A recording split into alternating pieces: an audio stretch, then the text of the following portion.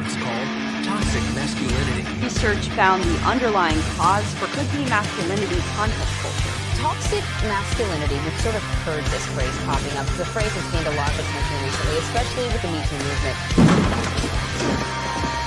It's showtime.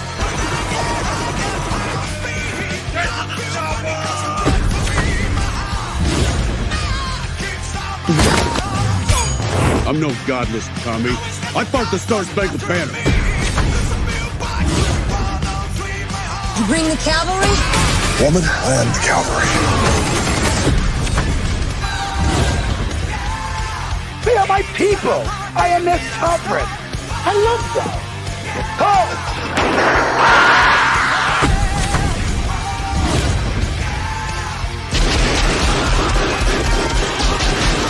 Welcome to the party, pal.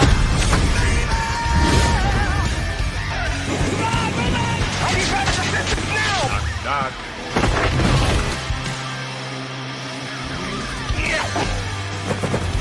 Stick around. What's going on, everyone? Welcome to another episode of Masculine Mondays, number 48. We're 2 away from the 50th episode in due time.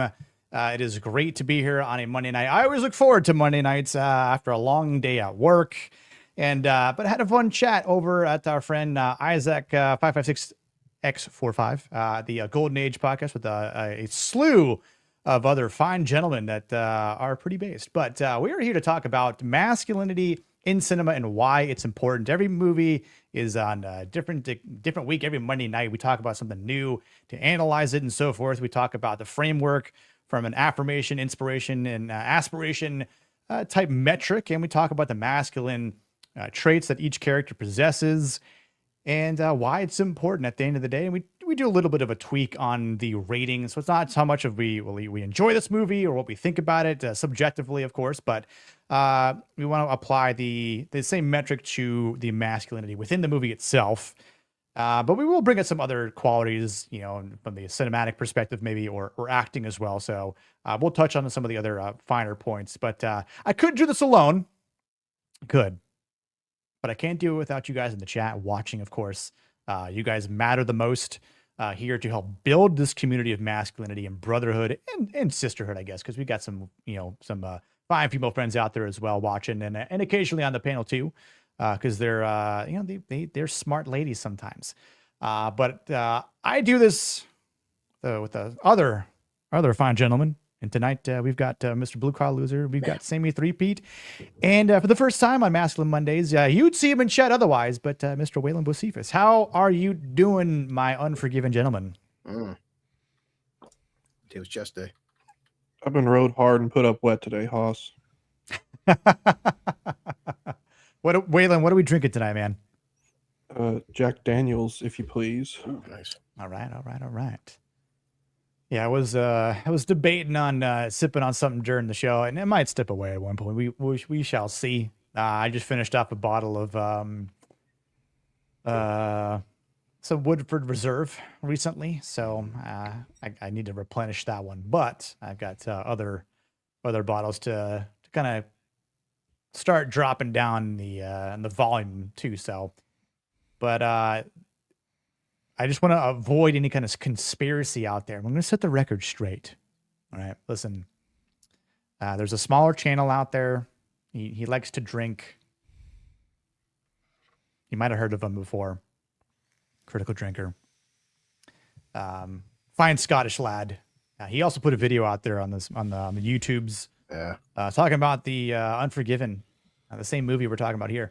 Go check his video out. Help his channel grow. You can definitely use the views and like the video, of course, too. But we're talking about the same movie, just from a different perspective. But there might be some overlapping. Recently? Yeah, literally today. Yeah. Literally today. No shit. Yeah. Pure coincidence, and like that. This is like the definition of irony here.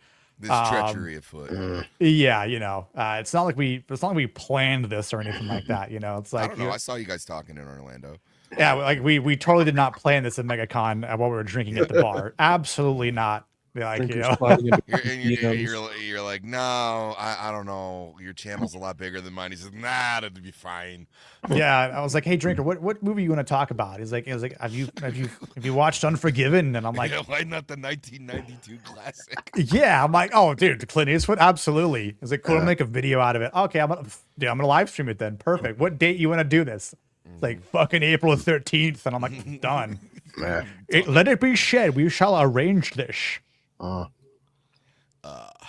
But it's a long one too. Is usually most videos are 5-6 minutes. He actually made an 18-minute video, which for Will, he does when he does the 18-minute video, that's a deep for him a deep dive because yeah. So I noticed that, and like I was like, I'm gonna watch and hear what he has to say about this, but not also, today. The ones that he appreciates are usually shorter videos. Like you know, he doesn't. He does. But it's funny though, because like, something to pieces. yeah, and when I could say, I'll say I haven't rewatched this in a while, but it certainly has been a hot minute since I've watched this or kind of entertained the thought about the things that this movie possesses. And while it doesn't seem like there's a lot to it, there's actually quite a bit that you can pull away from the characters in this movie and and the different themes about it. So I'm really curious to see what he has to say. But I'm also curious about what you gents in the chat has to say because like our buddy Yakub Ironside says this is a real daisy of a movie, and it absolutely is. Rio. All right, he's been in the back long enough. Critical drinker, everyone. Yeah, we're bringing him on right now. Plus, I mean, he's Scottish. We're 4 Americans. Our opinion counts. Right? Yeah, we're closer to actually being cowboys. Was that William? True. Our opinions count more, obviously, because I used to be a cowboy. See, right? Exactly. You know, so and same as in Michigan. There's plenty of guns going on there, so plenty of violence. Right. I was like, we actually might have more guns. Oh yeah. Plus, maybe a little bit more legal too. But so we got Boosh. What's up, dude? It's a hell of a thing. Killing a man. You take all he's got, and all he's ever gonna have. Yup. Such a bitch in line. I know. There's some really good lines in this movie for sure here. And Bootzilla, how you doing, my friend? Hope you are doing well. I mean, you raised an interesting question, Blue. Is this Clint's best film? If not the best, maybe one of. So it's a good discussion for a panel. He's made so many Clint. I mean, how do you go wrong? Even Clint's bad films are still better than most people's good films. Right, especially nowadays. I mean, you know, he's going to be 100 this year. I think, pretty sure. Yeah, I'm pretty sure you're right. Yeah. That's crazy. 96, I think. Upper 90s, yeah. Close, yeah, upper 90s. Zaxy, what's going on, dude? If we're rounding up. Zax will be on next week. Nice. Yeah. Cajun Corey, what's up, dude? Didn't I just see you? Yeah, we were chatting on another panel not too long ago. Blair to Blair, always good to see Blair. How you doing, my friend? Hope you're doing well. Yeah, I mean, Goodwin has it perfect right here. Like, can't believe Nick gave Drinker his first shot of Masculine Mondays earlier this year. Now Drinker's trying to steal like that. Yeah, now like was the shot on his back? Unforgiven, Drinker, Unforgiven. God, even Metallica song too. Yeah, man knows me a drink now, something like that. I don't know. Kojo. Greetings from Raleigh, North Carolina. Hope you're doing well up there. I had like a gallon of Guinness from noon to midnight yesterday. Damn. God damn. Did you get drunk? So proud of you. Wayfair. Exactly. Do what this man says. Like it, subscribe, good people. It's free. It's free. Doesn't cost or hurt you at all. I know, Kojo. Ironic. He's trying to steal my views. Like, come on now. Yeah. Speaking of Scotsmen. Melvin Deeply, my mule don't like people decorating their saloon with Morgan Freeman.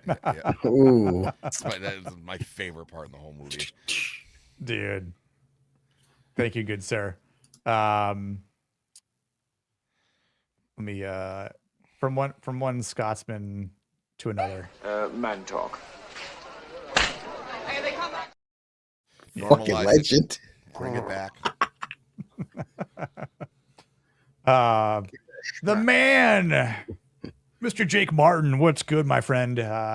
Chatting with you in Isaac's channel. So I hope you're doing well, man. Hope the missus is doing well, and the little one Jake. that's on the way. Papa Jake, love that. Waylon has been a cowboy, and Sammy has been. I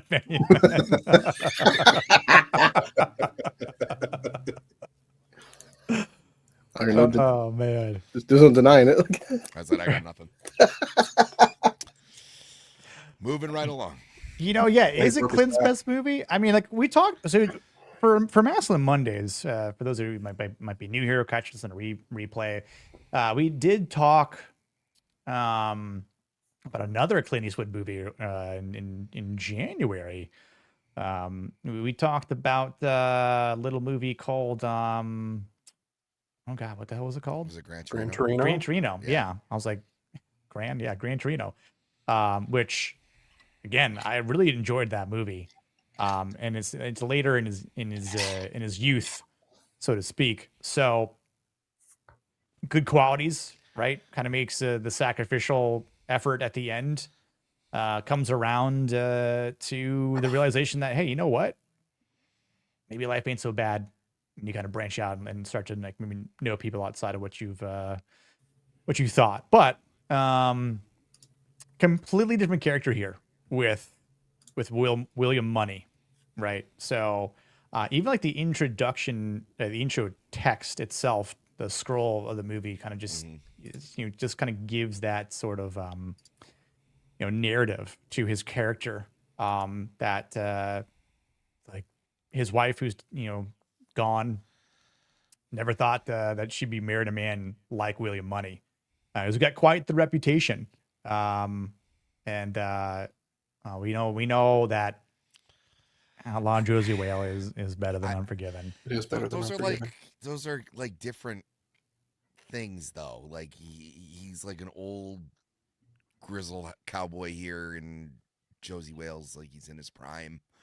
It's not the same thing. You're not getting the same Eastwood. It is definitely different. And we're never going to talk about Outlaw Josie Wales here on this channel. Never. I'm totally kidding. I was gonna be like, why? Terrible film. Like that was one I sent you to need to watch. Well, Waylon sent, so in Discord, I obviously have like a movie recommendations or like I was like, hey, just give me recommendations on X or whatever. So Waylon sent this, recommended that, but also Goodwin, pleaded and begged me to do it. And I was like, all right, Goodwin. Okay, we'll do it. But I mean, honestly, this is definitely the year to do it because it's hitting its 50th year anniversary. So that's the only hint I'll be giving out, and which is a quick Google. I think everyone here is smart enough to deduce when that might be.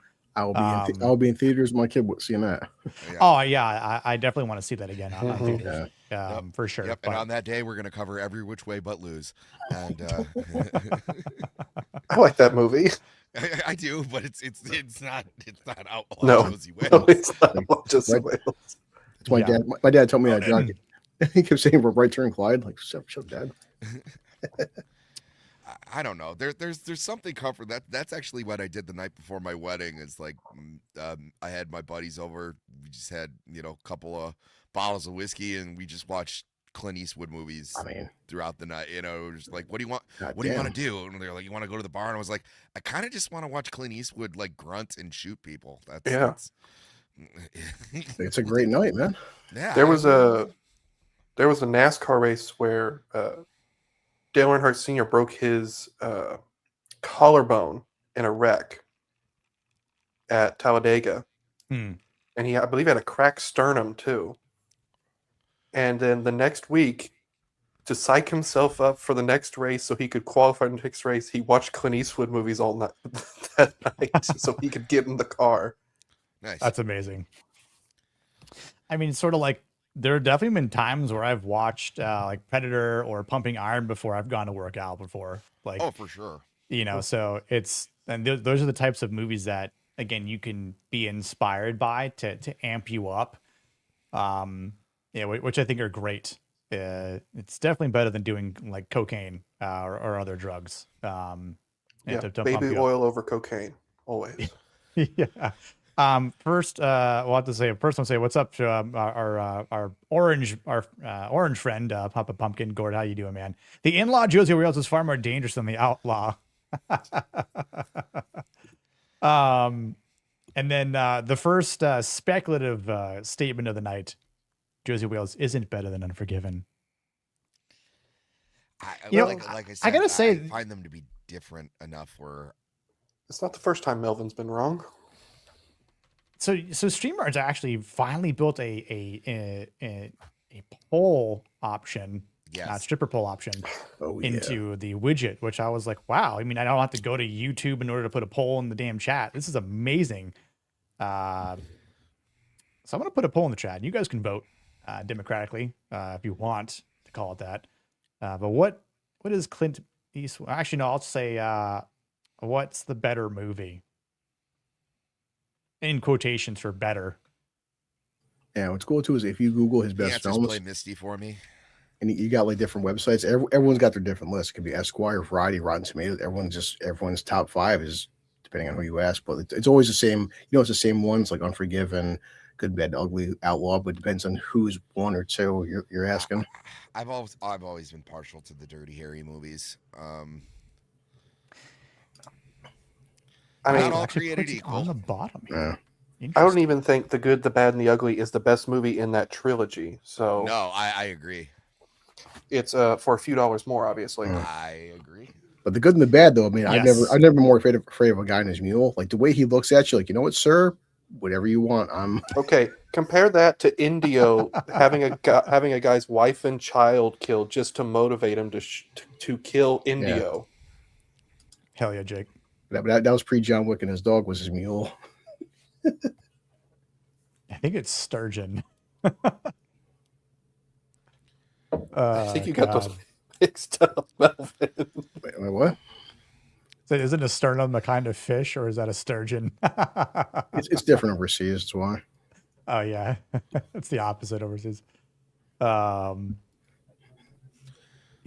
The Deadpool. Can't help but love it. Simmer, your volume is low. Yeah, I just is that better? I think so. Hold on. I hear you fine, but yeah, I can hear you fine. Yeah. Well, it happens often, like StreamYard, like even sometimes Nick's like on Streamer, he's fine, but then the other day my headphones were blasted. I could barely hear him. But like from his end, he's like he can hear himself fine, but like on YouTube, like dude, I could barely hear you. Try talking again, Sammy. No, the other day I was trying to get onto an EV Muck stream, and I literally had to reset my Brave browser, so all my settings are jacked. Oh yeah, I mean, because especially EV Mux can do that. Has had weird audio issues. I mean, we were just having some weird issues on Isaac's stream too. So, but it's all good. I can hear you. Sorry if anyone else hasn't having troubles, but what would a stream be without technical difficulties? Of course. So, and if you were going to pick somebody to not hear, what you got here, Blue? Oh, just say this. It was from Esquire. I mean, again, it just depends on who you ask, but they're saying number 1 for them. It's Unforgiven, followed by Good, Bad, then Outlaw Josie Wales, number 4, Line of Fire. Ooh, Line of Fire is a good one too. Dirty Harry. I don't know if I put that top 5, but I don't know if I would put it top 5. Bridges in Madison. I definitely don't know about Bridges. What? Oh my God! I don't know if I would put Bridges in Madison at forget that 6. Is Paint Your Wagon right below that? Keep going. Play Misty for me. $1 Million Baby. I mean, that's a good film, but not old school. It is, but Mystic River. River. I mean, see, that's just misery porn. Yeah. So yeah, I forgot he was in Mystic River. Play Misty for me. Jesus wept. I don't care. Yeah. $3 more. Yeah, that should be higher. Yeah. Mm-hmm. But what's funny is so like Fistful of Dollars.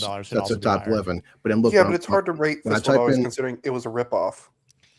What's funny is like look Rotten Tomatoes, the Tomato Meter, whatever, but ranking, they put Good, Bad number 1. Right. Pale Rider and High Plains Drifter should be in the top 5. Yeah, I agree. I don't know about Pale Rider. High Plains Drifter, yeah. High Plains Drifter I prefer over Pale Rider for sure. Yeah. Pale Rider is like safe High Plains Drifter. I mean, I wouldn't have thought Line of Fire was that high. What about Hang 'em High? Hang 'em High is a great one too. Yeah, that's a really good one. But that's not that one. What's up, Was it Salty? Don Siegel who directed that one, or was it Sturgis? You know what? I can't remember offhand. Well, the second one's from Rotten Tomatoes. Critics and fans, all according to the Tomato Meter, they got. Yes, but according to the Tomato Meter, The Dark Knight is a top 10 film ever, and they can lick my asshole for that. It's so funny that Esquire and Rotten Tomatoes still put Bridges of Madison County in like the top 5, 6. Dude, I love John Malkovich in The Line of Fire. Oh yeah, he's the best part of Line of Fire. I'm going to kill the president with it. Why would you want to do something like that, man? Why did you kill that bird, asshole? Apple's just caca and everybody loves it. I don't get it. Is Larry Z with Jim really Eastwood film though? I mean, directed by, but it's always subjective who you ask. That's true. What's up, Hosty? Dirty Harry. I think out of all of them, I think the Enforcer is probably the best one. See what's I can find. I still like. I like the Salty original said the here. best. Who wrote this article? I mean, Leon? the original's great, but the original's great not just because of Clint Eastwood, but the guy who's like the bad guy. He's just completely off of his fucking rocker in that movie. And it's the only one that's sort of a noir movie. Yeah, I mean, but yeah, you really by the end of that film, you really just want to kick the shit out of this guy. When he beats the shit out of him in the middle of the stadium. Oh my gosh, you're just like, yes. Yeah, and when you ask Google AI, what's considered his best one? They put down Unforgiven, Good Bad, $1 Million, Dirty Harry, but Unforgiven always gets ranked number 1 because it won all those Oscars. Yep. So normies, first of all, this is not a Western for normies. This is a Western you should watch after you watch 4 Clint Eastwood Westerns. Yeah. Why am I dressed like a hoodweave? I'm wearing a hat. Is that all it takes? It's the cocked brim, dude. You gotta admit that. It's the bent up rim. I bought it at the show the other night. It said "suck it" on it, and I was. His new name is Slim Sammy. Yeah, there's nothing slim. First year Dirty Harry films were high end. Yeah. You walked in the door and pointed at the old lady and said, "Now do you get the message?" Yeah, this is Detroit Sammy we got here, Hosty. So it's true. It's true. He's from 10 Mile. 10 Mile. 9. 9 Mile. Not so Slim Shady.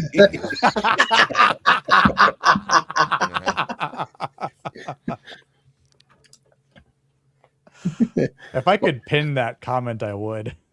Fuck you, Jake, because you made me laugh. Yeah. Come and visit. You're all gonna get murdered. What, by all the hipsters in their gardens? You're not kidding. It was like, dude, they knocked down this old abandoned place where urban explorers used to go, and now it's like a hipster ice cream shop, and you'll just walk down and you'll be like, what's happening? Yeah, it's let's knock down this Victorian era home so we can put up a shitty strip mall and have hipsters make ice cream. Would you like us to put a salad on your hot dog? You're like, no. I want chili and cheese and shut up. Mm-hmm. Goddamn right. And if there's anything on top of it other than mustard, I'm burning this place down. What's up, BMO? How you doing, man? Same, I've only seen it once. And those dogs better be fresh. Can watch it again, my friend. Oh, yeah. Yeah, but Gourd. Mine's on Fandango. I bought the 4K version, $15, but money well spent, man. It's just about falling asleep.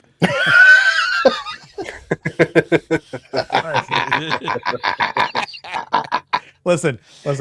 Total side topic. So, oh boy, my friend, one of my buddies, brought over one of those THC seltzers.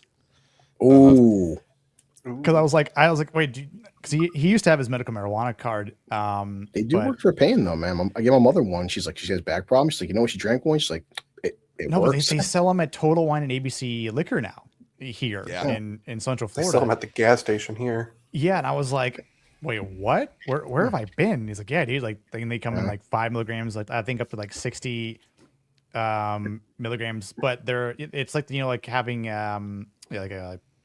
what are the popular High Noon, right? But it's just THC, but it's hemp derived, and they have THC and CBD in them. So he comes over Friday night, And I was like, dude, let's watch. Like, I just feel like watching a shitty movie, so I watched the new Anaconda movie, which I think Blue, you were telling me about that movie. Like, just it's so stupid, but like I laughed, like I legitimately laughed like twice, like belly laughed because it was so stupid. Yeah, like, exactly. When the snake the guy that has the pet snake.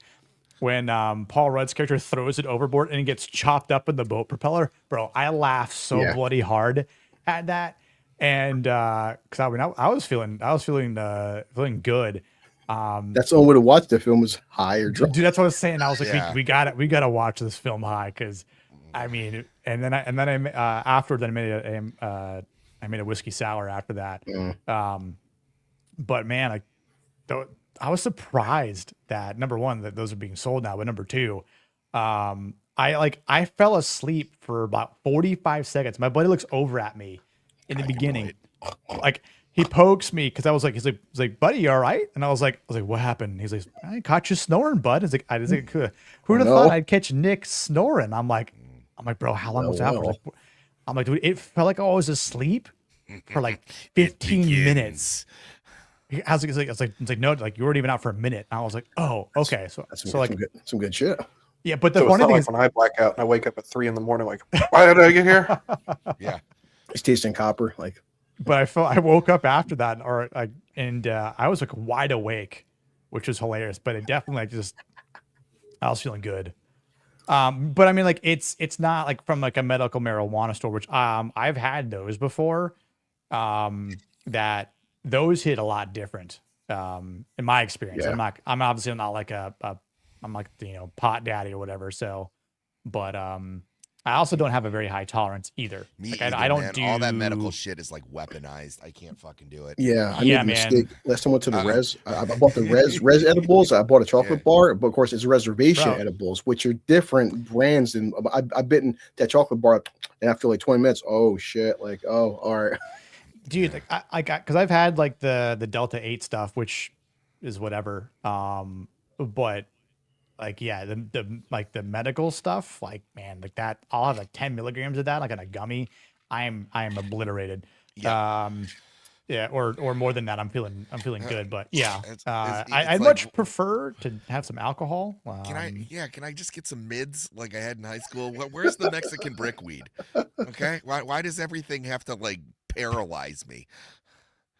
Yeah, the medical grade stuff is very nice. It's like having like high end liquor. It's like having a bottle of like, you get what you pay. Yeah, it's like Macallan 25 or something like that, dude. Okay, like I'll smoke some of that shit, and then it was like, because I remember like I stopped for a long time, and like my younger cousins who basically, like I was in college, they were just starting high school, and they were like, hey, do you want to try a dab? And I was like, I figured it was just like hash oil or whatever. Yeah. And it was, dude, I was on their couch like writhing, like, nobody touch me. Don't look at me.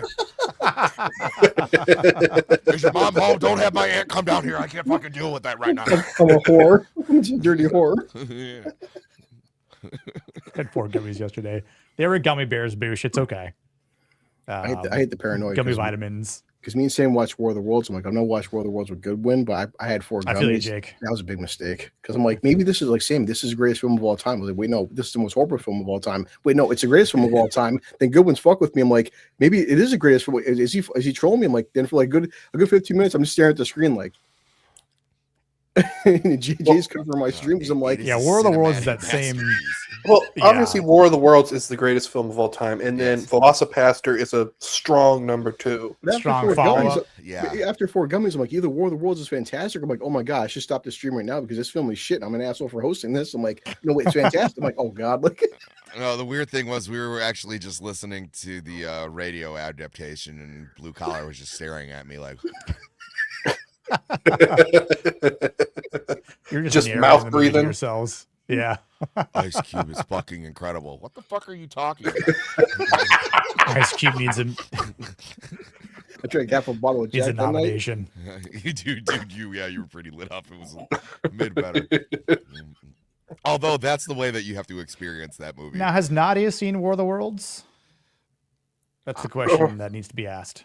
I'm not sure. Yeah, I'm not sure. Penny, thanks for subbing. You're amazing. Hey. Salute. Zombieverse, it was Zombieverse is great, too. Almost joked. Zombieverse is great, too. Oh, you asshole. Salty says, I gotta go. The world is going to hell in a bucket and I have to hold the handle like Shirts Drive makes next day. Hell yeah, dude. Salty, appreciate you, brother. That's a good night. Catch your replay, man. Yeah. Oh. Yes, Nadia has seen War of the Worlds. She was in my watch party. Okay, I forgot if she actually joined that or not. Yeah. So, yeah, I forgot because I know she was supposed to do the whole Velocipaster thing, and I think she bailed on that. She had no, she did it. I did it with her. I was supposed to be on, but I that's right. had some. Yeah. I was like an hour and a half away from my house, so I was like, I can't do this. When the star of the movie is an Amazon drone, yeah, BMO. You know you've done something wonderful cinematically. That Ice Cube's best performance in years. Yeah, I agree with good when he says Michael B. Jordan. No, Ice Cube was robbed at the Oscars. He should have won an Oscar for that film. Oh, absolutely. It's yeah. I mean, Ice Cube is a better actor than Michael B. Jordan, though. Well, people thought it was trolling when they said, Chris, what's your top 3 films of 2025? I'm like, number 2 is fucking, because I put Demon Slayer number 1. Number 2 is War of the Worlds. Like, are you fucking with us? I'm like, no, I'm not. I watch it with Sammy, and I'm like, this is the second best film of the year. Yeah. I mean, even the cameo that Ice Cube has in Anaconda was magical. Can we all just stop and appreciate where were you when you knew that Ice Cube had the ability to hack your fridge? He's like, don't eat that. There ain't enough protein in there. That oh my god, I wish that could just be like a prompt people get, you know. God, I mean, think about that. You ain't getting enough G's apiece, son. It's like Velocipaster doing he's right. Yeah. Too much sugar in that motherfucker. Yeah. Oh, you don't need that extra fat. You look at yourself in the mirror, son. Then it goes to the camera, and you're like, okay, fine, you're right, Mr. Cube. I'm happy. Putting a slice of cake back. Oh, shit. I'm making timestamps for Kanoe's Sasquatch's stream. It's up to 2,000 views finally. Like Kanoe's Sasquatch's stream should get like 10,000 views. I'm so pissed. I keep I think half those are mine. I listen to Worlds. No, yeah, for the other half is me. Well, for Velocipaster. Velocipaster, yeah. Yes, because Nadia loses her shit every 15 minutes, and it's oh my god, I was supposed to be on that one, and I was just listening, and then I turned on Nadia in the stream. She's like, more than that, more than that. Then the next best MMM stream might be the Hunt for Red October, where they're doing the recast of Stallone and Arnold. AI now, Will, it's going to happen. Dude, I miss Triple M. Yeah, he'll come back. I just miss the cannolis. I want them to come back. That's true. Yeah, especially Sassy. Yeah, that was one of the highlights of the Vegas trip was going to the Mob Museum with. I was her very first super chat. So. The Mob Museum, aka their house. Yeah. You know. Well, if people are new here and they're like, what kind of traits do you attribute to the characters in movies like Unforgiven? Well, these are just some of them, not all of them, but you know, you can kind of understand where we're going with this. And then the AIA means affirmation, inspiration, aspiration. And we do like a green, yellow, red, you know, and I've been thinking about some things over the weekend. I was trying to improve, you know, things here and just trying to expand the horizons and you know, also make things more intriguing.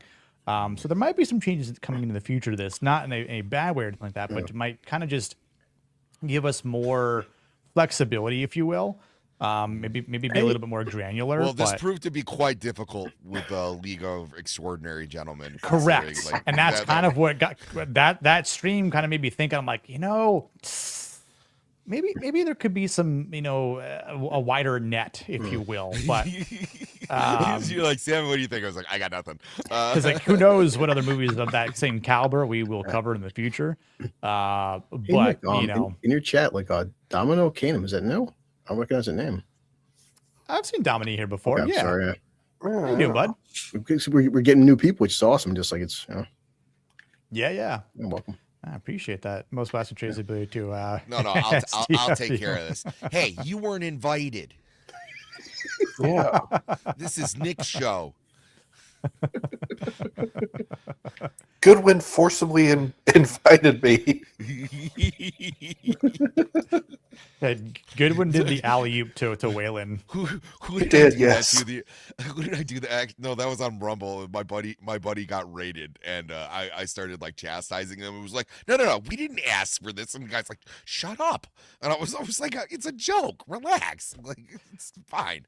Yeah, dude. Okay, Melvin.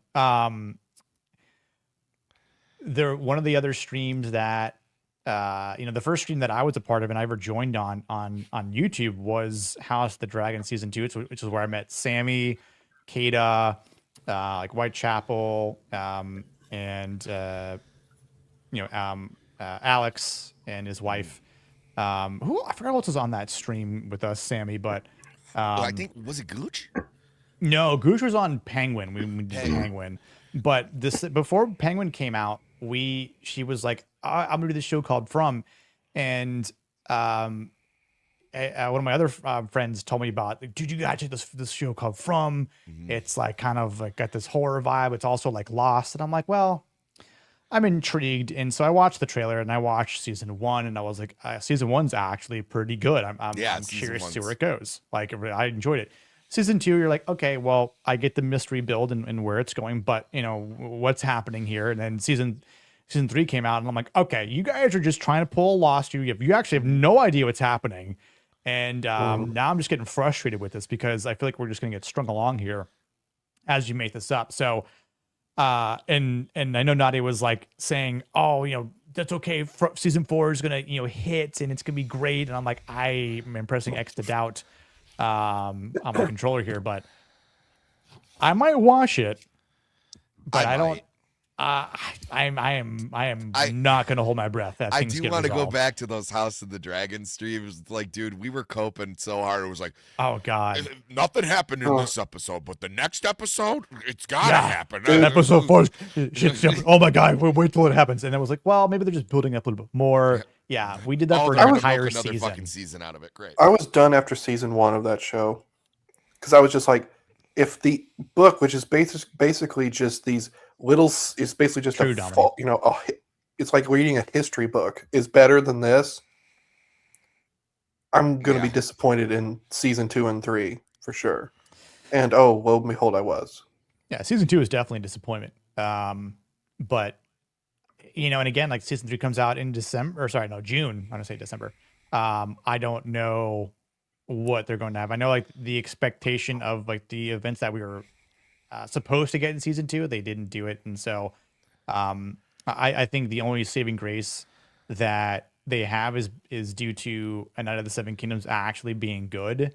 Yes. But I still think that because it's an entirely different show and a different story, I don't know. I don't blame people for not wanting to watch it. If they go balls to the wall every single episode, it'll make up for season 2 being as big of a slog as it was. Because season 1 wasn't terrible.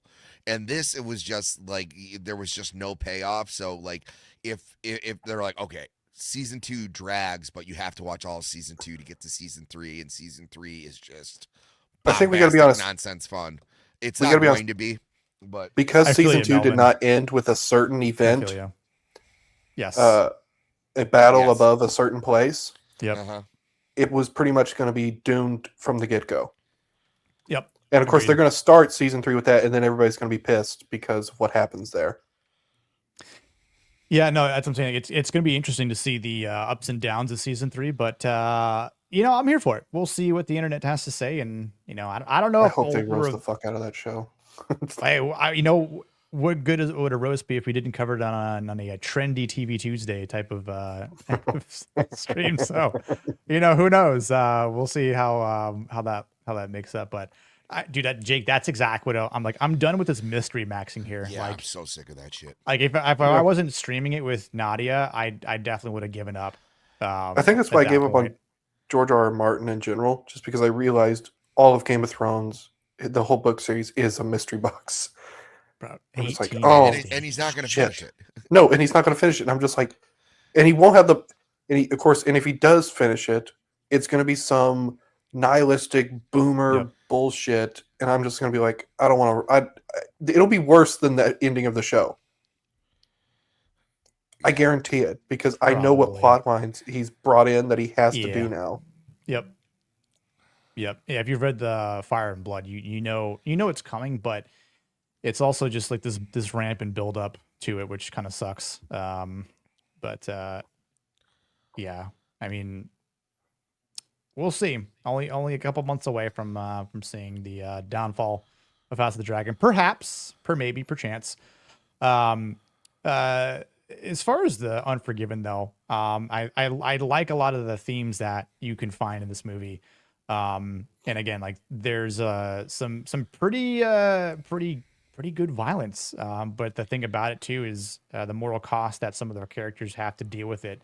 Like Ned and Schofield Kid, right? I love the concept of the myth about money, or even the greater myth versus reality commentary on the West in general. 100%, yeah. But even talking about English Bob too, right? I was just gonna bring him. Yep. You know, when you got Beauchamp, who's creating the duck of death, Jewish Steve. You know, like it really kind of paints this picture about, as you said, Waylon, like, which is entirely true. The myth and reality versus reality of the Wild West, of these characters, you know, who's going around boasting about their stories versus who isn't, because the stories get told of the people who actually, you know, find out who they are because of these horrors or these atrocities that they've committed.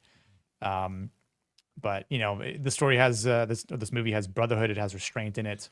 It's like that old phrase, right? Like, never meet your heroes, you know? I mean, I can even go into depth because I've actually read the script of this movie. And I've watched David People's interviews about what his goals were with this and who his inspirations was for the money character. And that gets a little weird, actually. It's like, who's William Munny based on? Jackie Robinson.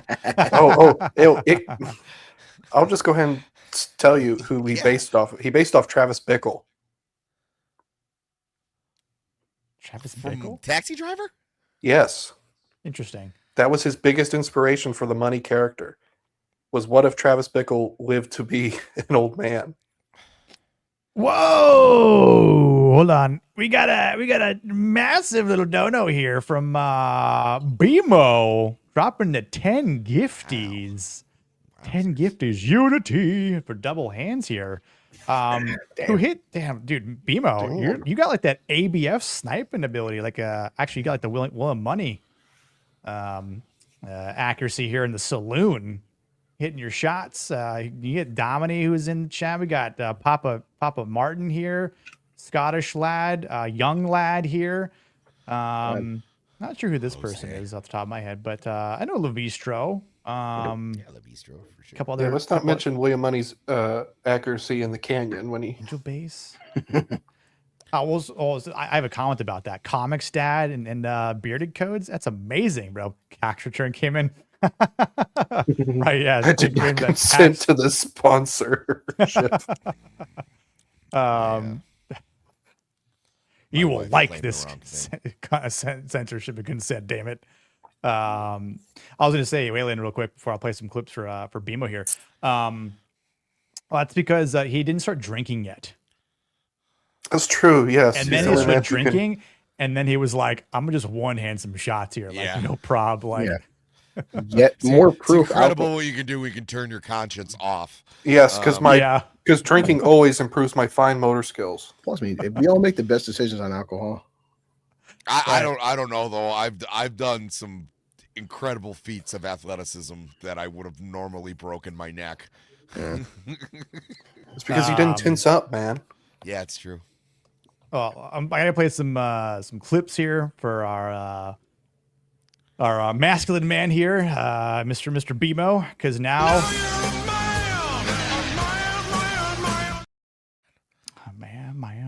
on. Live it. And let's see, what else we play? This stuff will make you a goddamn sexual tyrannosaurus, just like me. Yeah, that's the thing. When you become a member, you become a sexual tyrannosaur. Yes. Just like everyone I here. cannot hear that line. Which one? Not in Goodwin's voice. The follow-up one, or that one just in general? Just all of it. I can't not hear my uncle because he chews Levi Garrett, and it's just like, oh my god. It's like he spits tar on the fucking floor. Ugh. We'll tell a joke. The other day, I was going down to my girlfriend. I said to her, "Jeez, you got a big pussy. Jeez, you got a big pussy." She said, "Why did you say that twice?" And I said, "I didn't. Because of the echo." Now, I just heard Goodwin's laugh. So we know his girlfriend dated black guys before him. Either that or was involved in some menage a trois or something like that. Who knows? But Eiffel Towers. Yeah. I don't know what you're talking about. Also, when you don't want to know. Could you explain it to me? It's one Eiffel Tower. One dude save that for the birthday stream. Save that for the birthday stream. Yeah, Bex isn't here yet. We got to save that. True. Her reaction made the last one. I guess. Yeah. We gotta save those bangers for the wait until then. Yeah. It's only a couple months away. It's all right. We're also gonna teach Vex what a snow bunny is. Yeah. We got a list going. Throw frozen torpedo on there. We did that one already. Damn it. I think we might have done that one already. Well, we did an Alaska pipeline, which is basically the same thing. Yes. Yeah. We'll play two more clips because you know what. Bites every day. No, it's probably the titties. Now you're a mile. Oh my. Do we want to hear another joke, perhaps from Clint, another Clint Eastwood character, or If it's a you joke, put me I'm on the thinking spot of, here or then something? definitely. What's that? If You it's gonna the put me Gran on the Torino spot joke, here? Or are you gonna put me on the spot here? I can tell a joke. No, it was one from a movie we already. I gave you a clip, Nick. Already covered. Yeah, is it the Gran Torino joke? Because Yes, that it one's is. hilarious. Well, what did Alcohol, the cause of and solution to all of life's problems. Alcohol. Again, that's why Will Munny was able to shoot well because he consumed the beverage. Now I was gonna play the Gran Torino joke, which might be a little offensive, but oh well. There's a Mexican, a Jew, and a colored guy go into a bar. The bartender looks up and says, "Get the fuck out of here."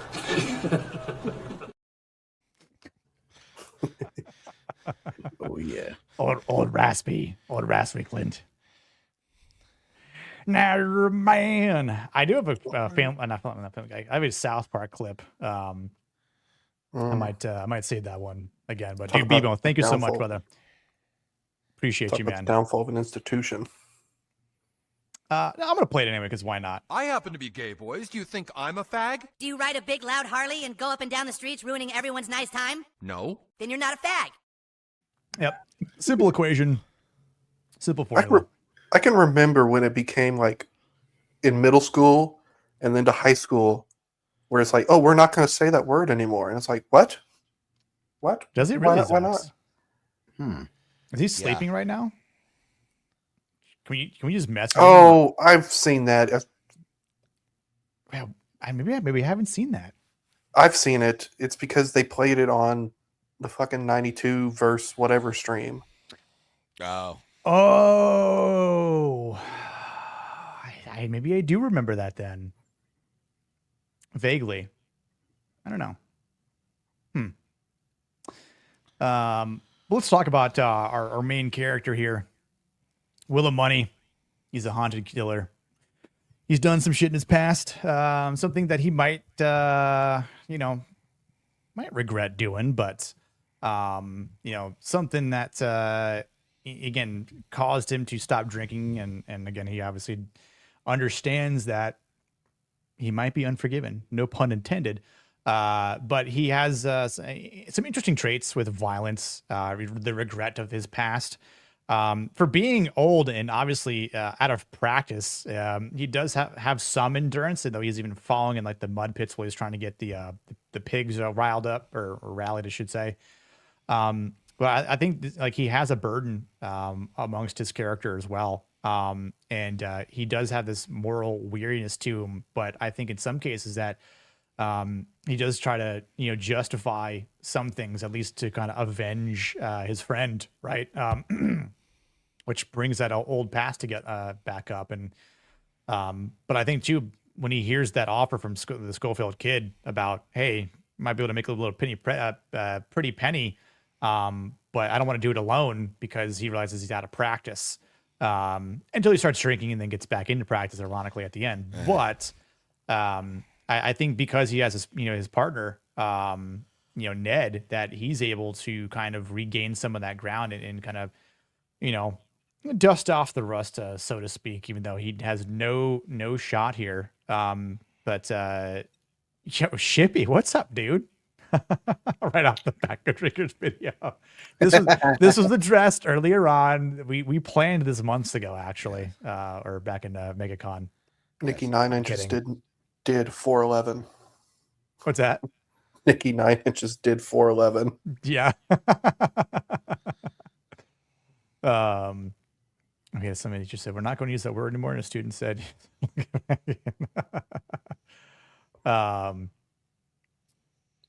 he found the love of a good woman who evened him out. She's civilized him in a sense. Exactly, right? Like that intros, text, the scrawl of the movie talks about, again, just a brief narrative as to who his character is, which I like. It's like you don't have to add on an extra 30 minutes of the movie time or anything like that. You can address his character and his backstory to who he is to speed it up to this point in time of his life. Where he's older, he has 2 kids, his wife's gone. But it tells a lot about his wife in a sense that we actually don't, ever see, right? Cause she's gone. But the fact that we understand, more of his character, like he definitely represents the sense of, like stripped glamour. And he's forced to live with a memory, of what violence made him. But to Domini's comment here, the love of a woman and what she was able to pull away from him or out of him definitely, allowed him to leave that past and to not have to commit murder anymore, and not just to men, but the fact that he verbally states and agrees that, yes, I killed women and I killed children. With the women and the children, I slaughtered them like animals. Kind of like this Anakin Skywalker approach. So, does that mean that Anakin Skywalker is like William Munny? I mean, he 100% is. Yeah. Wow. Oh, I mean, Anakin, imagine if George said that. It was I kind of got this sense of young Anakin from William Munny. See what I It's do like is poetry I of wake up in the rhymes. morning and I Okay, put on shut the fuck up, George. I wake up in the morning and I put on a flannel shirt. I put on a flannel shirt and I cut my beard in the strange way that makes my double chin even more pronounced. It's so weird. Fucking neck motherfucker. See, I swallowed an ostrich egg one day and it just stayed there. My ex-wife came later, up to me after she edited my movie. I mean, I did. I kind of disagree with Hosty on this. We're going to talk about this because, there's to an extent I can see what he means though. Yeah, but to Melvin's point here too, being reasonable wasn't a winning trait back then. So yeah, well, we're gonna have peace, goddammit, and I don't care who I gotta kill to get it. Right, there's there's a lot to enforce here, and if examples need to be made, then examples need to be made, and this is where we're gonna be. And, so he is very much sort of a my way or the highway. Like it's Mhm. going to be based on my morality, not what is a sort of general fun. Like he's pragmatic to an extent, but he won't be pragmatic enough to get out of his own way, I guess is the best way to put it. Yeah, but he also has risen to a rank in this town where he regards himself as untouchable. And when you get into that line of thinking, you can get into some very dangerous action. Yeah, yeah. And that's actually his character in some ways is the most realistic of actually all the characters, in that there were multiple towns, like El Paso hired Jeff Milton to be their police chief. Mm-hmm. Jeff Milton was a former Texas Ranger and what would eventually become the Border Patrol. Mm-hmm. He was a founding member of the Border Patrol, but he was in that. And then El Paso was just a shithole crime town, and Jeff Milton was basically brought in to clean up the town. So it was very much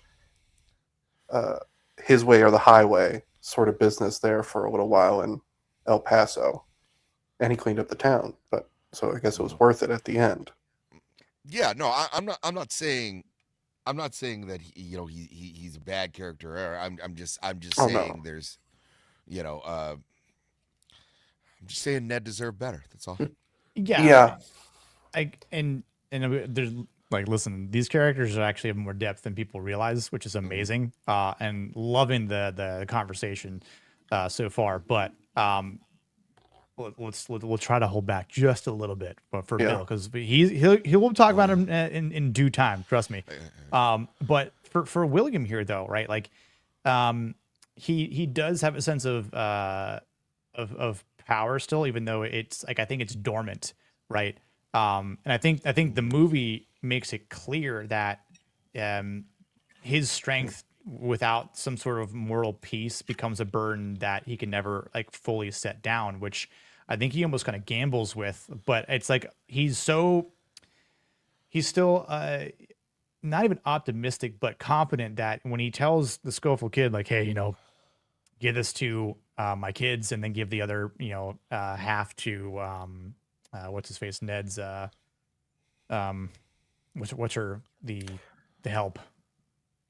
He tells I literally watched the movie last night, so he tells Sally Two Trees is Ned's Sally Two Trees, yes. I guess sort of, what are we going to call it? Common law wife, I guess would probably be the best way to put it.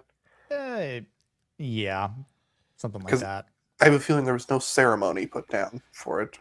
Right. So yeah, just common law marriage. Yeah, something like that. Which was very common back then. Yeah. He tells him to give half to his kids, and to tell his kids if he's not back in a week to give Ned's share to Sally Two Trees. Right. Which is kind of interesting, because I think he realizes that there is a chance that he might not make it out of this, but he's also prepared to do that. But it's also kind of interesting that he has this, faith or confidence that his kids are going to be okay. He's a father leaving his kids that aren't that old either. Which you could say that could be irresponsible. Like he doesn't need to do this, but in some cases he also needs to do this because they, killed his friend, semi-publicly as well. Right. They it's not too long after the Civil War had ended, technically speaking, in that era, but also he's a black man getting whipped in a jail by a bunch of white dudes, killed, and then put in a public display in a coffin. This is what happens, to assassins, no less. Like, so then you're also calling him an assassin. Yeah. Which it's like, the interesting thing too, that I want to dive more into Little Bill, but he talks the way he gives the almost not scotch-free, right? But he allows the two cowboys who slice up the female help there. Yeah. He finds just by giving them some. Yeah, he finds them, but which honestly, that's better than getting arrested, staying in jail or getting killed, right? Like, hey, like you're getting your hand chopped off. Like, you lay a finger, your hand on these women, we're going to take your hand off as well, right? As maybe an eye for an eye sort of perspective, but it's quite interesting that like these two cowboys did something wrong, didn't really get punished for it, even though they did pay the fine, but the help puts out an APB, in a matter of speaking, on these two guys because they don't feel justified.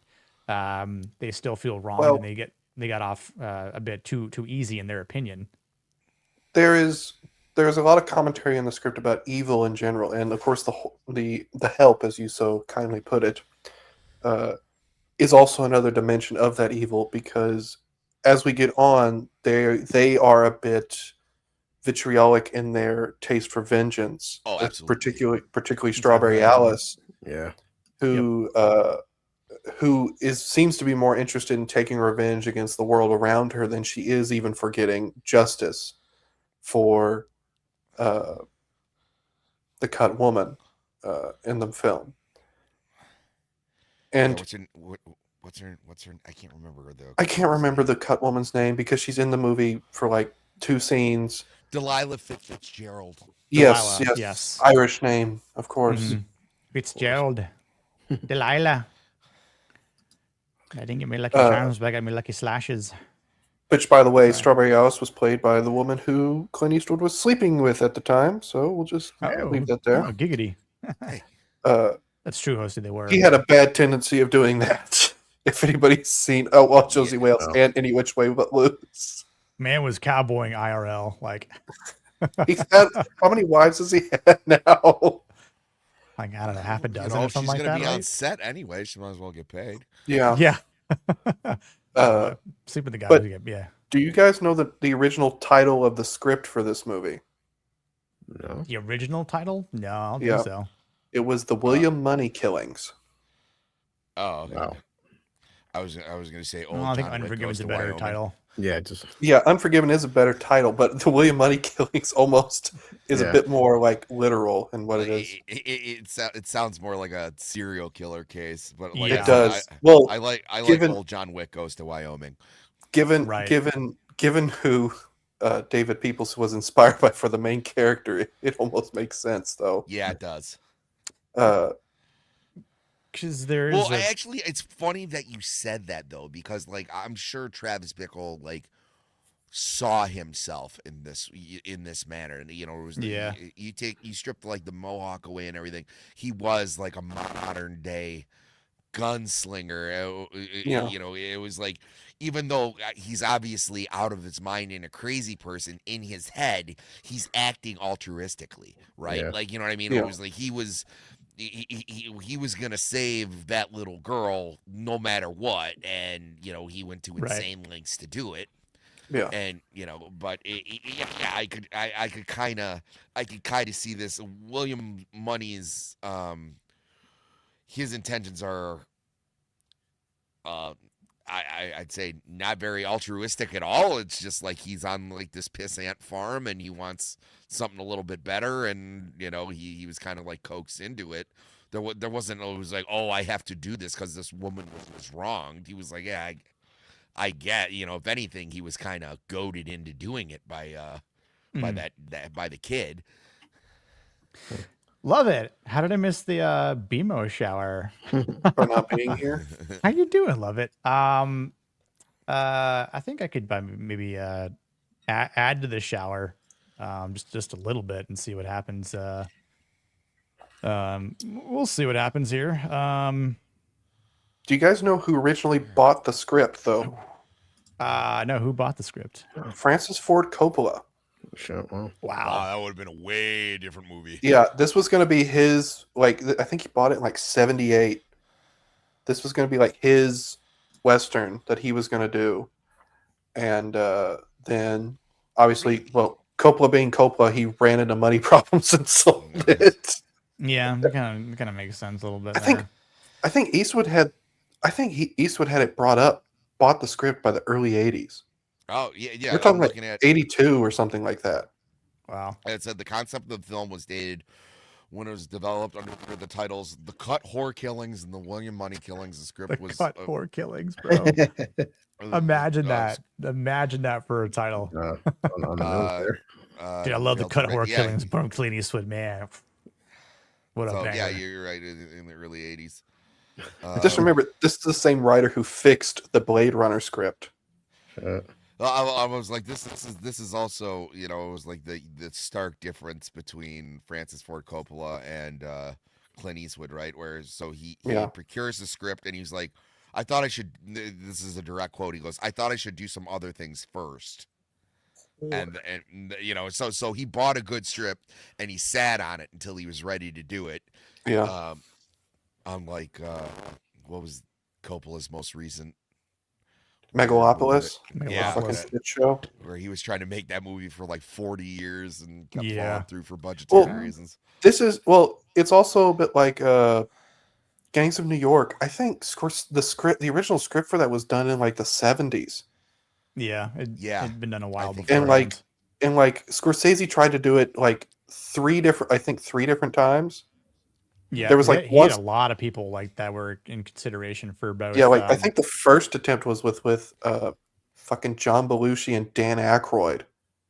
Yeah, which I don't know how you get them, and then from Daniel Day-Lewis and like Liam Neeson, like how? Yeah, and then like I think the second attempt was going to have Willem Dafoe and Mel Gibson, which I want to see that version. Yeah, I would watch that. That might be actually pretty decent. That would be William Dafoe as Bob the Butcher. Oh shit!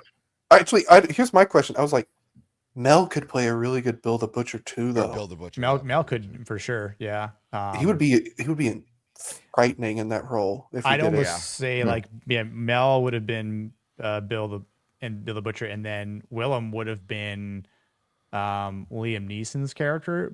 But then it's like who would have played the same? Leo's character. Amsterdam. Yeah, like that because that's in my opinion that's the weakest part of that movie is Leo. Sorry, he is the weakest part of that movie. I know we discussed this last November, but Cameron Diaz is like just like she's actually passable at the role she's playing. Yeah, I was like, is she as great as it could be? No, but is it passable? Yes. Right. Yeah, is it the worst performance I've ever seen? No. No, she's tolerable in it.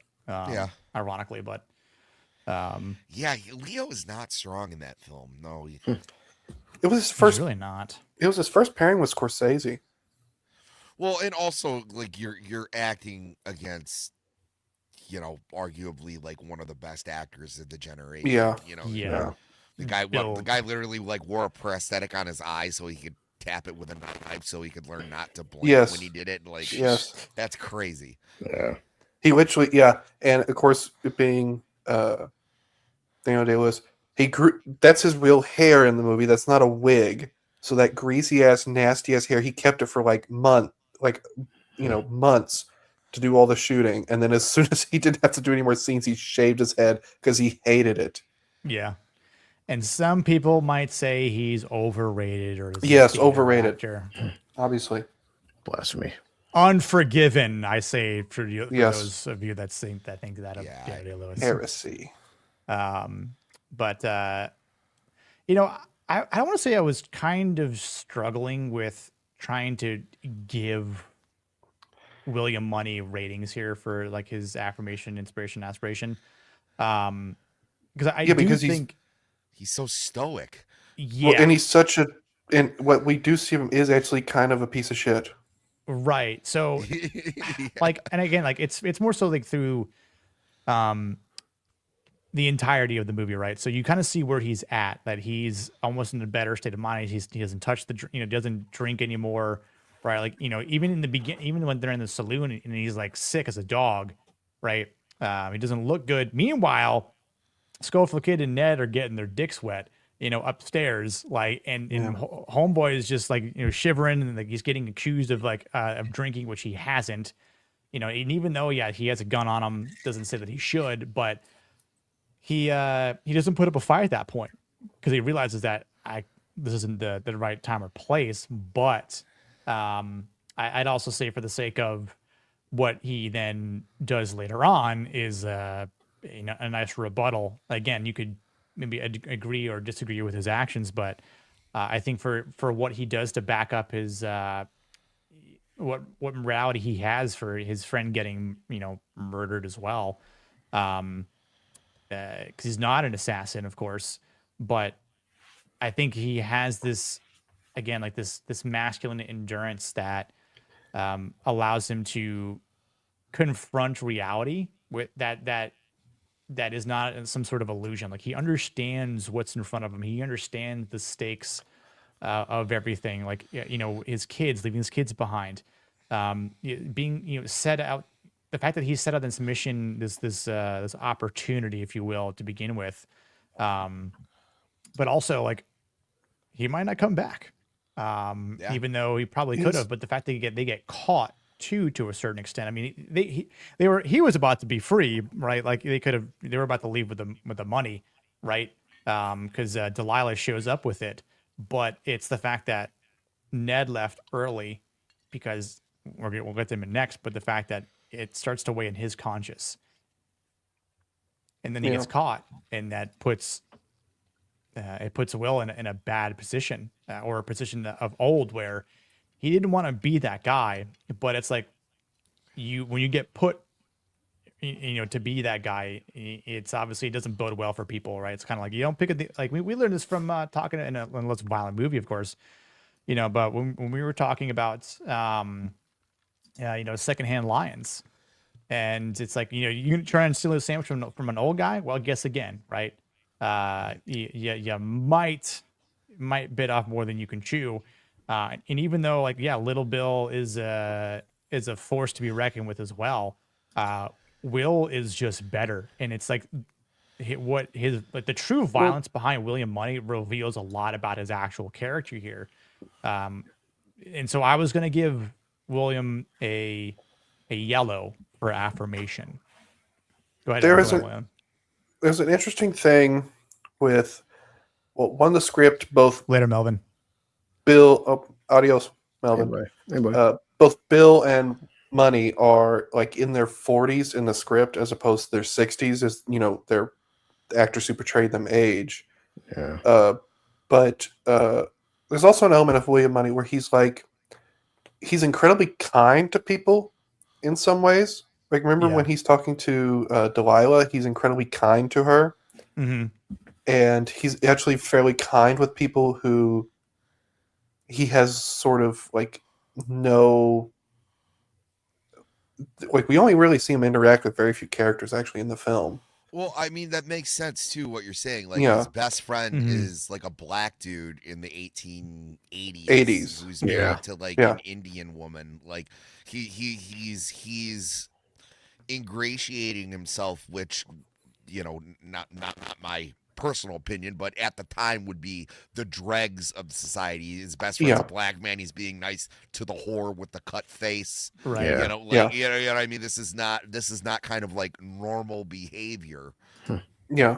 Normal behavior would be you just don't interact with them. Yes. Right. And then what's up, even sort of, even if you're going to go external behavior on the opposite scale, you're outwardly, just bashing those people. Yeah. Because but he is friends with those people. No, but Hosty, that's not what I'm saying. I'm saying it's 1880, dickhead. He's making a joke, douche. Oh. God damn. Like when it's just the two of them. I think it's just Delilah when he's recuperating, right? From the fever. Right, and he's complimenting her. He's like, oh, you don't look. If I'd want a free one, I'd want it with you. Right. Yeah. It's like he is complimenting her, but he's making her feel, feel like a human good again. Right. Yeah. Like she's just not some piece of meat that other people treat her like. It's what actually has happened is that the pimp has, sort of just dehumanized her into a sort of monster, and then Strawberry Alice has dehumanized her into that she is nothing but just a victim that represents what us whores are. so she has been dehumanized by both people who are supposed to, be on her side to some extent, and William Munny is the only guy who's talking to her like she's a human being. Oh, you see, he's covering Neverending Story, a film that just ruined so many kids' childhoods. What's up, Bob? How you doing, buddy? Don't ruin all of y'all's childhood. That wolf scared the fuck out of me, man.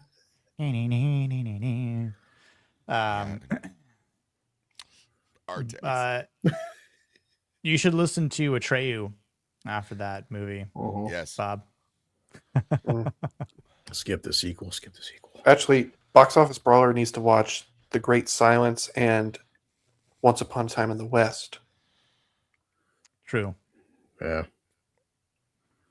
Neverending Story isn't worth nothing. Yeah, it's like Sam was saying. Don't have attachment to horses. Yeah. Shut up. I try you too soon. Yeah. Has he seen The Wild Bunch? He's getting there. I don't know. I don't know. That's a most Western movies that he hasn't seen, if I'm being honest. But I would have some probably say it's in Westerns. the realm of Nadia, but better. I have some Westerns that he should probably watch. That will probably tell me what you see. Shippy says, I always interpreted his relationships and who he was kind to as a reflection of who he thought he was and his standing in society, both on an introspective level and his reputation. It definitely is. Because I he definitely basically agree with that. He sees himself, because the thing is, what I presume Claudia was this person who told him he wasn't just a total shitbag. You're more than that. You're more than just a killer. And that gave him some self-worth. And of course, now that she's gone, he doesn't have this person telling him he is worth more than being this bane on society that he is, outside of it being a drunk, murdering thief. Right, because imagine that his wife's still alive. Schofield Kid, shows up, and he's telling him to fuck off. Right, like it's that angel on the shoulder, if you will, that is right there to withhold him from wandering away from that home. And because obviously at that point, like, you'd be literally throwing it all away, but because she's not around, there is this sort of risk, this free will for him to make this decision, but he also could have resisted it or it's just like, maybe just this one last time, like the final hurrah.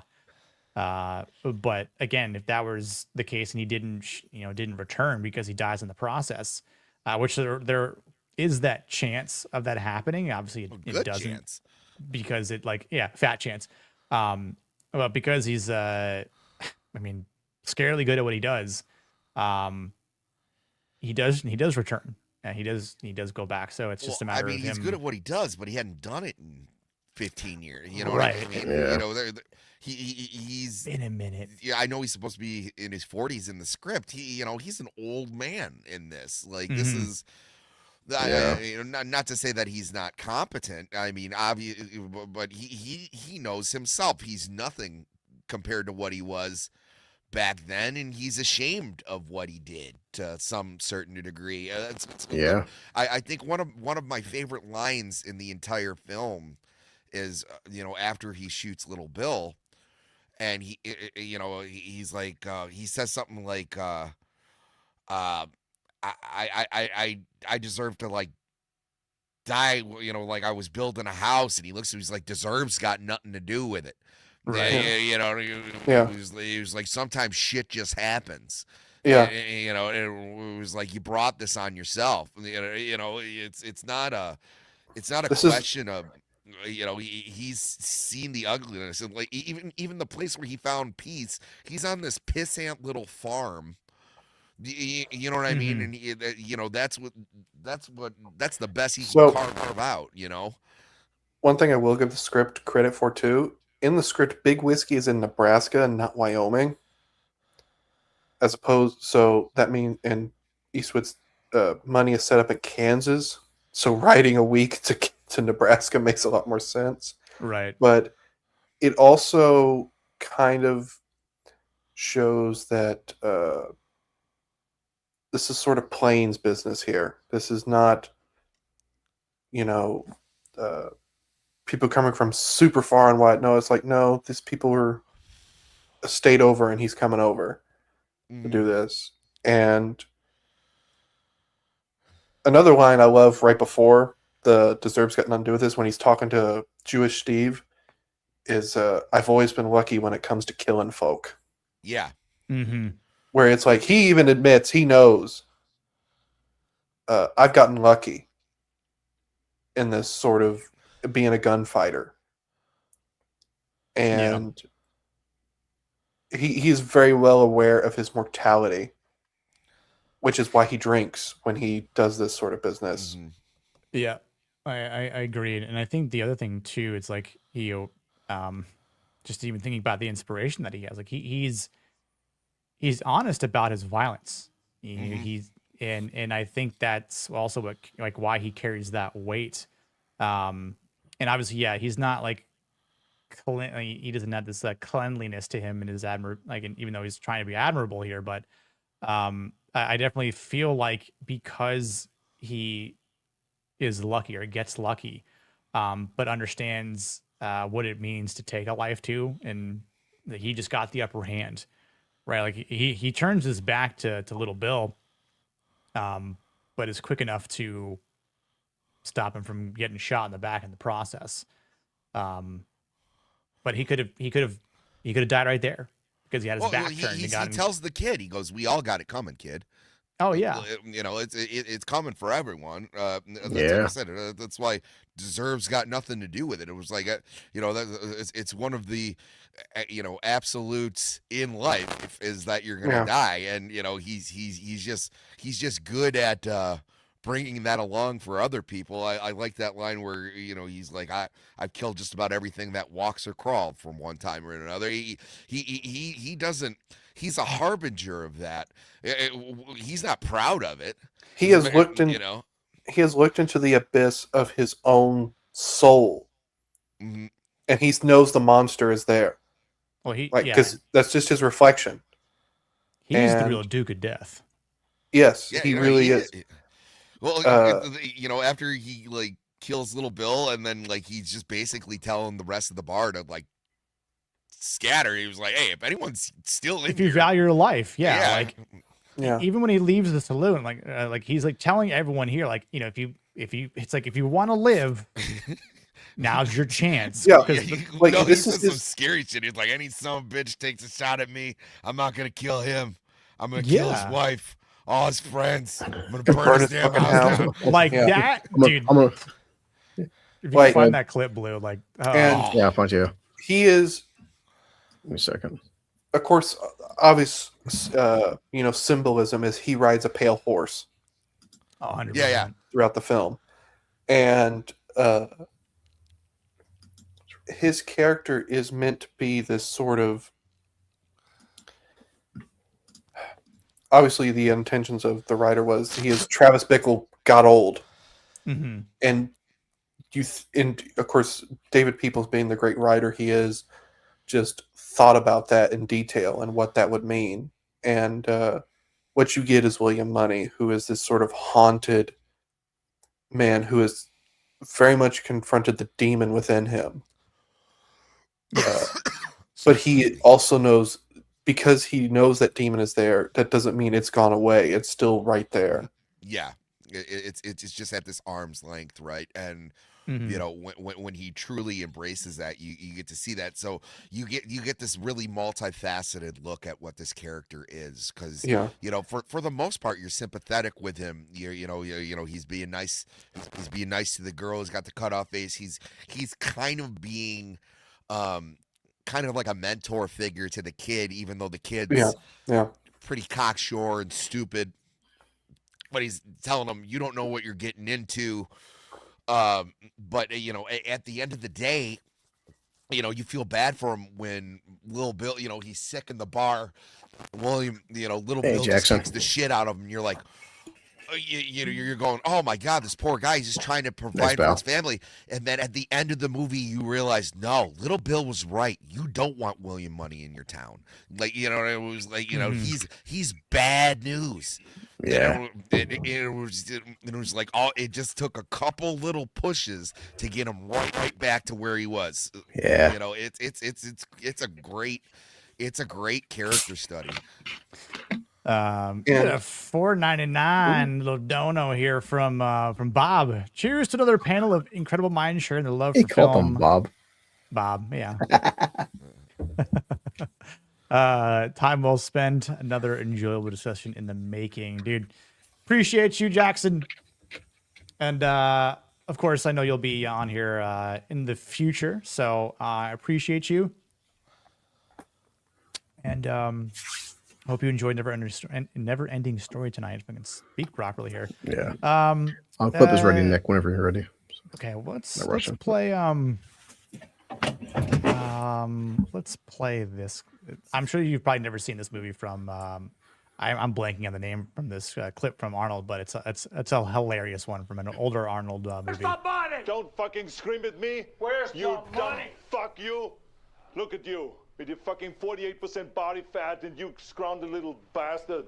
Fuck you guys. Go to the gym, John. Bad movie. Great scene. Wasn't that one directed by David Ayer? That was. Yeah. Yeah. I'm blanking on the name of it, but. Entire movie. Dude, that's one of my favorite lines in the whole movie. Don't you fucking scream at me. Don't you bastards. Dude, I love the 42% body fat. Like, you fat fuck with your 48% body fat. Scrawny little bastard. It's like, go to the gym, John. Fuck you guys. Fuck you guys. The fuck you guys is where it kills me because it's just like, that's such like a 15-year-old response. Yes. I know. He could have just left and like been like, wow, yeah, like kind of just give it to us. But it's the fuck you guys. Yeah, no, we've all been there though. The fuck you guys. Oh god. It's something you say when you're drunk and you can barely stand up and you're trying to leave the room. Fuck you guys. Yeah. Yeah, no, that was there was one time I was like shit cocked at this bonfire. And, so precise. I had my I know the fourth. Yeah, that's what I love too. It's such a precise number. Not like 15, 20. It's like 42. Yeah, I know. So much so where the fat guy kind of has this look on his face, like, how does he know? Yeah, you got it right. But I was I like I don't know if you guys can imagine this, but like I fell asleep by the fire. Oh shit! I mean, at least it's cozy. I had my sunglasses on. And at nighttime, was there somebody translating for you there too? Because they got the bonfire, and they're like, like Sam, it's awfully sunny out here, but like I was gonna say the sun never sets on a badass, but I was too drunk to say that, so I went, hey, sun, fuck you. It's so sunny, so much sun at 2:00 in the morning. The flames are too incredible for your eyesight. Yeah, so some shades on. Smoky. It was smoky. Right. Yeah. Ooh, yeah. Yeah, the smoke definitely cannot go over, or behind, but No. not through. Exactly. I said I hate white rabbits. It didn't work. But then Jefferson Airplane started playing. Yes.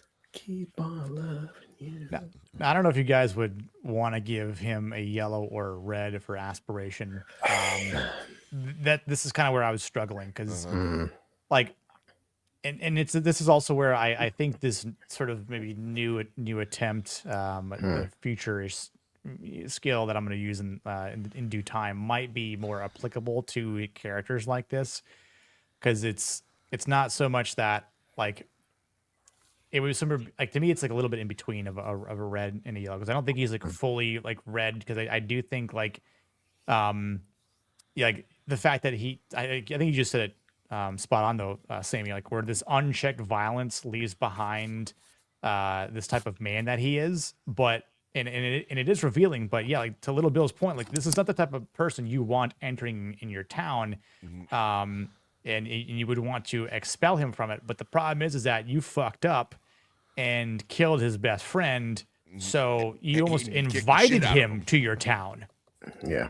Yeah, no, it was like, oh no, he William Munny in the beginning of the movie is fine if he would have just sat down, let him have a drink at the bar, and maybe don't like ambush him and kill his best friend.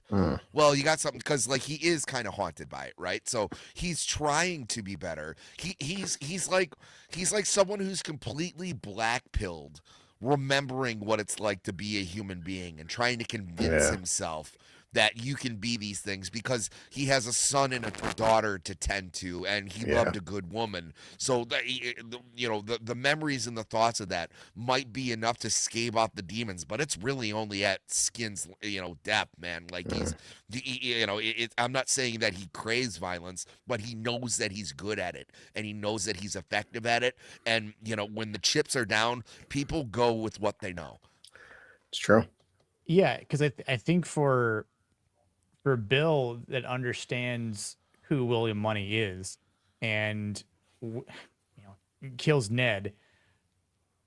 I don't know if he ever thought, well, this could bring him back. And even though the last time he saw William in the bar, it was like, well, he couldn't do a damn thing, so he best not try now. This is a warning to him. But also, it's like the thought never dawned on him, like, well, what if that violence is regained and unlocked from Pandora's box here, and he unleashes hell on everyone or anything in this town that dare cross his path, including us and everyone else in the saloon, perchance.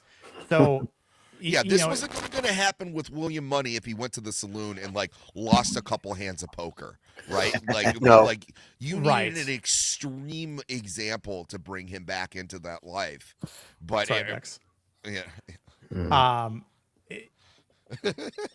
right, like I think if you were trying to just send a message without killing the guy, I understand that, because at that point, like it's like, dude took a lot of lashings there, but at least they got paid for it, and now you can just go on with Sally and live happily thereafter.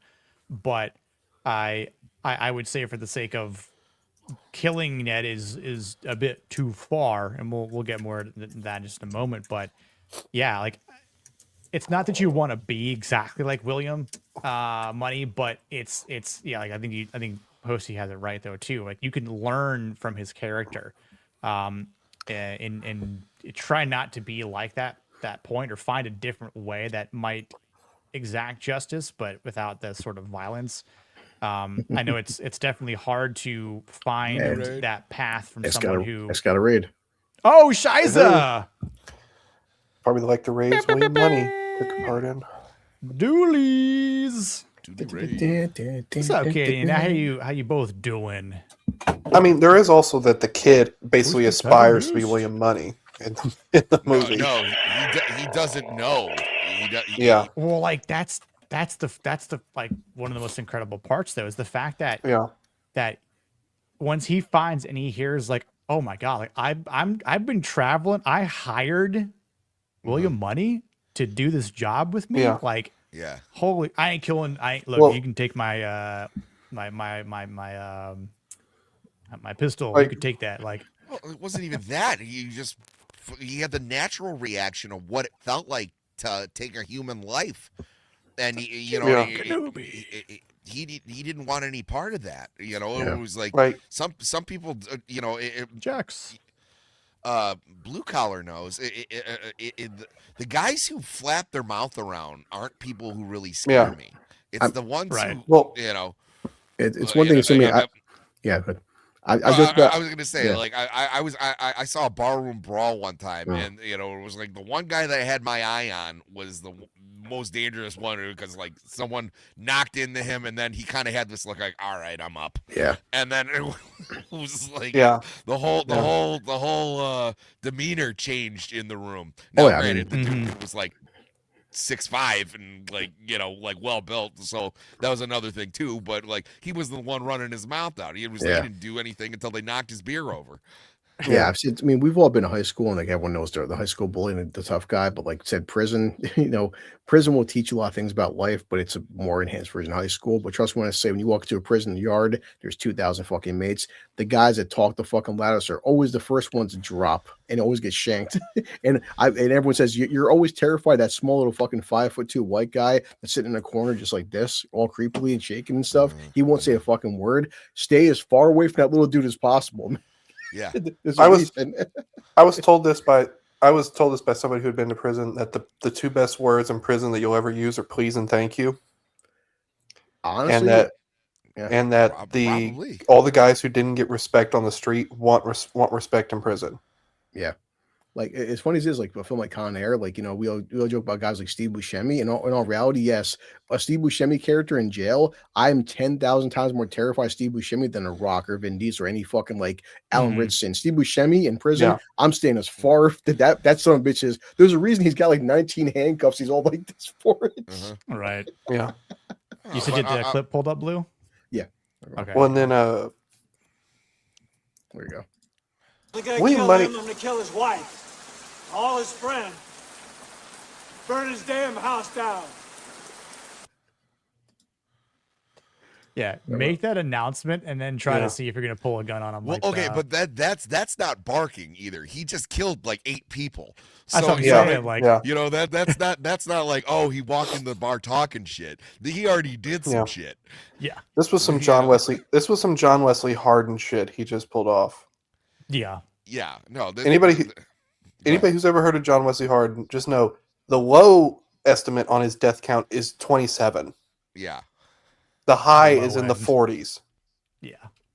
And he was legitimately probably the deadliest gun in the West.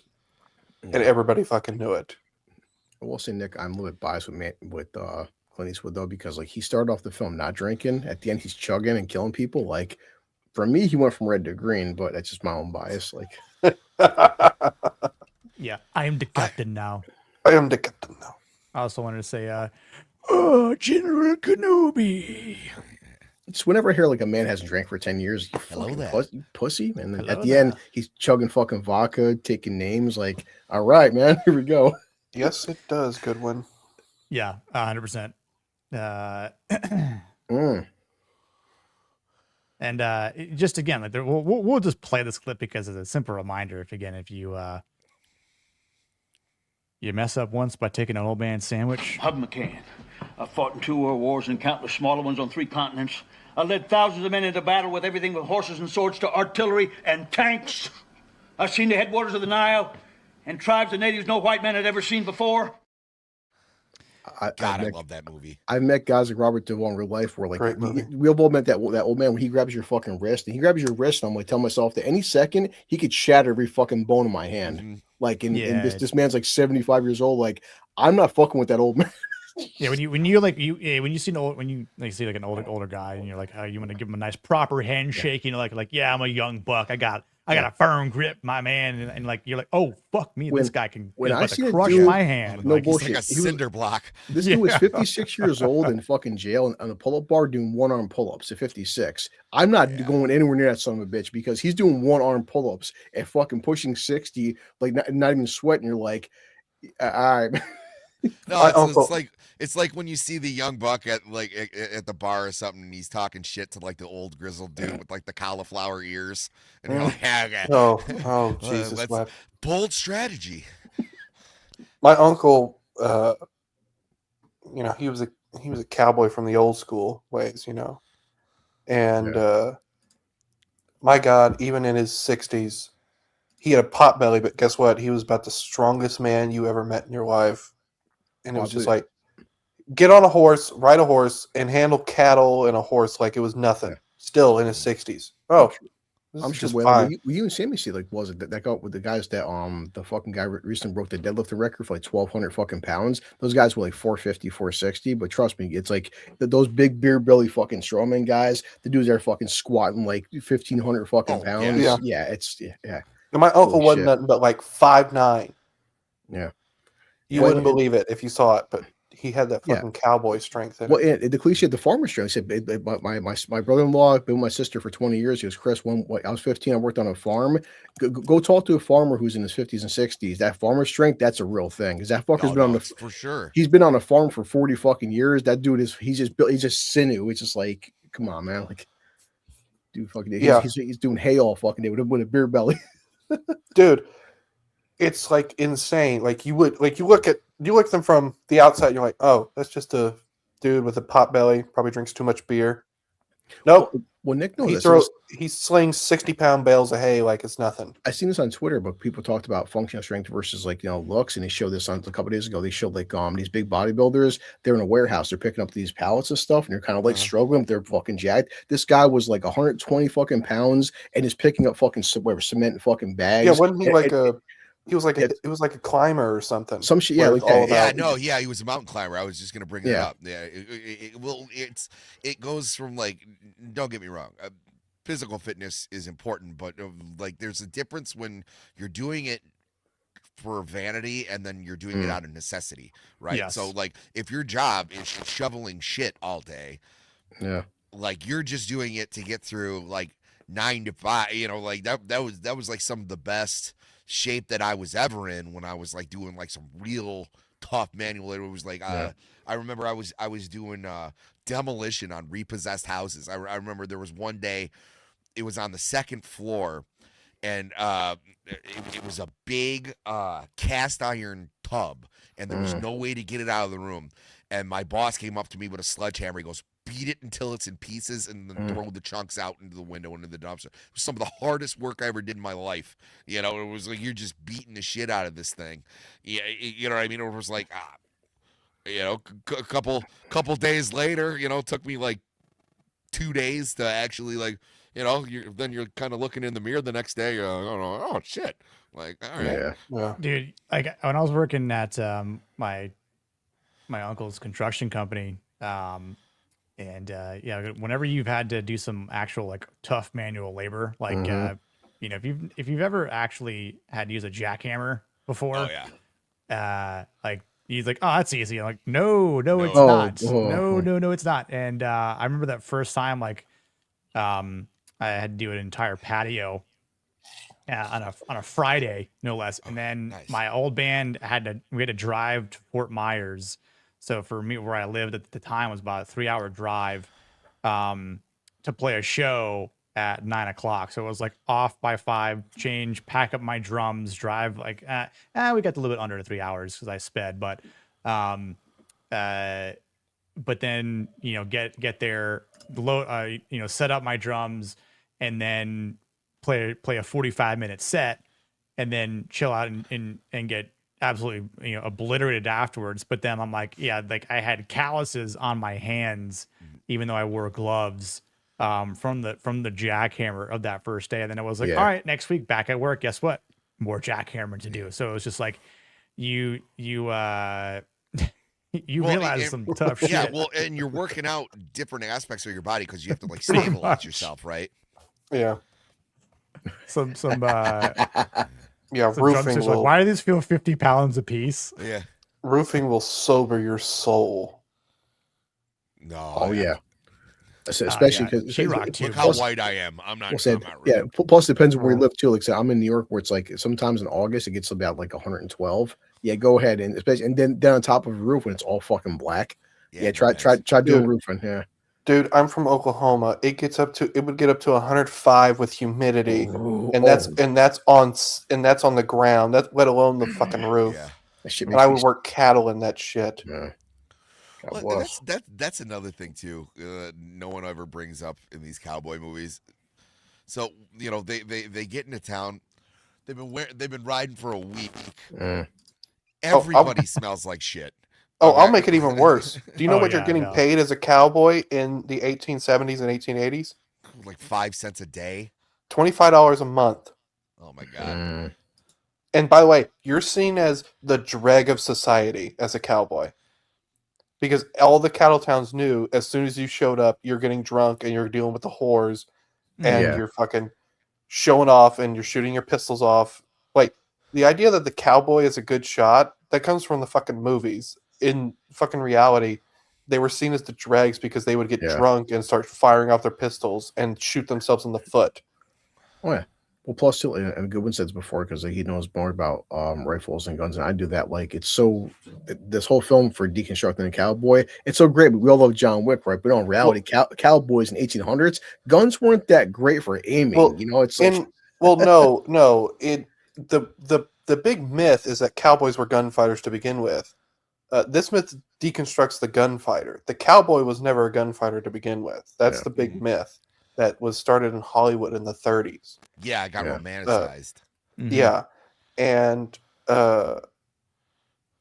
so this deconstructs the gunfighter. The gunfighter was a guy who his profession was earning living with his guns. Yeah. Now, of course, a big misconception is that he gets in a gunfight every day.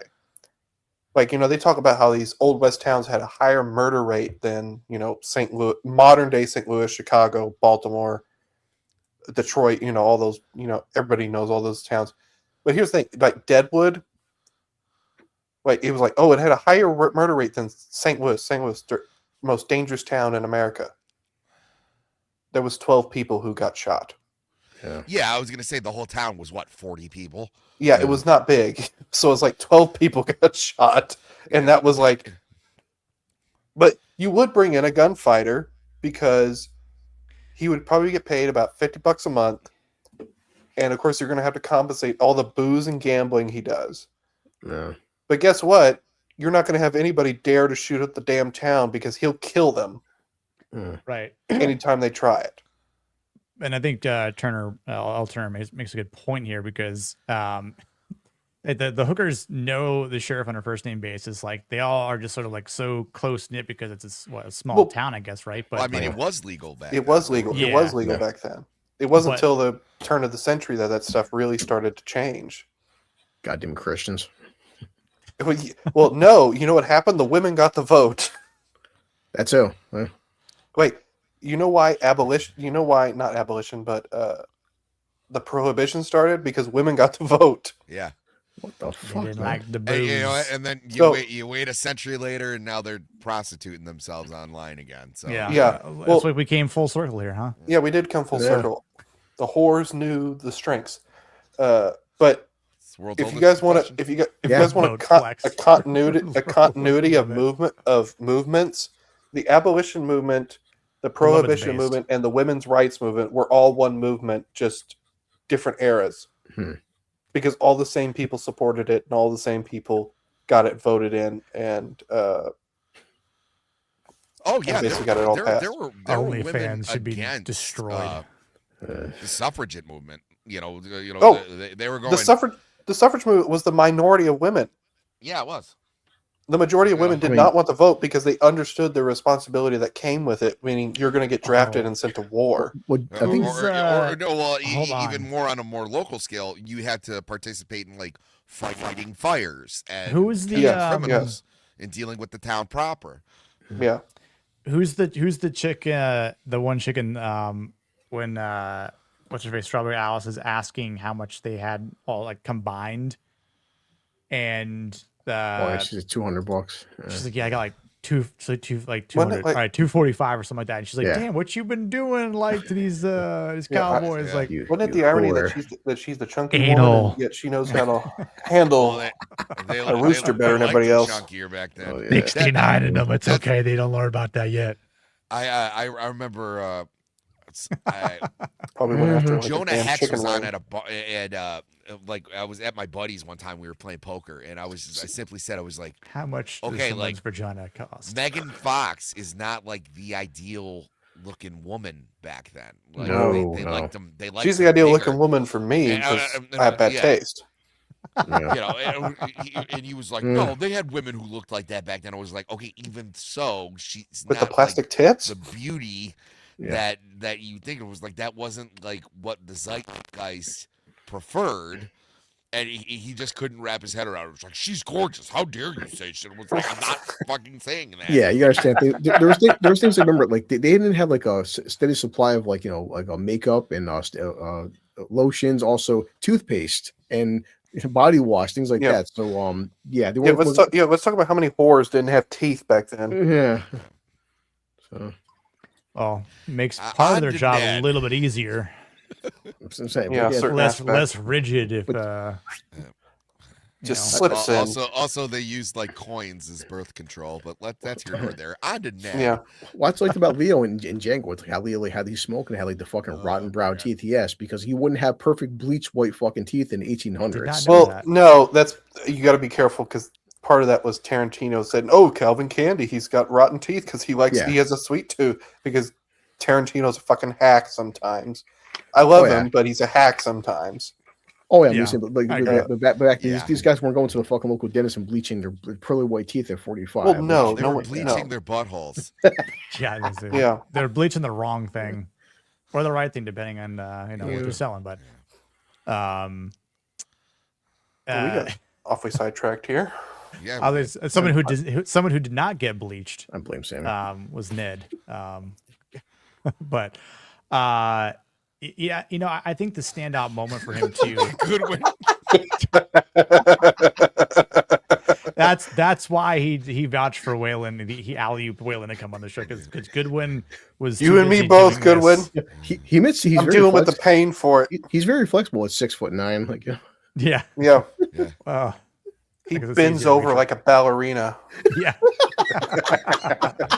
He's got Swan Lake in the background while he's bleaching as well. He does, yes. He has an enema going at the same time. He likes to keep it fresh, like Tony the Tiger. Oh my God. I have had 0 beverages, by the way. Lies, deceit. I think.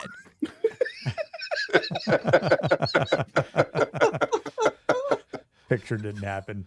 If I get butthole pics because of this, I'm gonna be pissed. Love it. Love it. Can you screen them for me? Is that all right? That's fine.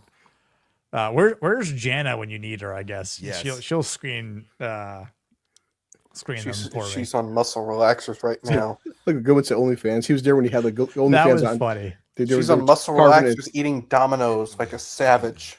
Yeah. Goodwin was around when they were doing OnlyFans by mail-in. Goodwin was they rock slabs. He's like, send a carrier. If you want to see my boobs, send a carrier pigeon to this village. And then the letter back sent, why is there hair all over him? Wait, we got a super smoke signal. Yeah. I can't say Nick, like they left the beacons. Yeah, the beacons are lit. God whore calls for aid. The Cherokee. They said bleach. Going, what the hell is this? my God. What say you? What say you? I'm the one winking. Well, that's not the only thing winking. I've seen the videos.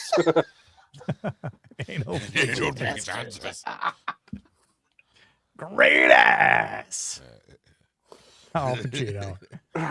So where were we? Wait, what? Ned is dead. He's also hard to rank because he's kind of. That's right. There's a black on his phone. He's like while he is like the moral, sort of rock. His actual character is very much like, I'll go with Will, whatever he decides. Yeah, because it's sort of like I understand, like he definitely has that affirmation about being a masculine brotherhood for William. He's loyal to his friend, and obviously, even though he does embark on this journey for him, he's like I'm still going to go with you. Like, he ain't going alone. He's like, no, this isn't for you, but I understand if you don't want to go. And he's like, absolutely, I'm still going with you. Don't worry about it. Yeah. But it's not until the killing starts to happen, until he's actually taking the shot, and he realizes, like, I can't do this. Like, I have to find this restraint. So again, like, I feel like you probably could give him a green, but I understand, like, if you give him a yellow for this as well for affirmation, like, he's kind of the heart and soul of the movie. For sure. He is, yeah, for sure. But just like everything you're saying, Yeah, no, he's very much like it's like in Tombstone, he's like, well, Wyatt Earp is my friend. He's like, well, shit, I got tons of friends. I don't. You know, like there's that, and you can admire that loyalty. Yeah. Another thing is he's a piece of shit by association because his best his ride or Yeah, die is yeah. William fucking Well, Munny. Yeah, and he's the guy who actually takes the first shot at one of the cowboys. Yep. Yeah. And he's the first guy who wounds. Well, he shoots the fucking horse. Well, I mean, he's just arguably sort of breaks his leg, just yeah. as despicable. I mean, he's got a history with if you were Yeah. hanging out with William Munny, you were only really good at doing Howdy, a neighbor. couple of things, Well- and none of them were good. Well, it's the same. Yeah, he was in the gang with William, whatever gang they had going on. Where my only guess with William Munny is he had to be former Confederate raider, but it's like, well, what is a black dude riding with him for? Well, like, No, well, what if it's like in not No Country for Old Men, but what's the other one that he wrote? Where they're like down in Mexico, scalping. Blood Meridian. Yeah, Blood Meridian. You know what I mean? They could have been something like that. Yeah. No, I think that's a good question. I mean, I liked it because I like Chris Pratt, but I think that's a pretty good cast. The new one. It's the not new a bad. Magnificent The new Seven. Magnificent Yeah, I Seven never is not a bothered to bad see it. movie. It's That's it, not a yeah. bad movie. It's. I mean, it's okay. Yeah. It's. I think the problem is the original is actually not particularly great either. Hmm. Yeah, it's because Seven Samurai is way better. It is. Very It's true. so much better. The Very original true. Magnificent. Like I I love it as better. a classic, but it's like if I viewing it as objectively as a film, it's like it's just okay. Yeah. Uh-huh. I agree And with the you. problem is that the remake is also just okay.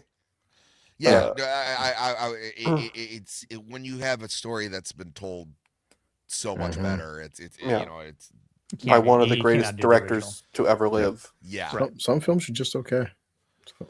Yeah, and that's fine. And that's fine. Yeah. Not everything has to There's- be. There's no Seven hate. Samurai. There's no hate Yes. against it. It's just oh yeah, it's not the masterpiece the original is. Yeah. Okay. Yeah. Yul Brenner's cool as shit. We got it. Yeah. I mean, it's not really complicated. peeing and pooping a hole. Yeah. Yeah, I they're mean- domesticated now, is the best way to Yeah. put it. But I don't know if I would say that about a black man ever, of course. Well, and I think too, like when they're at the campfire, right, and he's complaining about, saying, "I miss my bed," and he's like sleeping on rocks and twigs, and Schofield's like, "How many men you killed?" He's like, "The hell? How many you kill? How many you kill? 5?" It's like, man, I'm gonna go back to sleep. I don't have time for this shit. Well, like, it's actually, believe it or not, 5 is actually if it was a confirmed 5, that's actually it's pretty high.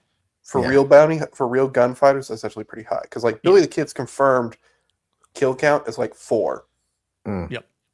What's you say, Willen? That's the point of the film. Is like it's crazy. It's a deconstruction of the glamorous cowboy. Like you think these guys were killing hundreds of people. No, they weren't. No, they killed like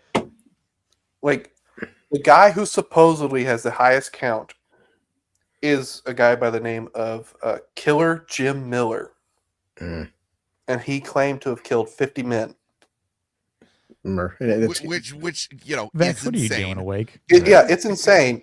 Most of those are unconfirmed, by the way. His only confirmed kills is really low. Did you guys? I definitely saw up at 200 women the past week. Yeah. Well, there is that because of that. There is that like braggadocious thing about that. Yeah, If you're yeah. gonna sell yourself as a hired gun. You would want to do that. Where if you say like 1 or 2, and that guy's like, well, shit. Yeah. If you guys want to know what Jim Miller was famous for, he was the guy who would wear an iron breastplate under his clothes. And he would, and that's what he would duel. Well, duels were really rare, but that was what he would wear underneath his clothes. Supposedly, he killed. The thing is that's hard is about guys who were former Texas Rangers, because usually those guys actually did have a fairly high unconfirmed kill count. Yeah. Because those guys would work around the border or they'd fight Indians, and it's pretty impressive. Yeah, those guys would kill a lot of people. That area was insane. Yeah, it's really rough. It was like it makes like what Dodge City look like. Oh, like Dodge nothing. City! Like this is one thing I've always hated is that Wyatt Earp, of all gunfighters, was the one know. who's like this guy who's like sent into the magisterium of like, oh, this great gunfighter. It's like he killed maybe 10 people, maybe. We don't even know because his biggest gunfight was like kind of like a miscommunication. Yeah, that was a miscommunication that was more than likely his side's fault. If we look at the real history of it, and the more you look at the Earps, I don't know, dude. Ike Clanton was a piece of shit. Ike Clanton was a piece of shit, but also the Earps were also pieces of shit. If you look at the actual Earps, yeah, and Doc Holliday is also probably the most overrated gunfighter of the Old West. He was interesting though. Most of the period he was spent blind drunk. He was like 5'4".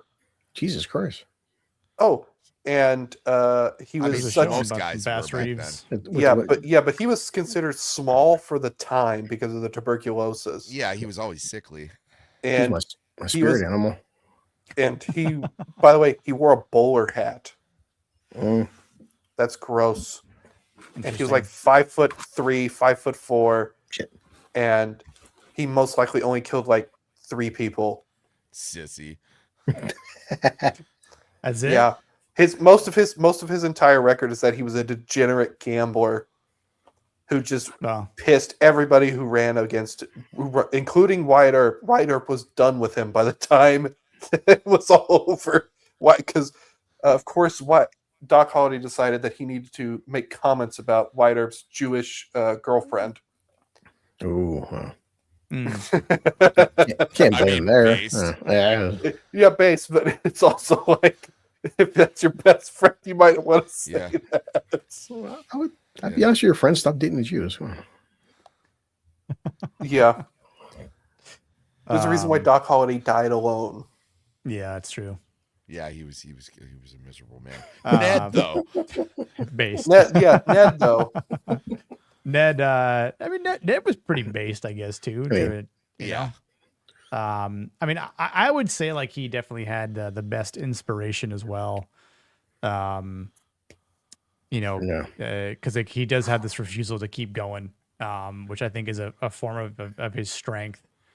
Where he knew where to draw the line too. Right, exactly. There's this like he knows where to approach this line of being humane, and like it's like he kind of he escaped all that. And while it's like, it might have been cool at first, but like the moment it becomes real again, you're like, nah, I left this for a reason. Like I'm more than that now. I've gone beyond this point in time that I need to go back to my wife. Like I need to go back to my home, like back to my way of living, because this ain't it. Like it's not worth, dealing with this feeling, I mean, I left that reality. I don't want to live through this burden again of taking on another life. Because again, like who knows how many people he actually had killed, but like, even if it was somewhere between 3 and 5, like confirmed kills, like that one that he just shot, or shot at, right? Like,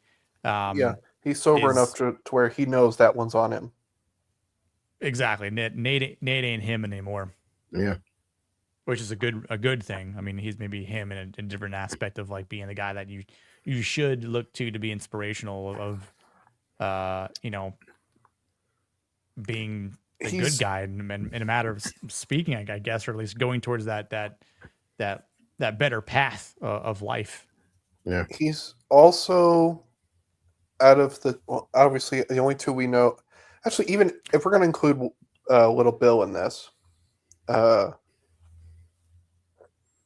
he's the only one who sort of actually truly had sort of redeemed himself in the eyes of society, and to some extent, where he has moved beyond his gunfighter killer ways and has actually moved to a peaceful life. Little Bill didn't do that. William Munny tried to do that, but clearly, because he's even on this journey, he has failed. Right. Yeah, Jay's right about that though. This time's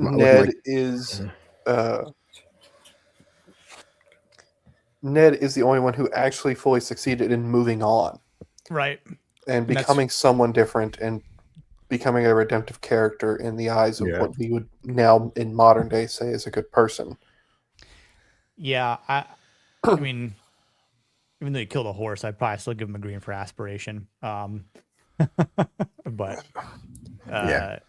you know, like, so at least he wasn't stealing them. That's true. Like Wyatt Earp. Yeah, or Morgan Earp. Yeah. Yeah. Plus, we know Nick. I mean, he gets 3 greens down the board because we're not racist here. So. Right. Exactly. Now, Little Bill. This one's going to be hard. Yeah. Little Bill. Again, we were saying earlier, like, is he actually wrong in what he was trying to do? He's not wrong. His methods are wrong.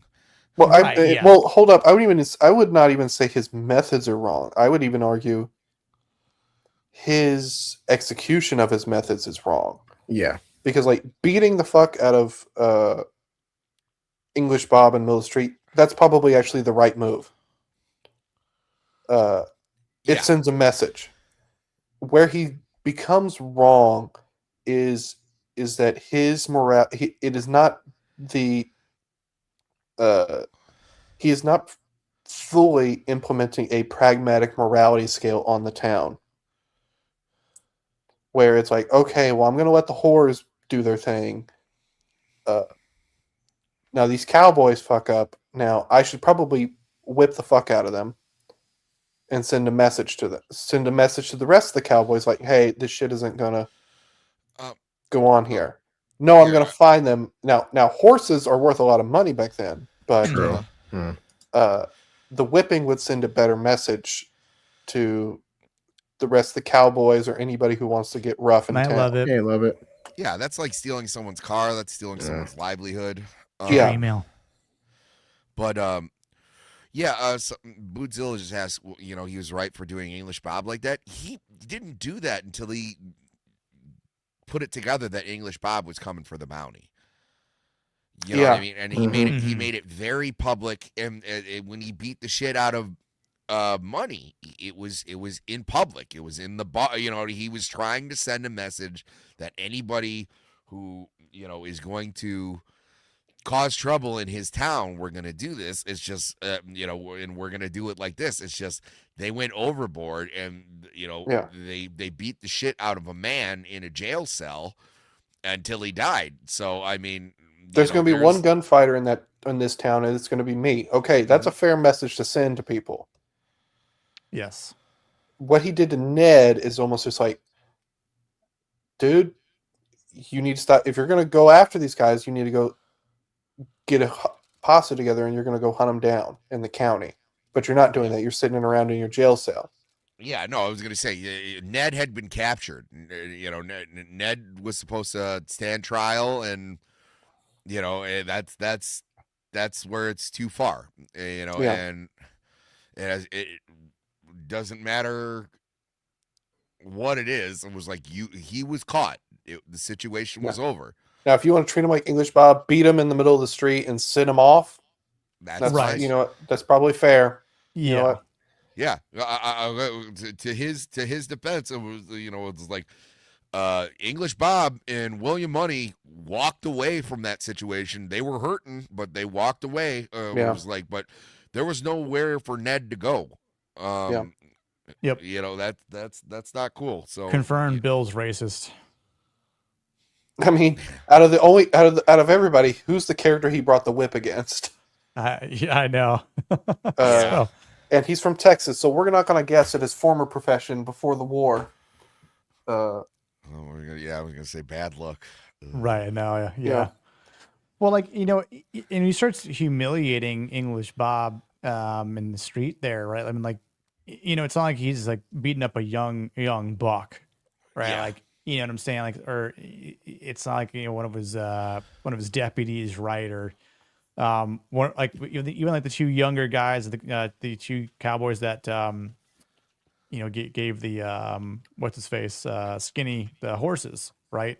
Because you could even say like the one that gives the best horse to Delilah, right? Like, it's the best one that he gives her. So like I'm like that's like in some case like, you know, commendable to do that.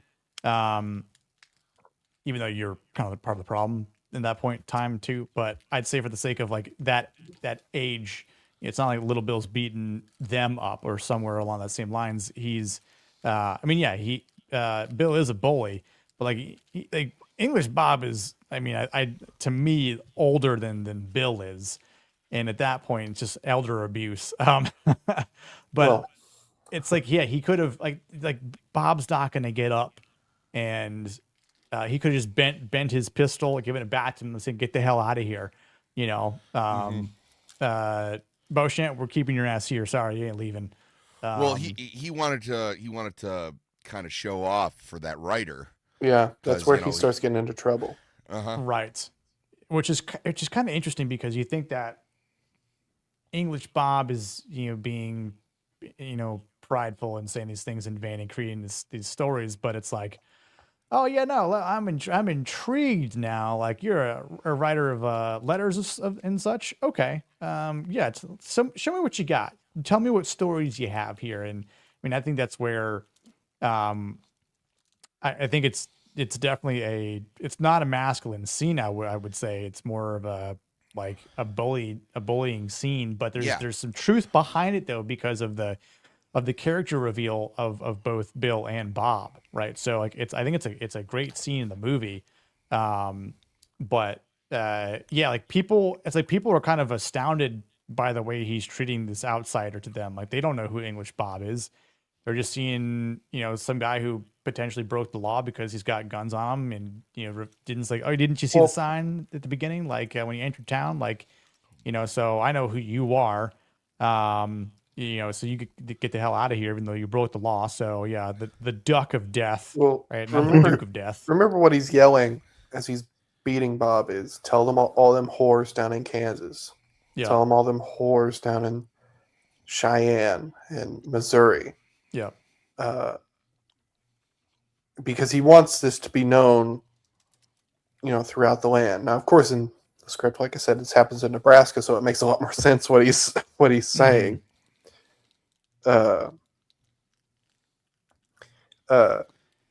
He actually, if I was to say, Little Bill actually does remind me of who the real Wyatt Earp really was. Because opportunistic and braggadocious and yeah, but also like for all Wyatt Earp's faults, if you needed a man to keep order in a town, he probably was a good choice. Oh yeah. I'm not kicking you out, I'm talking. Talking my boots. I mean, he was sort of known for Wyatt Earp only killed one man while he was marshal in Dodge City. And it's because he was kind of good at maintaining situations like this. Mm-hmm. Well, his main move was like buffaloing people. Yeah, like you're not like he's going to make it to where you're not going to screw around in his town to begin with before he even has to draw his pistol, which you could argue is very smart and very futile. But it's also, if you're in a situation like that, that's probably the best way to handle it. Yeah. But what happens with Little Bill is obviously he gets, I think the sort of story element that's underplayed is obviously the biographer sort of playing to Bill's ego. Yeah, it's going to his head for sure. Yeah. Absolutely. Yeah, he's being prideful, you know. Yeah. Especially when he gets like real into it, like he's like, hey, let me bring this writer back to my new home that I built myself. You know, even though it's got, you know, leaks, it's not done yet, but like I want him to, you know, to be here, even though he doesn't know that. Oh, he's also the carpenter who then, Beauchamp insults, right? He goes, oh, like don't. He goes, you got to hang the carpenter. I think he says, right? And he's like, yeah, and it's like you see the switch flip. Yeah, Bill just is like, what? Wait, the friend enemy, the friend enemy just went like it was like the flick of a switch. It was just like. Yeah, what'd you say? Well, he could have become an actual frenemy like real quick. Mm-hmm. Yeah. Well, I mean, because he's used to being the king turd, and it's not, and like I said, that's not to his. I wouldn't say that's his fault. You know what I mean? He's good at what he does. Right. This does seem to be a relatively peaceful town until this transpires. Yeah. Yeah, no, that was funny too. I'm gonna build a porch over here. But he has big aspirations. It's just like he doesn't. What's up, Soul Assassin? He doesn't like follow through with everything, and like the carpentry is like a good thing, or like a shortcoming, right? It was like we saw that in The Patriot, where that was one of the things that kind of humanized Mel Gibson's character. Is like for all of his great exploits, he can't figure out how to make a good fucking rocking chair. You know what I mean? It was Exactly. And like any other like normal person would be like, yeah, I'm working on it. It's just more of a hobby. Like, obviously I'm the sheriff, I'm not a carpenter, but no, he's not used to being challenged. And as a matter of fact, you've shown him that he's pretty much beat the shit out of anyone who would even try and challenge him. So, there's a tipping point with that type of behavior. We see that. He's become a big fish in a small pond. Yeah. And now the thing is, with English Bob shows up, the thing is he already knows that's a fish he can outduel. Yeah. And so there's no real challenge to his authority and his status. He doesn't know William Munny. He doesn't know Ned. He doesn't know the kid. So he's playing them exactly how he would someone like Bob. Yeah. But he is obviously, he doesn't know them like he knows Bob. So he doesn't know how far he can push, how far he can go, and how far they will retaliate is where he also makes a big mistake. Yeah. It's not, I thought I could have swore that he did kind of know William Munny, right? Well, he had heard of William Munny through reputation. Yes. Yeah. Well, but that's the thing that he basically admires the most, or or covets the most, is and that's why he wants that writer by him, is because it sounds like wherever he started up from, he wasn't shit. He was like a mid-level dude. Yeah. Well, he was, but he made his way out here. He worked his way up to the top. And like when he hears of other people and their exploits, he wants to shoot that down immediately because he needs to be the king shit. And that's you know what I mean? Eventually you're just going to, that type of behavior, there's always going to be somebody better. And I believe even in the movie it says he worked all them towns in Kansas and Texas and stuff, them cattle towns. But you know what it doesn't say? He wasn't the main dude in those towns. Yeah. He was not Wild Bill Hickok. He was not Wyatt Earp. He was not I believe it was Jim Courtwright, who was the guy in Fort Worth, he put the law down in Fort Worth. Mm-hmm. He was not those guys. No, but he wants to be. He wants to be. The difference is he didn't earn it. So so he and as a matter of fact, he's going the other direction, like being the sheriff now. But when he gets a chance to like toot his horn and feed this writer bullshit, he's blowing himself up like this. And like I said, there's always going to be somebody better. There's that's just life. That's why our founding fathers were geniuses when they said, you're allowed to pursue happiness. Like happiness is not a right. Your happiness is a fleeting moment, and if you're on top, it's only for a little while. So that's just something. That's just a way of life. You might be the best athlete in the world for a year until somebody younger comes along. That's just how it is. Yep. Yeah, I mean, he definitely has built his authority on fear and abuse. Like, I mean, because even his deputies, are afraid of him, I feel like. And then the moment they hear like, oh man, like two guys in another town and they got guns, that's like they don't even want to do anything until Bill gets there. Like they're afraid of that confrontation, so they rely on Bill to handle it. Because I believe they don't know who English Bob is either. But yeah, they'll they'll point guns on him once Bill is there. So it's like, once the muscle has arrived, then they're all sort of, confident because they understand that Bill's gonna, help them escape whatever sort of dilemma there is. Yeah. And I also think but Bill's gonna beat the shit out of you too if you pulled your gun out before he gets there. Right. You Like know? you try to handle this without me, like you're overstepping. So like then you're gonna have a problem. And I have a nice little inner work talking with maybe, who knows, his hands or his boots or something along those lines. Like, he'd probably beat the shit out of his own deputies if he had to. But I mean, like I agree though, like with what Goodwin said, like, he knows that money is dangerous, because if he's heard of like these stories, right, like the myths, and even if they're actually true, like he's talking to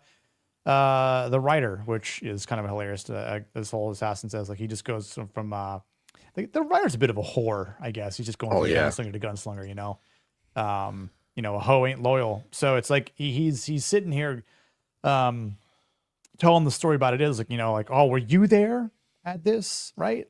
Oh, no, that's right. You weren't there. I was there. Like, English Bob's a coward. Shot the guy, he was unarmed.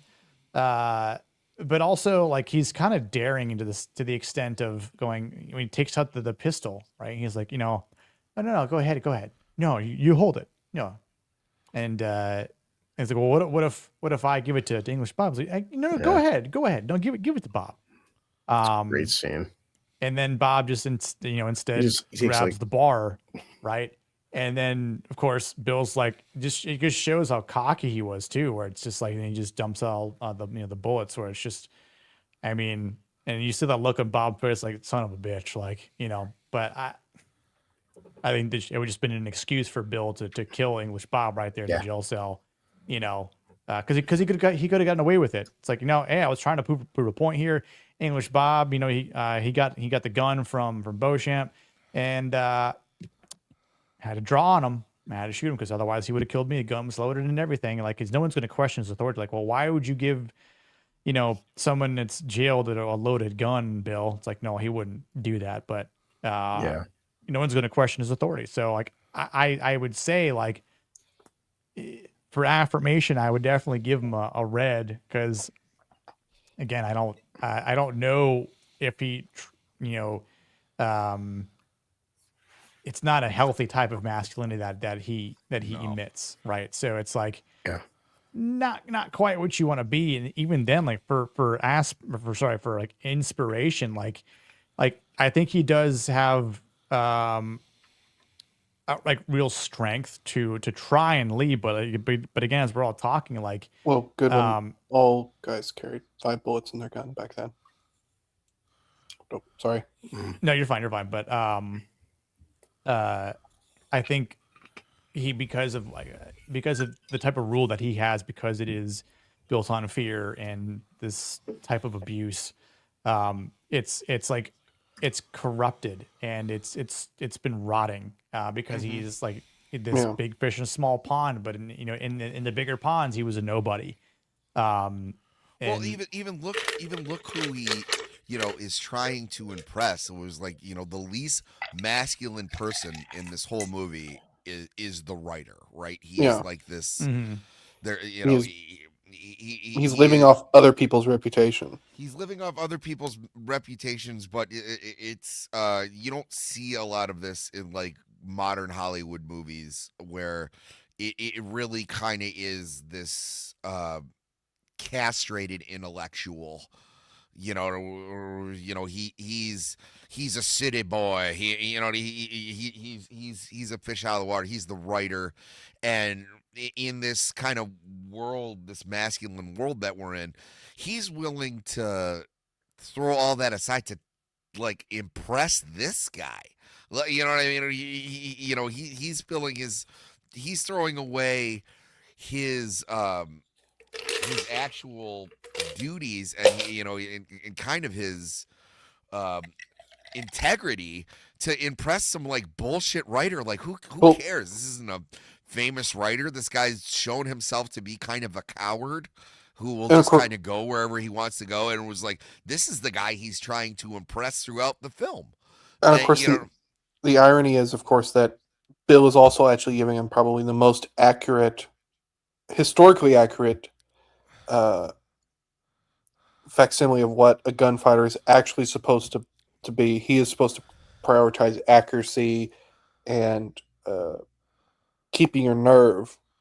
That's what they even said it back then. Because, like, the thing about gunfighters, Wild Bill Hickok, the earliest article about him is in 1865. Literally right after the Civil War, they're already writing about him as a gunfighter. And he's all in. What does Wild Bill Hickok talk about? Keeping your nerve and accuracy. What does Wyatt Earp talk about? Keeping your nerve and accuracy is more important. And Wild Bill Hickok is like the guy who's just like, yeah, being fast is cool and all, but it's more important to keep your head and just shoot the dude than trying to be fast. Yeah, I mean, you could be as fast as you want. It doesn't matter if you don't hit the guy. Yeah, exactly. You're too quick. And you can be as accurate as you if you want, but if you can't, if I start shooting at you and you can't keep your head, what good is being accurate going to do you? True. Yeah, and sometimes again we see Nick about physicality. So look up Hackman's stats in his prime. He was listed as 6'2", but like you look at Gene Hackman right there in the clip I pulled up, like he doesn't he's not Schwarzenegger, not Stallone, not The Rock, but like there's something about his presence where he's the most intimidating. He's the most dangerous fucking man in town. But it's just we have this thing where like you see like these 7'2" monsters, like dangerous men. Like Hackman's he has like this very everyman build to him, and but he's so fucking dangerous where he's kicking the shit out of this British dude, and he's not a big jacked fucking dude. But like Hackman was in the Marine Corps and actually served in the Korean War.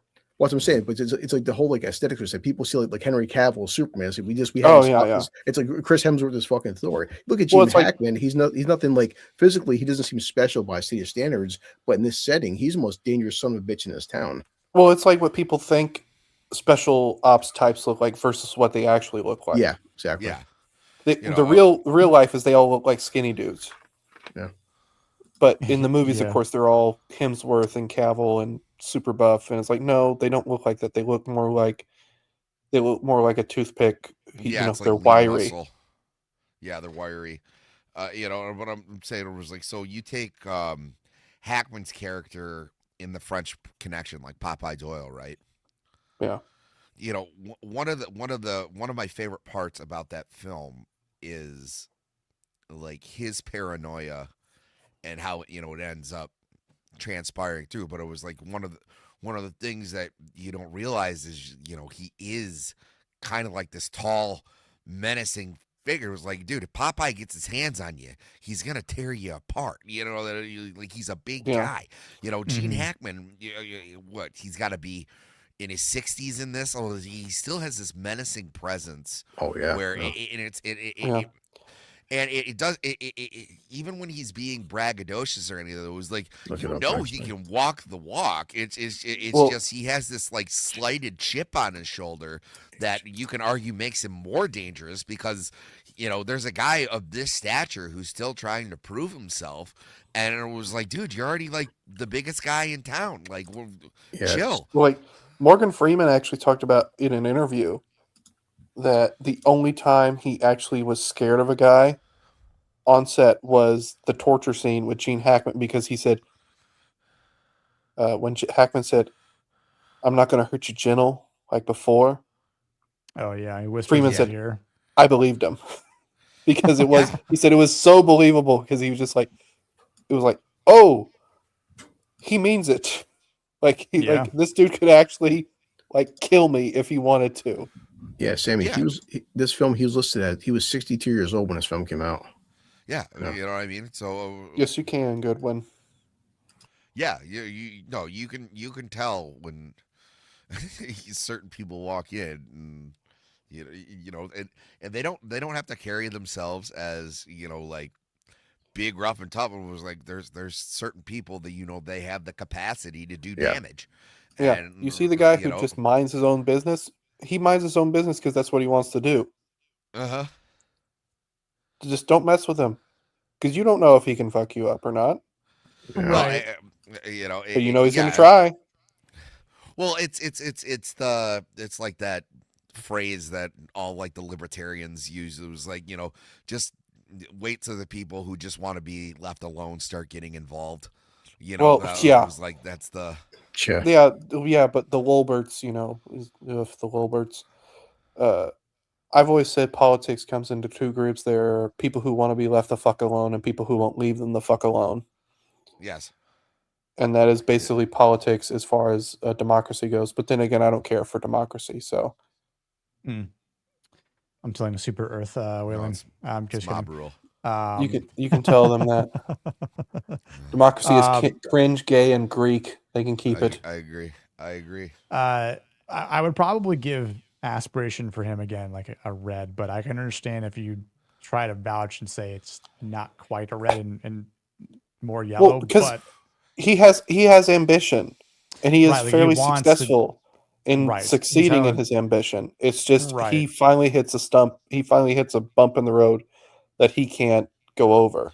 Yeah, but I like I said, the reason that I'm still gonna go with red is because all of that stuff is not. Oh, it's the right thing to do. It's all vanity. It's all the best for him. Yeah, it's vainglory. It's Because not. It's because it's because of how he has set up his rule in the town to begin with, of how it's going to function off my morality, not the morality of a sort of, God, I hate this utilitarian morality of we're going to try and make this. I'm going to keep this fair and just for the best case scenario for the people, instead of as opposed to like. But no, it's because it's what I view as moral. It's why I don't view the whores as a valuable, not even a valuable member to society, but it's as this crime against them. It's just like, this is just a little thing we can scrub away. They'll pay a big fine and we'll just get over it sort of business. Like that's how he views it, because that's how he, in his morality, he estimates it, as opposed to what is best for the town, what is best for, what is the best pragmatic solution to this, which would probably be beating the hell out of them with a whip, because that's going to send a message. Initially just did his job. Yeah. None of this would have happened. Yeah. So Now, as much Alice, as he said, "Hey, now, he's just trying to do this," no, this was a failure on his part. Yes, it was. He did not serve justice. Well, and he even tells when Alice is pissed that all they're going to get is whipping. He goes, "Whipping isn't a small thing." Well, but that's but it's because the public humiliation, the pain, the scars that is going to bring to these people will be intense. But instead, he just finds them. Yes, but exactly. There's an issue though with the fact that, like, even though there's visual proof and confirmation that the prostitutes were at least one of them was very wounded and harmed, and yeah, they're just kind of let off the hook by and I understand too that yes, horses are not cheap, but a whipping would have been worse punishment and a better reminder. Like like they're bandits or whatever. They could just get more horses, I guess, along the lines. Like, I don't know if that really sinks in. But what I'm going to say is that they don't have any proof that Ned actually killed anyone. He didn't assassinate a single person. Yeah. And if he would actually used some law and to say, okay, well, why'd you go? I was actually running back home. Like, I couldn't deal with it. Like, he could have just said, okay, you know what? I believe you, but also I'm going to ask someone else if that's the case. Like, there was a better way of him still trying to show his control and authority without being overly cruel, and then just whipping the one black man that just happened to be there as well. They did have proof that Ned was one of the shooters, and that's the Spencer rifle that carries a specific round. It's a 56 caliber round. True. And that was all the proof they needed. Basically, now, if this was a more realistic situation, they probably would just lynched him. Yeah. Probably, yeah. But we're embracing the fantasy here a little bit. Yeah. And by the way, they probably would have lynched him if he was a white man too. But Thank you. Yes, lynching is not a race specific thing. No, yeah, I think it's applicable to any. I'm from Oklahoma. I kind of know this. They lynched quite a few people, quite a few white guys in Oklahoma. But yeah, more importantly, the rifle pretty much ties him to the killing of that first cowboy, and he is doomed from then on. Yeah. That's a good point too. Good one. I'm just saying. None of this is perfect. But I'm saying his heart's not in the right place. He's not doing like this is the good. This is for the good of the town. Yeah, it's all about him. Yep. They're gonna say that I was a really good sheriff, and and he built a really nice house, and and when I die, the town's gonna put the. He's thinking of his legacy at half mast. Say he was a real one. He's thinking of his legacy before it even happens. Exactly. Yep. Well, it's definitely a cliche of like every villain thinks he's the hero of his own story. Yeah, he is a great example of that. Yeah, so I got this for good win. So when he's kicking shit out of Bob right here, Kicking you, Bob. It ain't so. What I'm doing is beating the shit out of Bob. and everyone too is just like, oh god, So like good. this, yeah. And he's just like just dismantling them. Look at that, man. I totally was inspired by this scene for something I was writing. Great, yeah. I think this But is, yeah. if one thing we can say is that Hackman might have poured into that old Marine a little bit in this movie, and it kind of showed where he became by far the most believable person in this entire movie. Oh, I agree. Also, I know Bill's all red, but also remember he's all red because fucking Hackman's performance, man. Yeah. I mean, he won an Oscar for a reason. Yeah. Yeah. No, it's because you get like these wonderful conversations like that. By no means do I think he's a bad character to talk about, but I was like he's extremely flawed. But it was, it's not.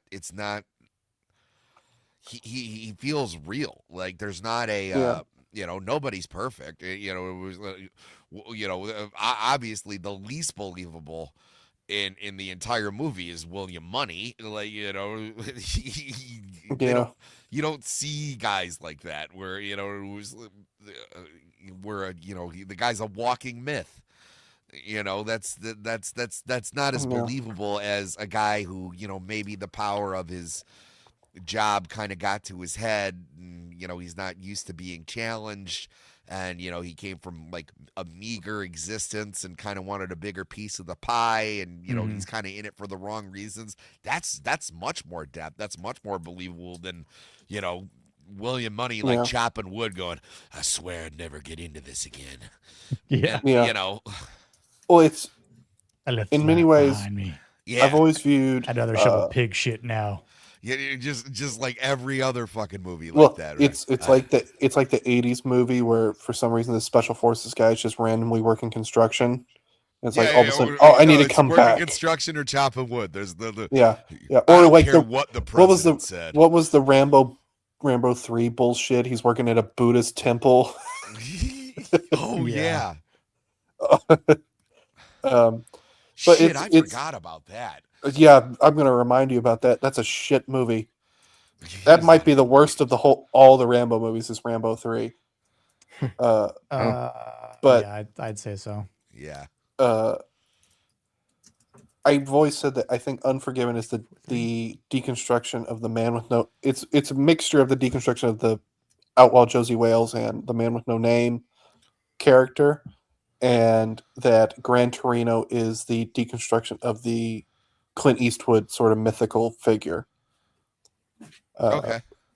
Because I think Gran Torino really almost disassembles sort of Eastwood more than it does anything in particular, because it's like, the character is a Korean era war vet. Now Eastwood didn't serve in Korea, but he was a veteran of that period. And of course he is, you think the hero, Eastwood is supposed to be the hero that comes out on top and is the ultimate moral justice, but he dies. it is a bit like the final act of Dirty Harry to some extent, like Goodwin says. Yeah, no, and I then like that. this is the final act of The Man with No Name. Yeah, because when you look at all the Dirty Harry movies, Dirty Harry is coming to grips with something like, the first one, he doesn't want to deal with the Mexican. The next one was like, he doesn't want to deal with the younger guys or like trust them or have an Italian part of it. And Which one was the one where he had a? Which one was the one where he had a woman as a partner? Pair him up with a woman. The fourth one sucks, and then the Deadpool is cool. But yeah, it is like, what if Dirty Harry kind of like moved next door to this? What were they? Filipino or? Was it Filipino? I stopped watching after like the third Dirty Harry movie because I was like, I love those movies. They're fun, but they start to become 80s schlock. No, dude, the fourth one is just a terrible, terrible movie. But Hamong was in Gran Torino, yeah. Yeah, this is like the final act of Josie Wales in a lot of sense because Eastwood's character is, given the era we're working at, is supposed to be sort of like a former Missouri Raider type character, a sort of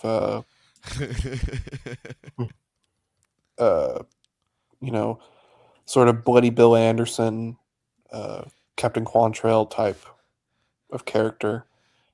But it's like, I survived.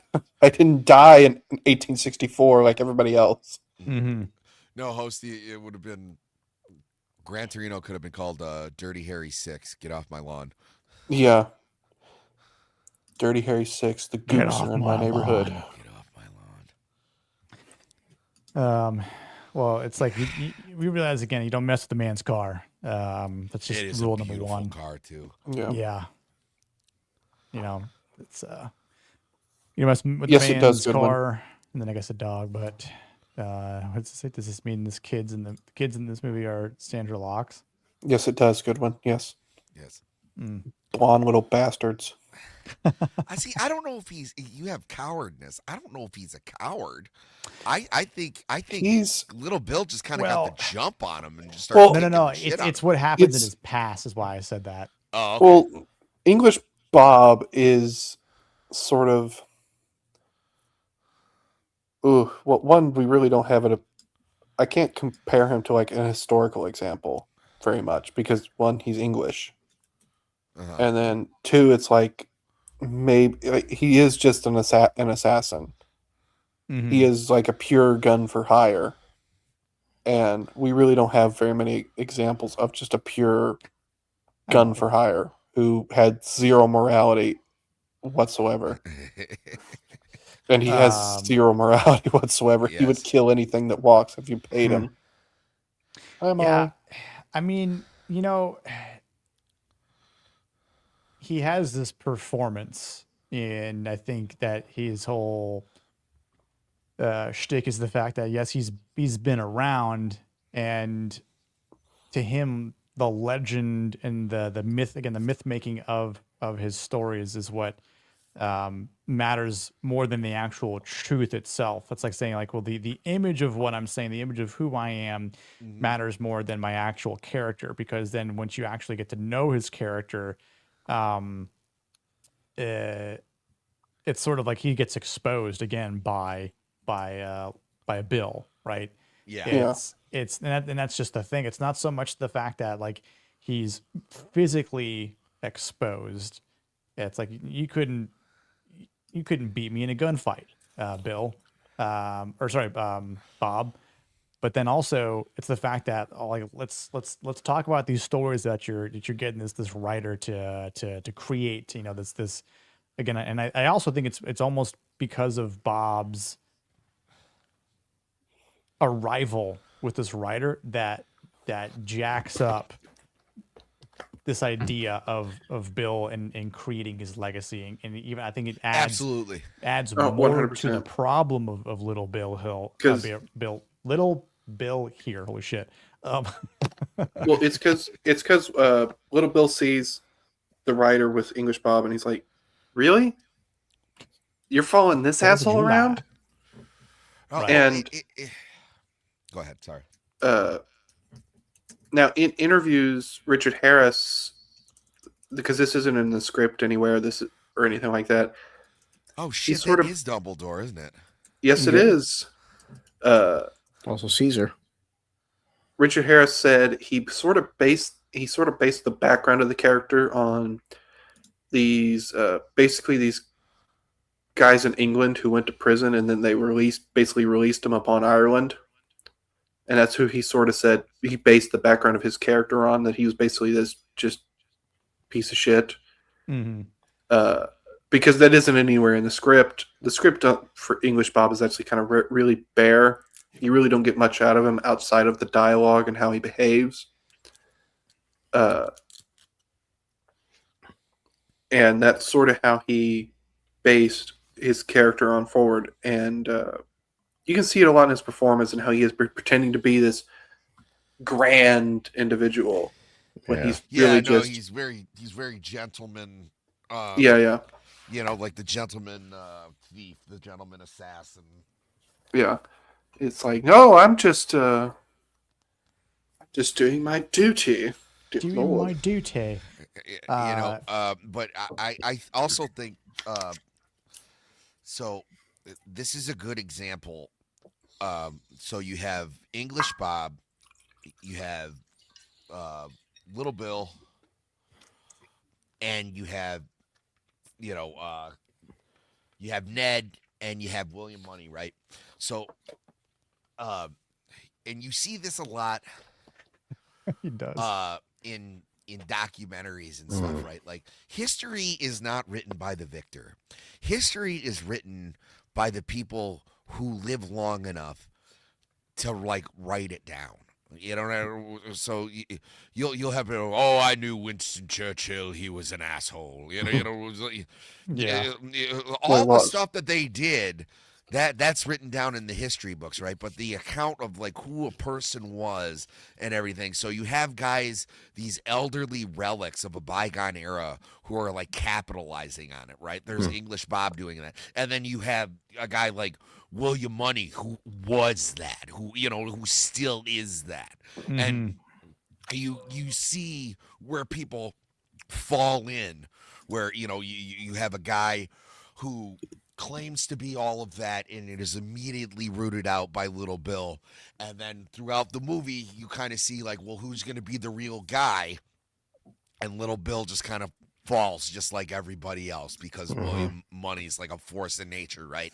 You can't argue with like the true like master of the title, but like left to their own devices, they wouldn't have been talking about William Munny. And that's who the writer gravitates to at the end, because he's the only one left standing. They're all back in the past. No one's gonna mention Little Bill ever again. Right. To his greatest fear, I would assume. But it was like it shows like like being braggadocious and all that shit gets you nowhere unless like no one's really around to refute you. You know what I mean? So it is kind of like snivelly and cowardice to its own degree, because he's giving all these grandiose accounts of things that may or may not never happened, and when really you get a guy like William Munny who's like, yeah, I shot that guy, and that'll be the end of it. Yeah. Remember when I shot that guy and his teeth went out the back of his skull, sort of thing. I don't know if you ever had the moment of pity for Bob at the end here, because I think in some cases, like, I almost would have liked to have seen how that duel would have happened between Bob and Bill. Like, if Bob had been a little bit in his younger youth at that point, like how we would have fared against Bill. And because at that point, like, yeah, I think Bob knows, like, I can't have a fair fight because I got 6 other guys, and you have aiming barrels at my face here, my body. So he's a dead man either way if the moment he tries to do something. But I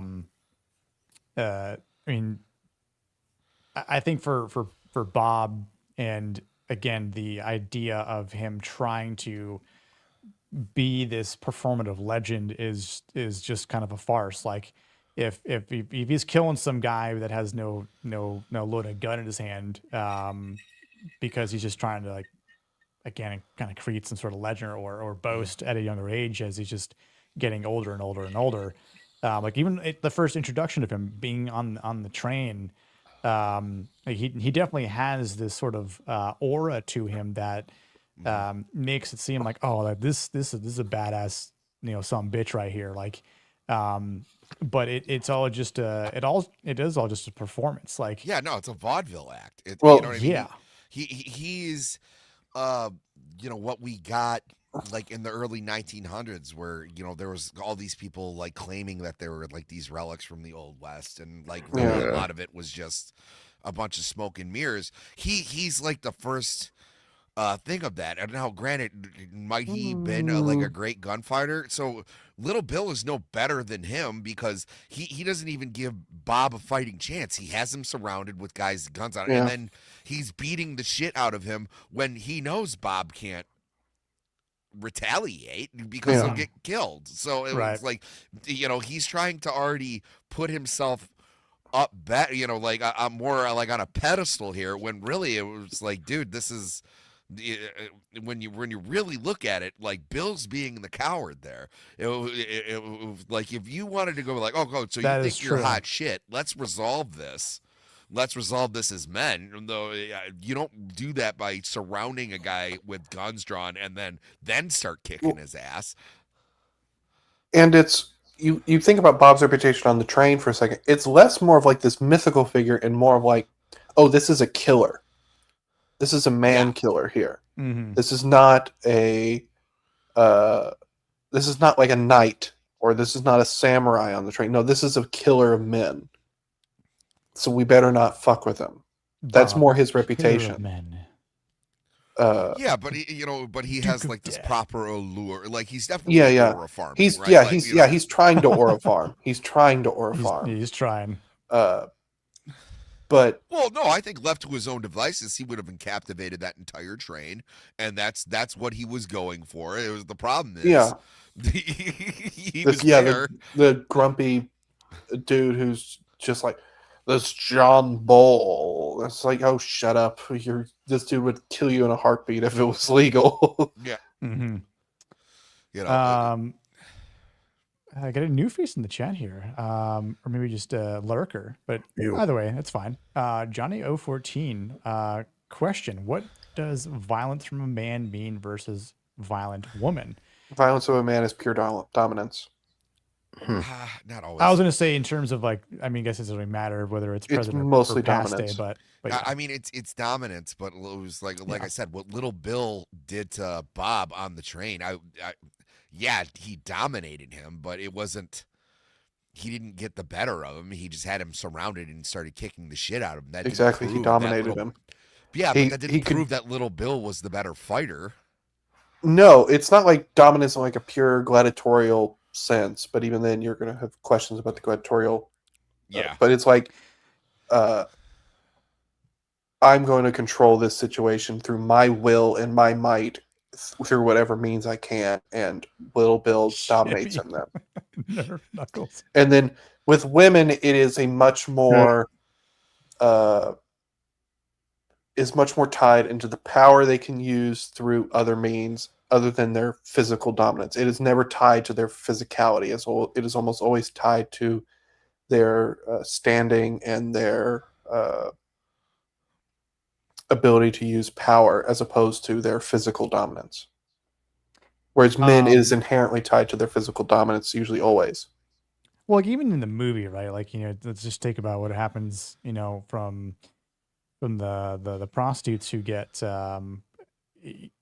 they're trying to stop the guy, which, obviously they can't, because he's got a knife on him. But even then, like, what were they going to do to the guy, like the cowboy, compared to what Little Bill was going to do, right? Like, it's a vast comparison, a vast difference.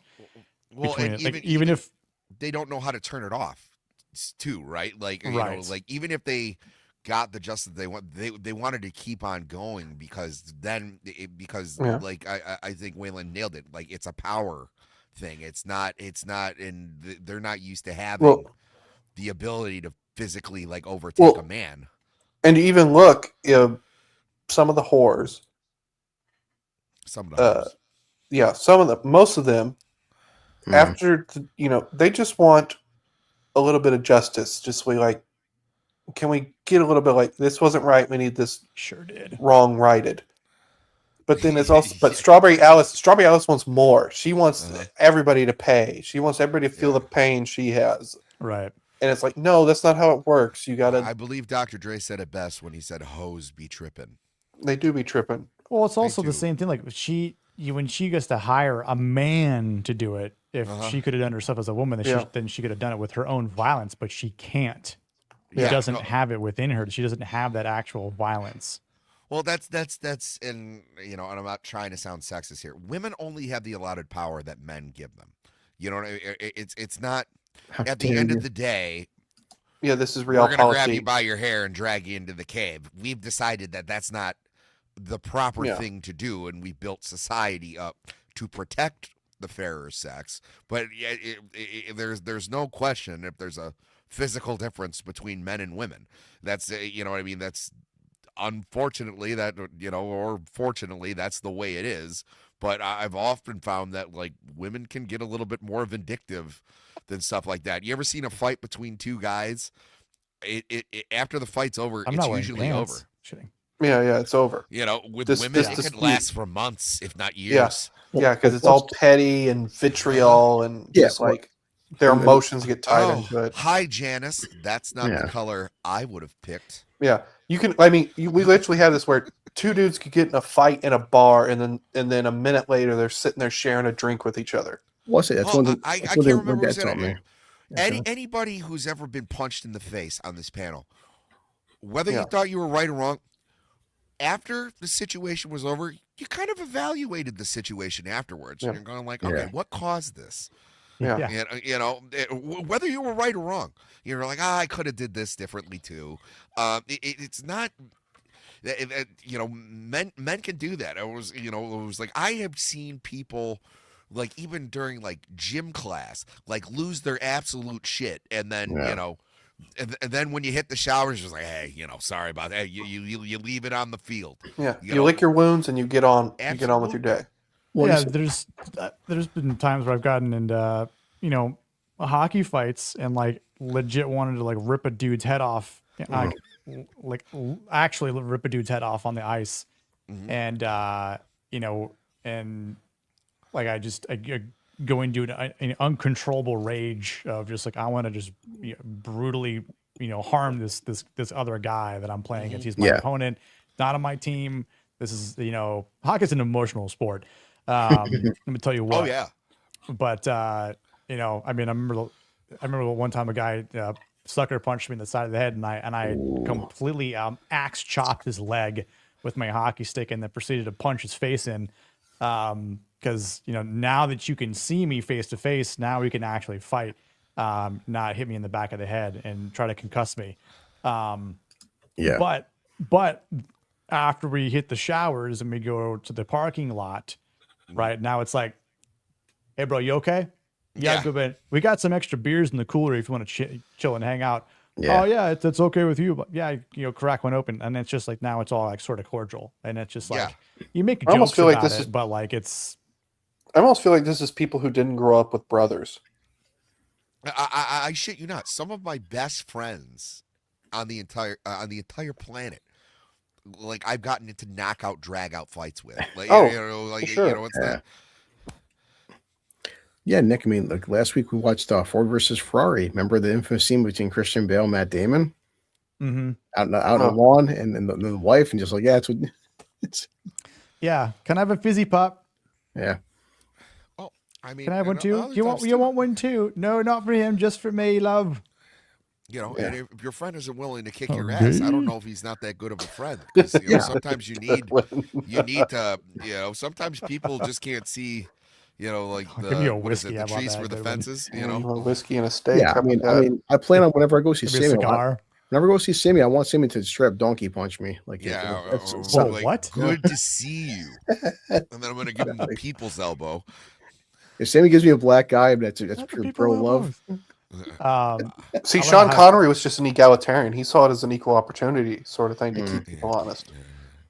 Yeah, I'm sure Sean Connery slapped a couple men to get him to stop talking too. You know, it was like I do think it was equal rights and lefts with Sean Connery. He was tall enough. He probably could have done that to a few guys. Just reading the chat because Gore's reaction. It was Soul Assassin. I think that's for the courts to decide. Not me.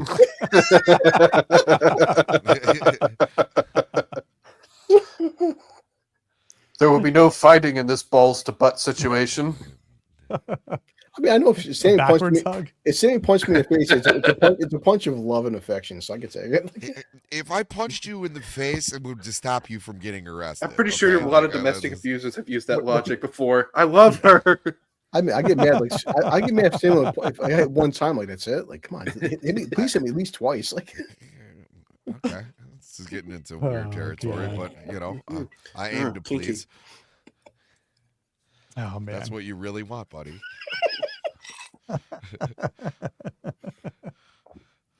I mean, I met Nick a couple times in Orlando. I mean, that was not a request made by him, but you know, he said he'd fist me. I didn't know what he meant by that. It was a fist bump.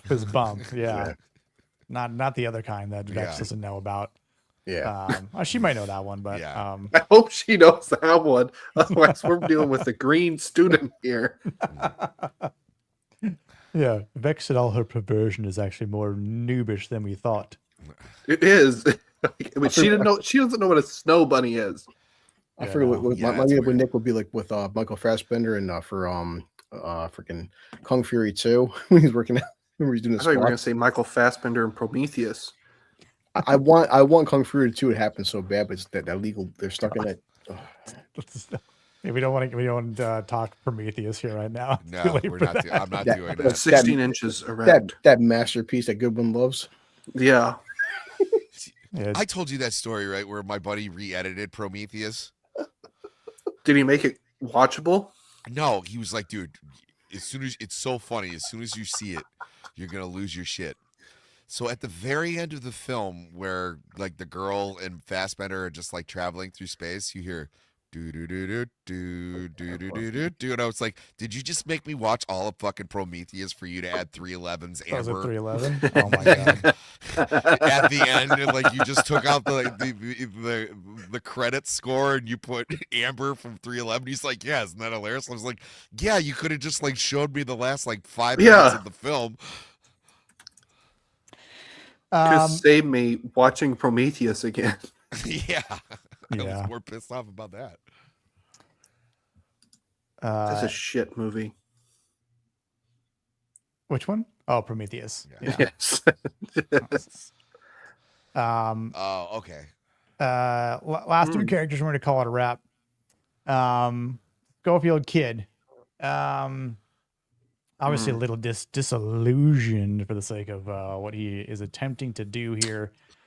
Definitely feels like he's jumping the gun in a matter of speaking here, because I think he has this idea, like again, like he's aspiring to be something. That's not what donkey punch means, Gord. Also a good one. The streaming service in hell only has Prometheus. Yeah. That's not what donkey punch means, Gord. Oh my god. That's another one I guess we're gonna have to add to the list for Vex. Yes. See, me and Blue know what it means, obviously. I have theories. It's not a drink. It's an actual punch of sorts, usually involving sexual activities. Yeah, jungle juice. This is not. Yeah, this isn't. This isn't Blue Collar's Vietnam special. God, what do you have pulled up, Blue? No, for Kung Fury 2 with Fassbender and Kung Fury. All right, we'll play it real quick. Why not? Right here, this scene. Look, I do. It's not the deleted scene from there's Nick. Look at that. There we go. I mean, that's closer to a donkey punch than actually Look at a punch. Yep. Like a toiga.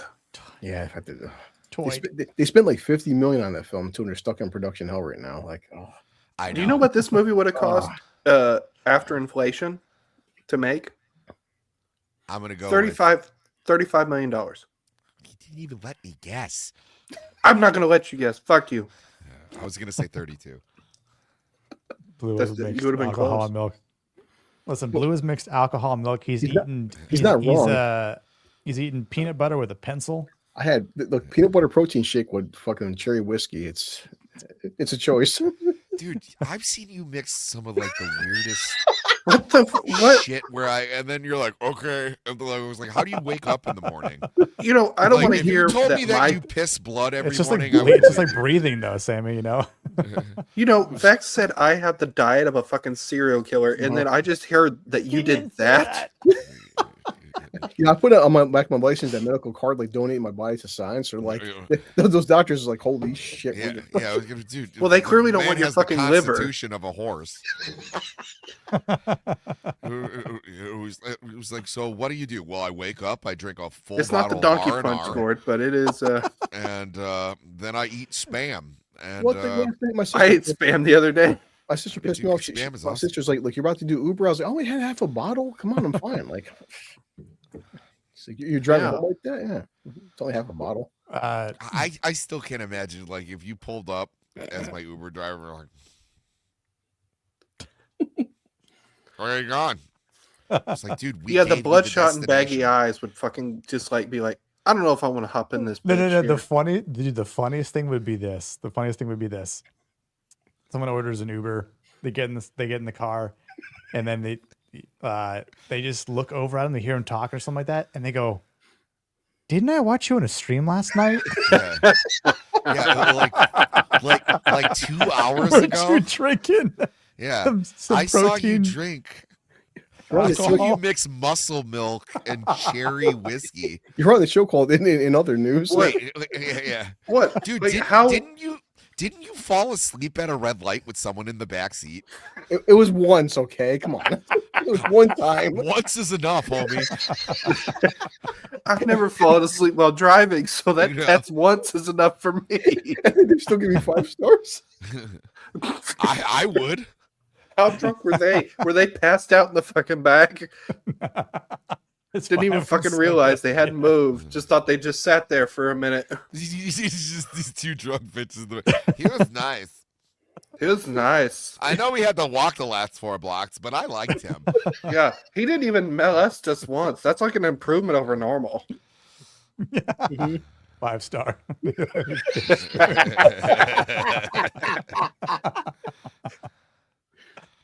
Protein and whiskey, yes. It's the masculine breakfast. My God, it's like we're living the early 2000s again with fucking Four Loko. I had this milestone today. My milestone says you've got 98 out of 100 reviews. It's like your driving rating is 98 out of 100. I'm like, yes.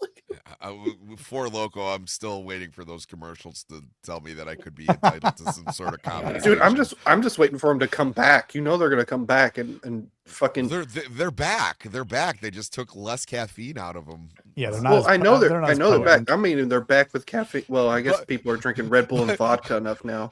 My buddy has one from like back in the day. He's like, it's unopened.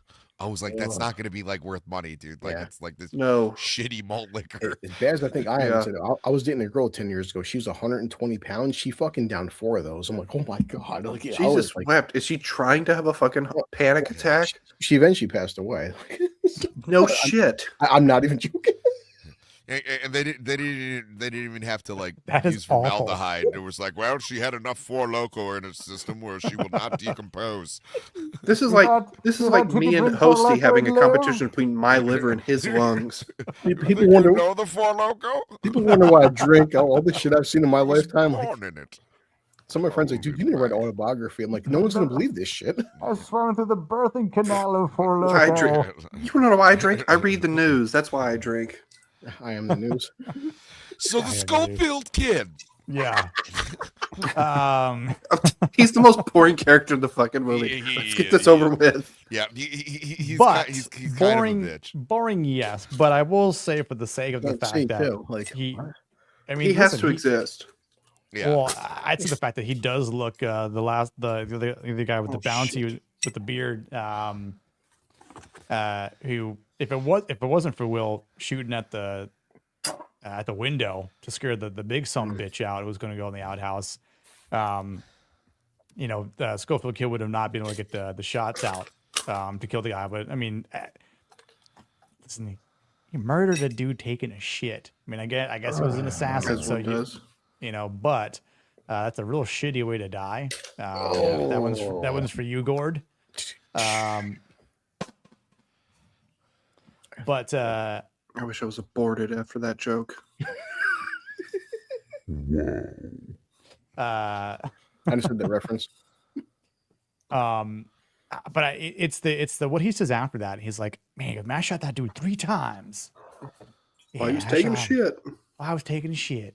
And like there's like a frame where like you could see like the side of the dude's head with the bullet right in his forehead, which I mean she's like, yeah, I shot him right in his chest. And I shot him again. I shot him and you shoot him in the head, which I mean like dude's already dead at that point. Like but it's like the realization that man, he's about to be haunted for the rest of his life for that. Like even though he's like, man, I lied. And he's like, and Will Munny's like, huh? Yeah. I didn't kill 5 people. It's like no shit. Obviously, like no one's going around saying they killed 5 people like this. Certainly not, Will Munny until he does say like he's killed about everything that walks. So, and it's like I think at that point too, when Schofield gets like, wow, I am actually in the midst of a legendary character, whereas this isn't something to really boast about for what he's done, but. Yeah. Nonetheless, like this dude is newsworthy and is someone that, please by all means take my gun because I'm sure as hell not going to ever use it again. I'm done with this. Like this was like he tried to, I think again he tried to like affirm this reality that the identity is like sort of formed. But this is a painful lesson that he's had to learn here. Like, the idea of killing someone, especially like, face to face, it breaks that illusion very, very quickly. And I think like his transformation in this film, which obviously comes at the end and it's like a little bit of a buildup. I think it just shows that like how this immature aspect of masculinity, confuses the actual violence that William Munny knows all too well, with this identity until like it forces Schofield to look at the cost of humanity in like directly in the face, where it's like this is what death looks like. Get a good glimpse of it because you're never going to forget it, and that's enough. It's like yes, it is a one and done thing, and it's like you got a reward for it, but. That money with the things that you got that you're going to buy from it or whatnot, like that could also in turn continue to haunt you moving onward. So it's like, it's the romanization of this hyper violent lifestyle. It was like, do you think William Munny counted how many fucking people he killed? Well, this is so as I mentioned earlier about Wild Bill Hickok, as like early as 1865. So we're not even talking. We're talking within like I think like September of 1865. They're already writing articles about him as a gunfighter in Missouri. What's the comment? So like, the kid would have grown up on this shit, and that Kojo, that's a low blow. He's well, actually, Ricky Schroeder might be better than the Schofield Kid. I'm thinking of Lonesome Dove, and I'm like, oh well, maybe. But just show Will, it's like there's a connotation of like he looks up to these guys about being some badass killers and stuff. Like it's one thing talking about it. It's like the whole like remember seeing a car crash on TV. They actually this is like in real life. It's one thing hearing about killing a person, actually killing a person. Yeah, this is like realizing you actually met Jesse James. You actually hired Jesse James. Mm-hmm. Because like Jesse James, I think has like 10 confirmed kills, but he's one of the few where it's like, oh, he definitely killed more than 10 people. Right. Yeah. Where it's just like, ooh, he's a really rough guy. So this is William Munny is basically Jesse James, except holy hell, we just hired him out of retirement. Probably right, Goodwin. Also, he for sure is, and he's hearing stories from his uncle, where it's like, oh yeah, back in the day, we used to just do it, it's just like, oh, well, we all know how the stories from uncles are. What was the whole remember Braveheart? Yeah, William Wallace. Remember, William Wallace is 7'2", and he shoots lightning bolts out of his ass. Fuck. Well, it's like, you keep knocking on the devil's door. One of these days, he's going to answer you. Yeah, it's like staring into the abyss. Yeah, it's like, you get this thing where and he's a kid. He doesn't know any better. So like Goodwin just said, he's reading those bullshit penny novels that writer guy's putting out. He thinks it was like, oh, this is what a man does, and you're like, well, no, this is someone who doesn't value human life the way that like normal people do. This is someone who does this for a living. Like, you set about to do that having no idea what the consequences would be, and the second you got a taste of it, you're done. Your life is ruined. It was like, do you think most gunfighters wanted to be gunfighters? You think this was their first choice in life? Where it's like, oh, we're going to make a living killing people. But then you got a guy like William Munny who was like I said, the last thing he's doing is counting how many people he killed. You know what I mean? It's means to an end, and you know what? Whether it's for better or for worse, it's probably better for his psyche. He probably doesn't count, but I don't think he's proud of what he's done. No, he just knows that he's good at it.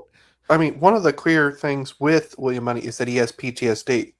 Yeah, and PTSD is actually what people misconstrue about PTSD is that it is not what is done to you that you are haunted by. It is what you have done that you are haunted by.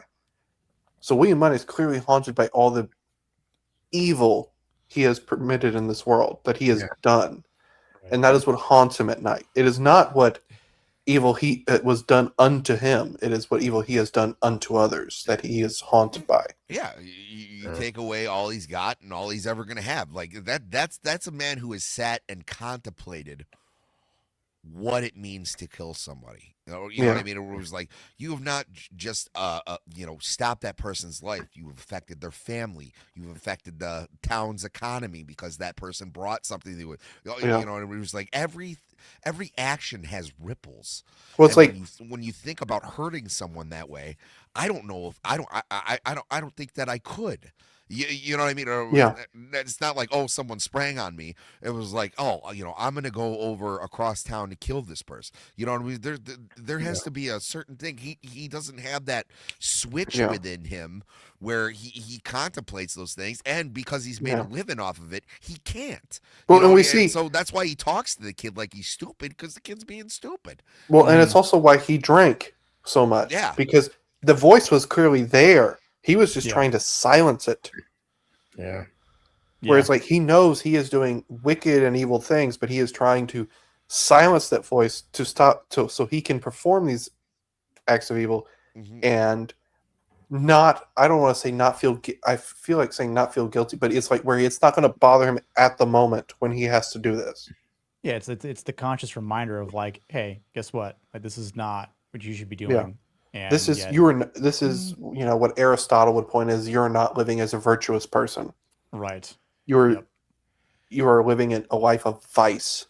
Yeah. It's one thing talking about it versus doing it. Like in Gordon and Goodwin said with social media, you see it all the time now. Like this kid's like, hey, remember I killed 5 guys. I'm such a big fucking badass. And he's just like drinking. And I love how he starts slowly crying more like, yeah, I actually never killed 5 guys. I've been bullshitting the entire fucking time. Like Goodwin said, don't you love this generation where like, I face adversity because I pay bills, and I people misgenerate Starbucks, and look at kids in 1942 going. Well, this is almost the weird thing about Generation Z is that this Generation Z, as opposed to millennials, this is the first generation that's where it's like, oh, they're aging quicker because the stress on them is much higher than it was on the previous generation to just pay bills.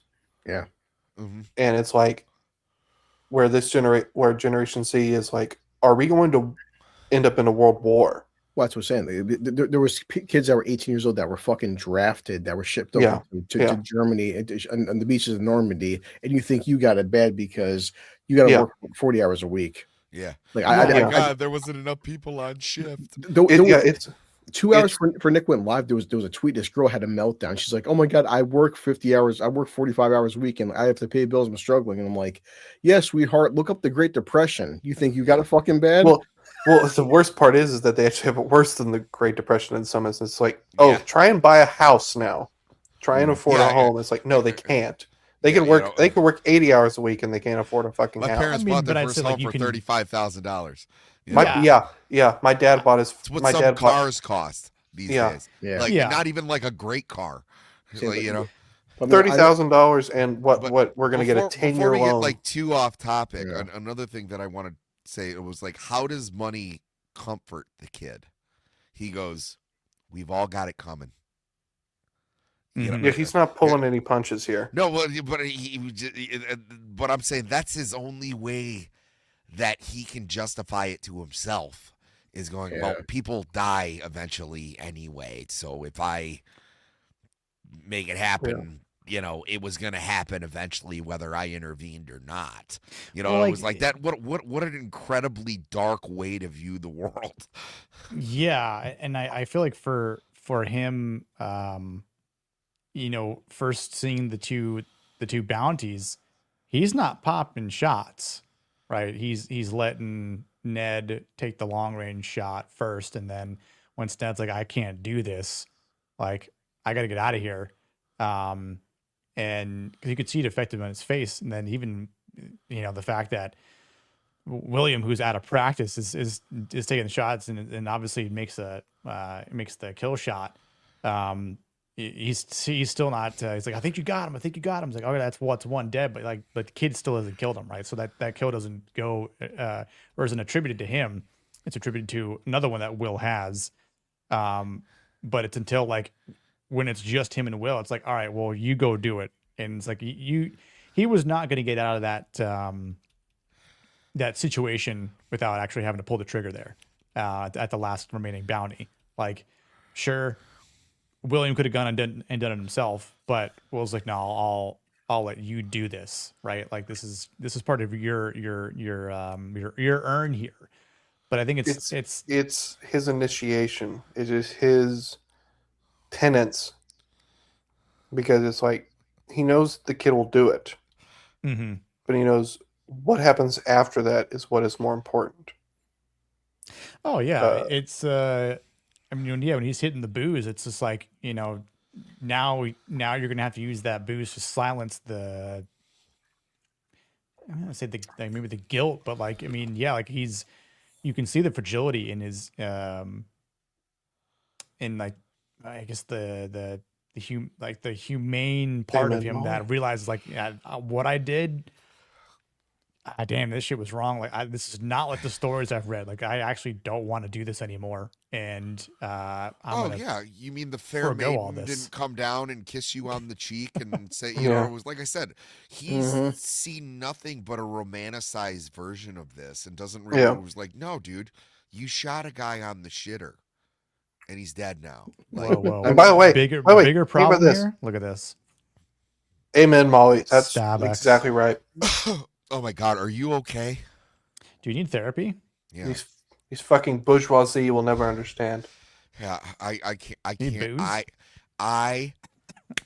can't even. I smacked the fuck out of my brother for doing that for once, doing that clapping shit. I was like, I'm not. I like you can. Most annoying. You wanna fucking rant and rave to me all you want. I don't care. But you start doing that clapping shit. I'm not. I will not deal with that. I will fucking. I smack the fuck out of him. You want to rant and rage me? Fine. I completely understand. But Not you the start little doing Bill that justice. smacking Yeah. shit, I will beat the fuck out of I you. cannot abide. What were you saying right before that though, Sammy, about the fact that like even though he does like I mean he's got the money at this point, right? Like, but then he's also finding out who the real identity of William Munny is. Yes, exactly. Me trying not to It's bring like up- Wolverine's catchphrase, right? It was like, I'm the best at what I do, but what I Right. do best isn't very nice. Right. Like, you know, it was like you realize like, oh, okay, you woke up the OG, but it was like you have all those high fantasy books that you've been reading. Is this who you want to grow up to be, kid? I don't think it is. There was an interesting part in the script. So you remember in the script? So you remember in the movie where the kid shoots Ned's canteen? Yeah, a couple times, yeah. Where in the script, that's not what happens. He like shoots turtles in a creek, right? But he's very fast and accurate in short range. And both Ned and Will are sort of have to admit, oh, he's good in like he's a good in this sort of short range stuff, he's really good. Like he's got the skill. Where if he got in a gunfight, he'd be fine. But which obviously in the script still he still has the far sight problem. He's short-sighted. Right. Now I'm trying not to bring up a point that was brought up in a video that was released earlier today. Well, and how symbolic he is short-sighted. Like Yes, he thought, yes. you know. Yeah. It's like David Peoples knew what he was doing when he wrote the script. Oh my god. Holy shit. It's like a trained writer knew what he was doing. I mean, I point, think though. it sucks because no one was gay and they didn't make it about Palestine. Shippy, so you actually have 1 to out be of quite 5. fast to shoot turtles because they come up for air, then they duck their head really quickly. Well, and also that part also Is the water kinda pisses clear me or off. no? Yeah, you're gonna shoot It this doesn't guy's matter if fucking the water water's clear. supply. It doesn't matter. Yeah, that was the part in the movie that was like stupid. That's the part in the movie where I'm like, this is stupid. Why is this happening? Like, fuck this kid. Because, and when you read the script, by the way, it doesn't happen that way. So I was like, oh, David Lloyd Peoples again knows what he's doing. Yeah, I mean the concept of a well-written script, script and thought-out characters is oblivious to modern-day Hollywood. So Yes, it is. And by the way, shooting turtles is hard because they pop up for air, then they go back under. It's like they're an animal or something. I mean, no, like yeah, it's something like especially if the water's like it doesn't can't matter see if it's past it too much. doesn't matter if Meanwhile, it's clear or not. Well, It doesn't matter if it's I will save stories unrenounced. You know to- nothing of turtle shooting, sir. I have shot many a turtles. My youth will stay hidden Because the only thing that pops up is their head. The shell doesn't pop up, so you just got their little head that pops up. Turtles are delicious. They are. Tonight I dine on turtle soup. For someone to say it. What? I had to do it. And I thought I was white trash. You people disgust me. Hey, listen. Turtle soup. Next thing William. I'm going to be hearing you're eating bat. Willing, selling Olmec's girlfriends. Chicken of the cave. No, chicken of the. We got turtle soup. We got swamp puppy tail. You know. Oh, dude, alligators. Domesticated compared to turtle. Reference Anchorman Sue. You eat turtle. If you eat turtle, you are some white trash. That's actually one of my favorite lines in the whole film. You got to do what you got to do, and what you got to do is serve people fried bats. He's like, was that a bat? Chicken of the cave. Underrated. Actually, I have a T-shirt with just a bat on. No it. animals Chicken were of the harmed cave. in the making of this stream. Actually, you know what? I'm going to say Anchorman 2 is actually funny. I agree. A lot of people shit on my opinion for it. I thought it was Whoa, great. whoa. What the fuck? I know an old lady that would pay me to bring her turtles as a kid. I was horrified when I found out she ate them. Why are you I mean, horrified? What did you think that she was doing? What are you talking? Teaching Why them are you horrified, ninjutsu? Molly? This nature's cycle. We are and the then- apex predator. It's not like Yeah, anything that- went to waste. Be glad she was. Be glad she And was then- eating him, not turn him into a fleshlight. Like, And then she had you kneel down. She put on the dragon doji. She's like, "Money cannot buy When the she- honor when she- you have earned tonight." Molly, when she gave you a free drum set of of turtle made out of turtle shells where you just like saying, "Going, oh, I don't know where these came from." It's about the same size as the little tunk I brought her last week. Wow, your hubcaps are so weird. You're claustrophobic. You want a fist in the mouth? Mm-mm. I've never even looked at another guy before. What he means is that you're afraid of enclosed areas. I'm crying. Molly, I grew up on a farm. You learn quickly animals are They're both right. product. Molly said, I thought she was befriending them.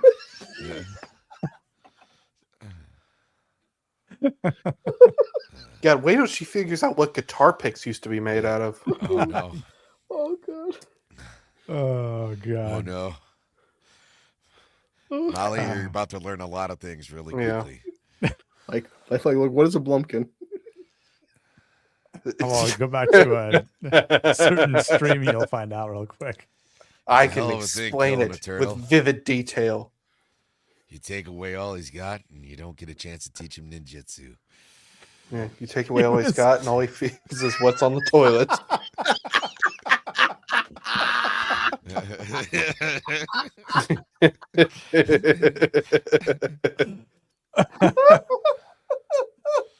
Oh man! You know, sometimes I'm grateful I grew up on a ranch because all this sentimentality towards like animals just sort of goes away and sort of like I seriously hate this is how the world works. I hate Gourd King, I really do. How could you ever hate Gourd King? He's pure Turtle evil. does make a fine soup though. It does. Yeah. Turtle does. You're the one who caused this uproar by your shock at turtle soup. I did, but I was bringing up part of the script. That was actually part of the script. Gourd's So it's the script's fault, basically. It is the script's fault, yes. Gourd King's why I drink. Oh, and by the way, the shooting competition that English Bob has with that dumb American dude, they're shooting pheasants. Yeah. They're shooting turkeys instead of pheasants in the script. Oh, in the script, yeah. What does he say? He goes, I killed 8 or 7 or 8. Yeah, something like that. No, If this were made in modern day, it would have been 6, 7, but you know. No, it was 8-1, so he owed him $7. Yeah. Bye, Sammy. Oh God. Oh.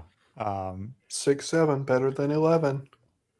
I think Molly said I went to her house one day and she offered me something to eat. Had this slimy, rubbery texture. Was it served in a shell? Roofies. It was Jello. It was Jello. Oh God. Was it the Bill Cosby special? Pudding. Well, Sam and Will, yeah, because I told Nick I take my kids. Not that time, Molly. Well, what was it that time? When I'm watching Better Off multiple today, times. When he was snorting the Jello, I lost it in the fucking theater, man. I'm like, why are you snorting Jello? You don't snort Jello? Was that what you're telling me? It was definitely a turtle soup then. It was in a bowl. Oh. You gotta play booger. This is pure snow. You know the street value. I remember in middle school when we learned that crazy straw, you could get a short high from snorting crazy straws. What? Mm-hmm. You mean like pixie sticks? Yes. I mean, I see it, but yeah. You want to guess what we decided to do after that? We snorted some pixie sticks. Oh, unfortunately, I was in Oklahoma. We did not have access to LSD. What we had instead was animal tranquilizers. I would argue Oklahoma needs LSD the most. Yeah, you know what we had instead? We had animal tranquilizers instead. Like, what could make this corn look more interesting? We don't have corn. I have no idea, Soul Assassin. I know. Corn. That's Nebraska. Stop you. It is Nebraska. Just sniff glue. Just sniff glue. We had wheat like a proper society. Yeah. Either way, just saying. I did know the kid in high school where if you wanted an animal trank to get high, I knew exactly who to go to. Damn. I know a guy. I knew a family. I knew if you wanted weed or an animal trank, I knew exactly who to go to. It's like we got weed, we got some donkey laxatives and ivermectin. What do you want? Remember shot Will the Ivermectin would in the have been neck. so much safer than what was being offered. Yeah, I'm I sure. think the latter is probably the safest thing. Now, it's the horse weed. tranquilizer kind or the other kind? Honestly, horse tranks could be worse. That was a great scene in Armageddon. Some guys The are horse, worst part was horse I knew one tranquilizers. kid. I knew two kids. If you wanted a horse trank, I knew who to go to. One kid, I was like, "Oh, that makes sense." The other kid had a fucking colostomy bag, and I was like, "How the fuck do you have access to this shit?" You know where you're sticking it. Yeah, see, I never want to. You shouldn't buy drugs from people like on colostomy or dialysis. Yeah, I was just like, "What the? You're fucking 15. You have a fucking colostomy bag." Yeah, honestly, I don't want to follow down that route. Yeah, And he worked at fucking McDonald's. Oh, I mean, well, that's even worse. That is, if you wanted the good shit, that's who you went to.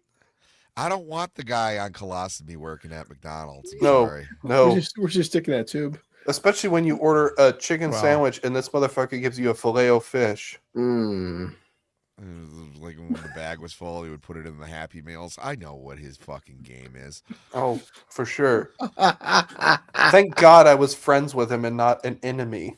Yes. Because I believe Jay would actually do that. So. What's up, Zach? I don't know what you're talking about, Sax. This is growing up in an American high school.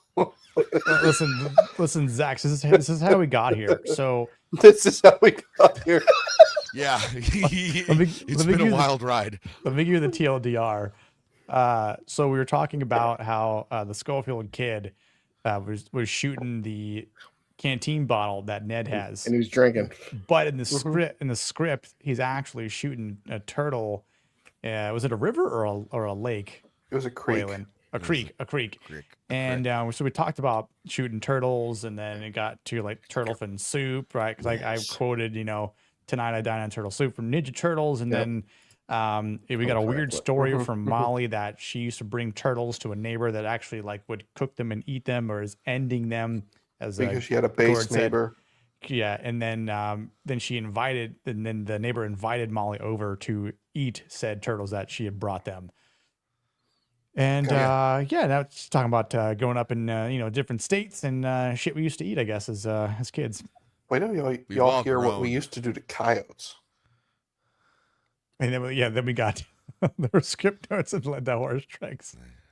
Listen, horse tranks are a fine part of American society.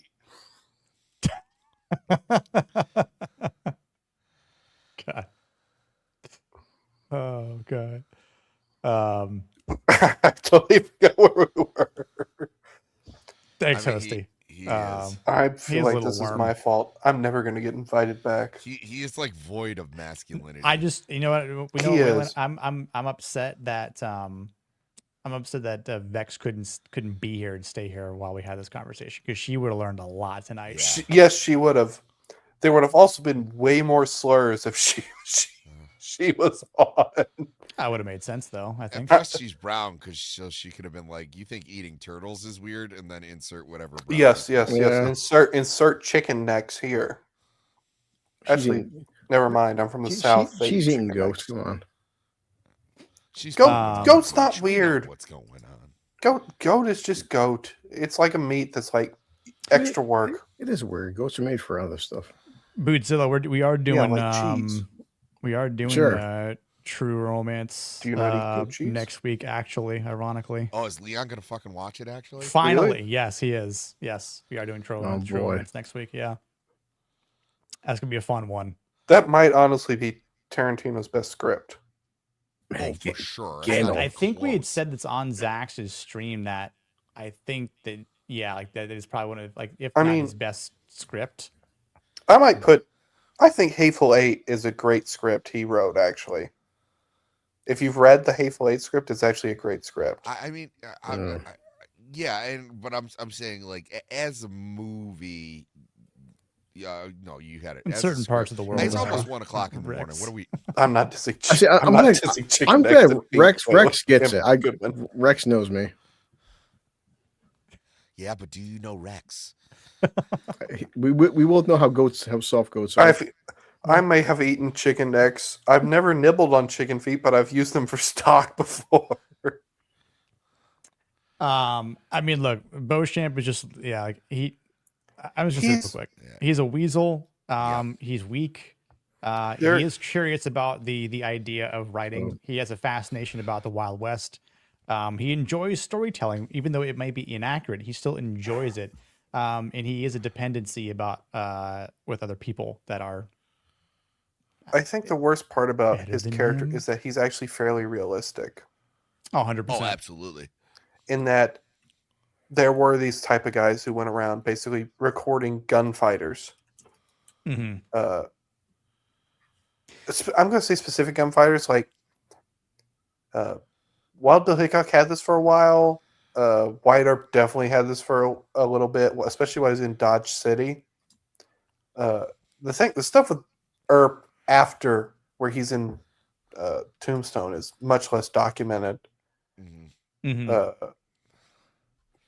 But you saw this with certain. Even go on to like later Hollywood. Yeah, well, that's Earp doing it himself. That's the thing about it, is that Earp lives until 1929. Yeah. But Hickok, my God, he died. He gets assassinated in 1876. Well, that's what I was saying earlier. So, like, left to his own devices, English Bob would have been doing what Wyatt Earp was doing, right? Like he would just go. If he lived up, if he lived another, telling like these aggrandized stories of a bygone era, and people just would have ate it up, and that's what he was like hoping for. And then I think that's the funny part about Wyatt Earp is that his actual stories from himself are not actually all that crazy. No, they're actually rather tame. But it's like all the writers around him just like want to be like, well, this isn't that special, so let's turn this up to 11. And he was in a gunfight every day, and all that sort of horse shit. Where it's like Earp was actually, I would almost argue, he was your typical gunfighter for the era. He was not special. He was not anything, but he was not like a bad gunfighter. He was fairly, if you were in that profession, that's what you were. You were Wyatt Earp. That's the worst part. Yes, that's exactly what they would have told him, Goodwin. I believe you. I'm pretty sure that's actually what happened. Yeah, many times. Totally with see his, that. Totally see that. Wyatt Earp is buried in a Jewish cemetery too. Hey, Ro. Have a good night, Ro. There you go. Take care, brother. Adios, Rio. Buenas noches. Yeah, I was gonna say I think the type of character that that Beauchamp is he represents the type of person that is hungry for some sort of legend, but without the responsibility for what the cost actually requires. But I will say while he is I gave him all red down the line here because I don't think he has any masculinity whatsoever. However, I think the type of character that he is matters to a degree because I think it's he kind of helps expose how stories can distort a man into certain myths and then kind of hide the ugly truth about them, in that what sort of real violence is actually there, right? We kind of hear we hear the stories that he's telling to Bill first about Bob, and then Bill's like, hold on a second here, that's all BS. Let me tell you the real truth. But also then when Beauchamp comes face to face with an actual killer, an actual legend, man, I understand he pisses his pants in front of little Bill, right? When he's standing next to Bob. I'll find that. I feel like at that point when he was actually in the saloon with Will Munny, they actually had diarrhea in his pants, but it was so dark they actually couldn't show it because it was just dripping down his leg. It's the difference between the different types of gunfighters you would have saw in the West. Wild Bill is very much the sort of Wyatt Earp type, where it's he's being honest, but it's very consumable. Mm-hmm. William Munny is you get to see John Wesley Hardin in action. Where it's like, oh, you see somebody who doesn't give a shit. It's like, oh, I'm going to kill everybody in this fucking room if I have to. And I don't care. Right. And by the way, I'm not going to feel bad about it whatsoever. That is the difference between the two. Wait, John Wesley Hardin was a terrifying individual. Like, insanely terrifying. Yeah, and I mean, I guess I could. I mean, well, it's like imagine being in a room with Jesse James, and he doesn't care that you know he's Jesse James. Mm-hmm. That's a terrifying individual. You don't want to be in a room with that person whatsoever, for sure, because that's like exactly it's psychopath. Yeah, it's like you piss him off, he's going to kill you, and guess what? He's not going to feel remorse whatsoever. Are you finding that clip, Blue? Yep. And you want to get even worse. Jesse James rode with Bloody Bill Anderson. Bloody Bill Anderson was known to keep scalps on his saddle. That's right, Nick. But to his credit, though, when you got five or six guys pulling guns on you, I could understand pissing your pants. Yeah, Hardin was like, if you read about John Wayne's Hardin, that is what you might sit there and go, this was a serial killer, and why didn't we just like lock him up and throw away the key? We did lock him up for 20 years. I mean, no, 18 years. All these guys were here. Like, look at this. Come on. Would you do that if I were you, Mr. Beauchamp? I wish English Bob was more based on a real gunfighter. By the way, should we mention the clear, like, this has to be a tube down his leg because it's like not getting any other part of his pants. Yeah. I mean, but we said to his credit, just 7 guys will just like right. Either that or the man has a dick so big. Yeah, I was gonna say he's well hung. He literally has to keep it in his socks. I mean, at that point, he should just whipped it out and been like, "Ha, I'm not."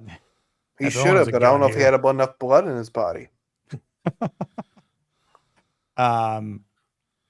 Let's give our ratings here. 1 to 10. Ooh. Masculinity. This is hard. Sam, you want to go first? Yeah, you know what? I'll give this like a 6. Most of the masculinity being 6 out of 10. Hey, so do you want to get granular, or you just want to go a solid 6? No, I'm gonna say so. Like on excuse me. Most of the masculinity being shown here is not like positive masculinity. Yeah. Yeah. You know, everything. You know, it doesn't mean that it's a bad movie, but yeah, this is not something that I would show like my son and go like, hey, be like this. You know, this is as a matter of fact, this is kind of like this is what you get when you have a bunch of toxic masculinity. Yeah. Nah, I agree. Waylon, would you like to go next, or do you want to go, or Blue, you want to go next? Let Blue go next. So I'm watching a scene right here. I think the scene between the kid here and Clint Eastwood, I mean, timestamp wise, it's like basically begins at like 1:46 and it's about a 3-minute scene, but like it's so masculine because it's the bullshit artist. He's been bullshitting the entire 1 hour and an hour and a half of like, I'm some badass killer, right? And I'm like, oh, you're 2 old men, I'm young, and it's so glamorizing how it's fun to kill people. I kill 5 people. He finally gets his first kill.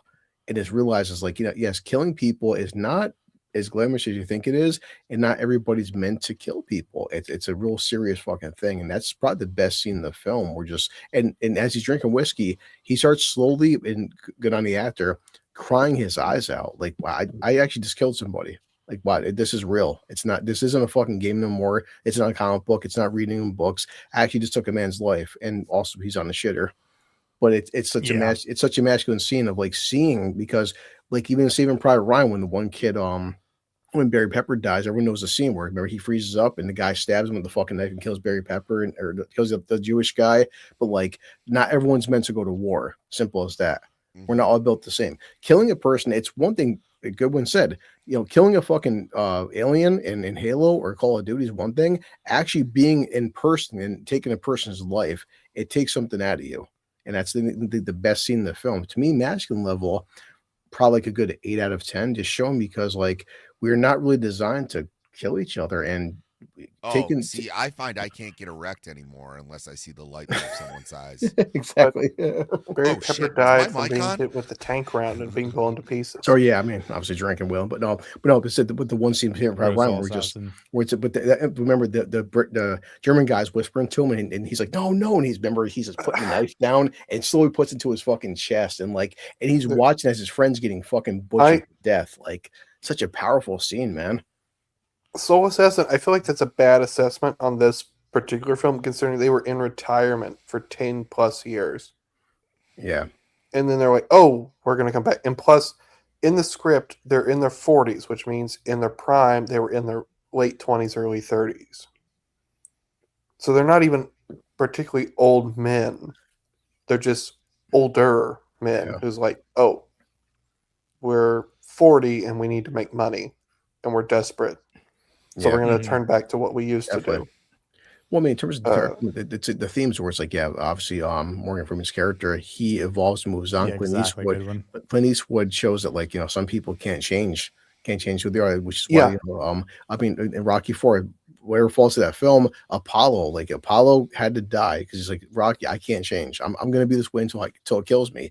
His pride and his arrogance, but who Apollo was, it killed him, and that's why so much recently I did go back and watch the EFAPs with God of War 2018 and Ragnarok, where Kratos' character, people say, oh, it's woke and he's watered down. No, Kratos is trying to get past that life of how much of a monster he was. And I love that character arc of seeing it's a good one. Said, everybody's there when you hit a certain point in your life where man, you look back in your 20s and 30s and you're like, damn, I did a lot of stupid shit. And the older veterans from King Conan to older generals that are 50s and 60s talk to these people and they're very I guess regretful of the things they've done. They talk to anybody who's got four stars and who's seen multiple fucking wars. And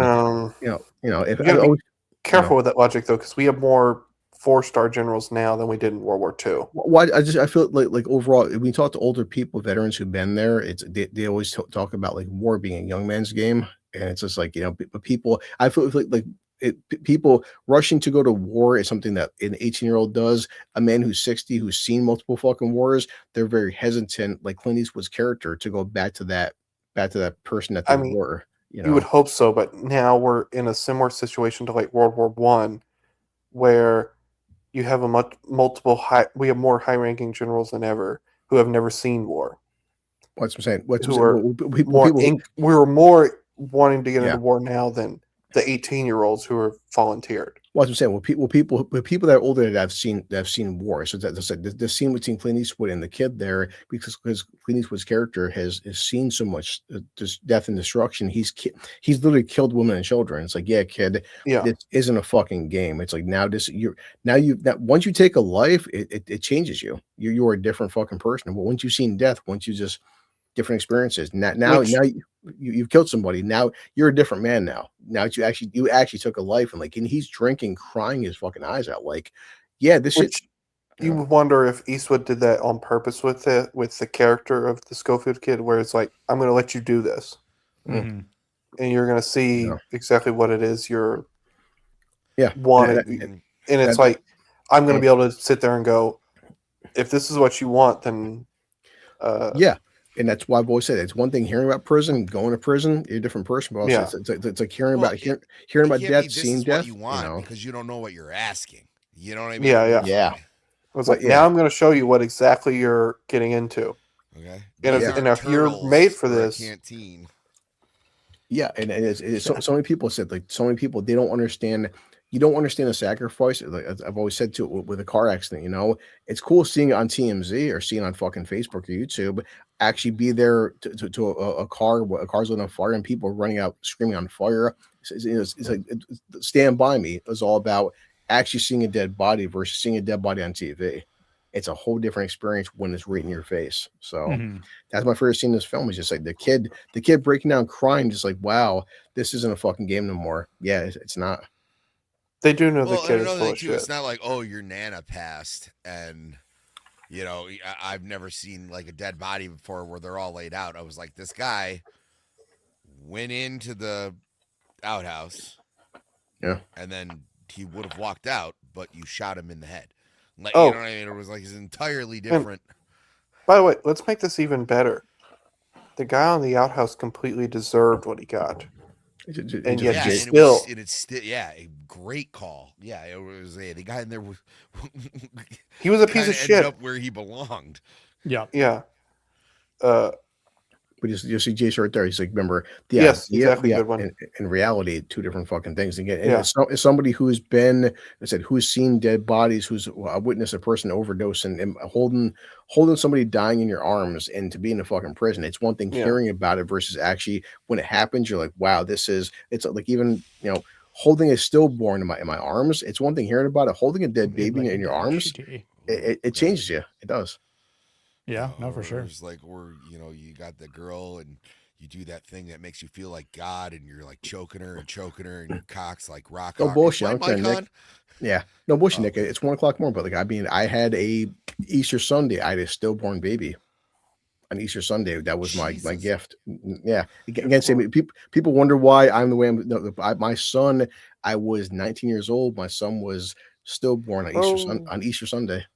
Sorry, I was just making a serial killer joke. To lighten the mood. There you go. It's like, you wonder why I drink for. Okay. Sorry, Hey, you know what, man?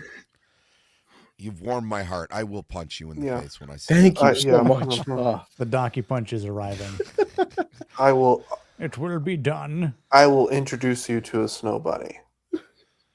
I like his deal better. Keep it light. Yeah, we're getting dark at 1 a.m. here. Sammy sure to kick my ass. Don't worry about it. Is this what black comedy is? No, that's another thing according to Sassy. That's one of the greatest clips. I don't know what Emma Stone is doing in a black comedy. Yeah. And then you just hear the Because I know he would too. It'll be a nice fresh one with some steam coming off that bitch. Oh, especially and then after that, you're gonna hire Stanley Steamer. Well, good one's like 6'9", so the shit's probably like the size like this. It's like it looks like how an '80s phone used to look up against normal people's face. I can imagine going too shit and green like this too. It's green for sure because he can't absorb all the nutrients in his body. Or he had blue dye number 4. Yeah, some good old dye. Okay. He built a leaking log cabin. Dead babies and poop aside, it's 1:15 in the morning. Blue said what? You said 8 out of 10. Yes. Let's go with that. All right, Waylon. What are you gonna give me? Oh fuck! It's evergreen after an anal bleed.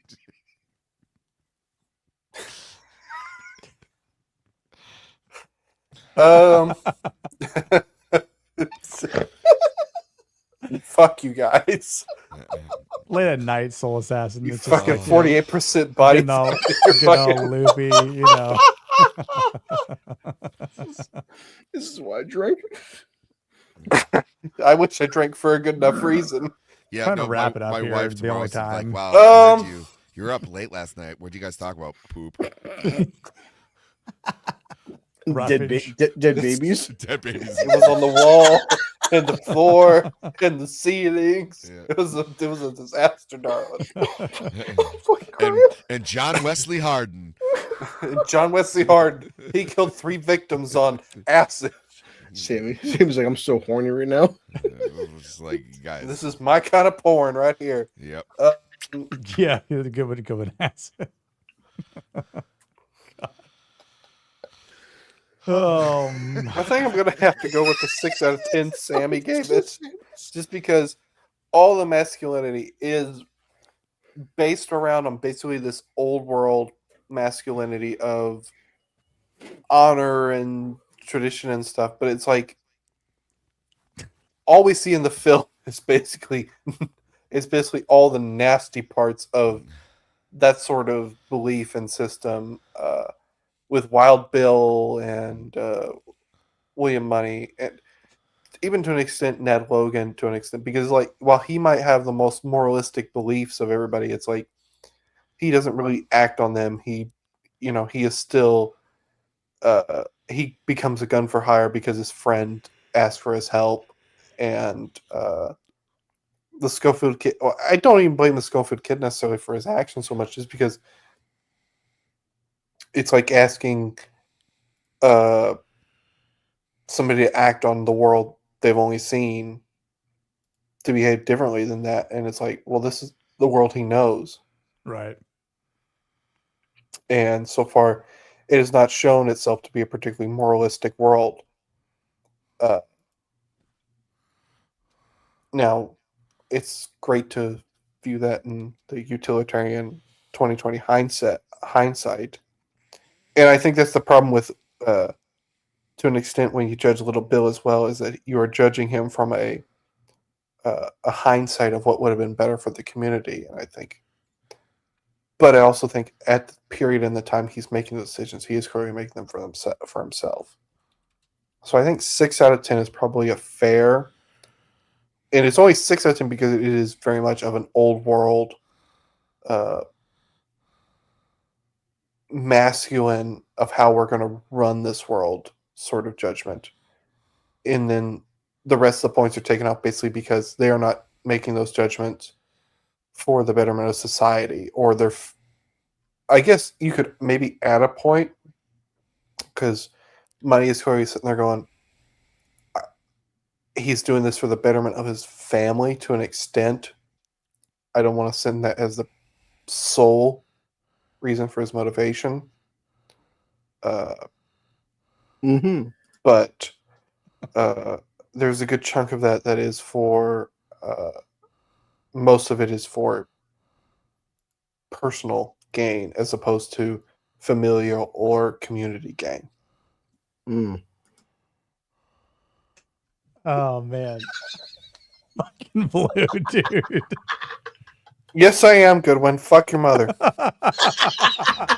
Goodwin, I am. fucking Goodwin. I am about 6 Jack on the Rocks in. Suck my dick. I gotta play this again.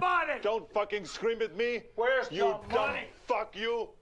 Look at you with your fucking 48% body fat and you scroungy little bastard. Fuck you guys. Go to the gym, Joe.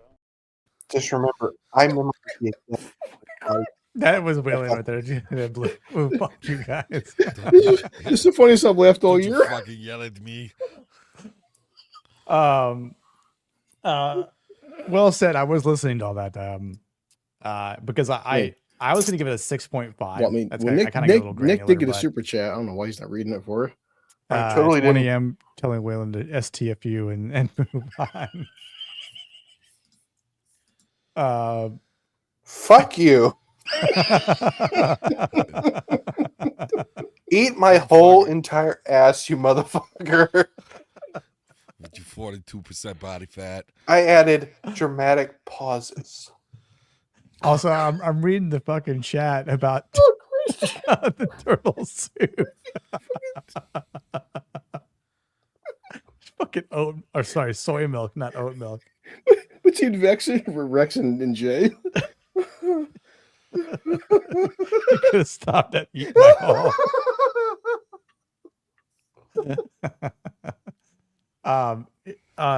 In addition to what Waylon said, basically, is kind of what I had jotted down anyway. Like, I went granular. It's like a 6.5 out of 10, because it's not the most masculine thing, and because Ned is what really tries to anchor anything of like actual masculinity in this entire film. And Schofield Kid, yeah, like it's more so of a rude awakening for him. Like, the kid loses his fantasy, this idea that he has, the stories, right? English Bob loses his identity in myth, and is humiliated publicly, physically.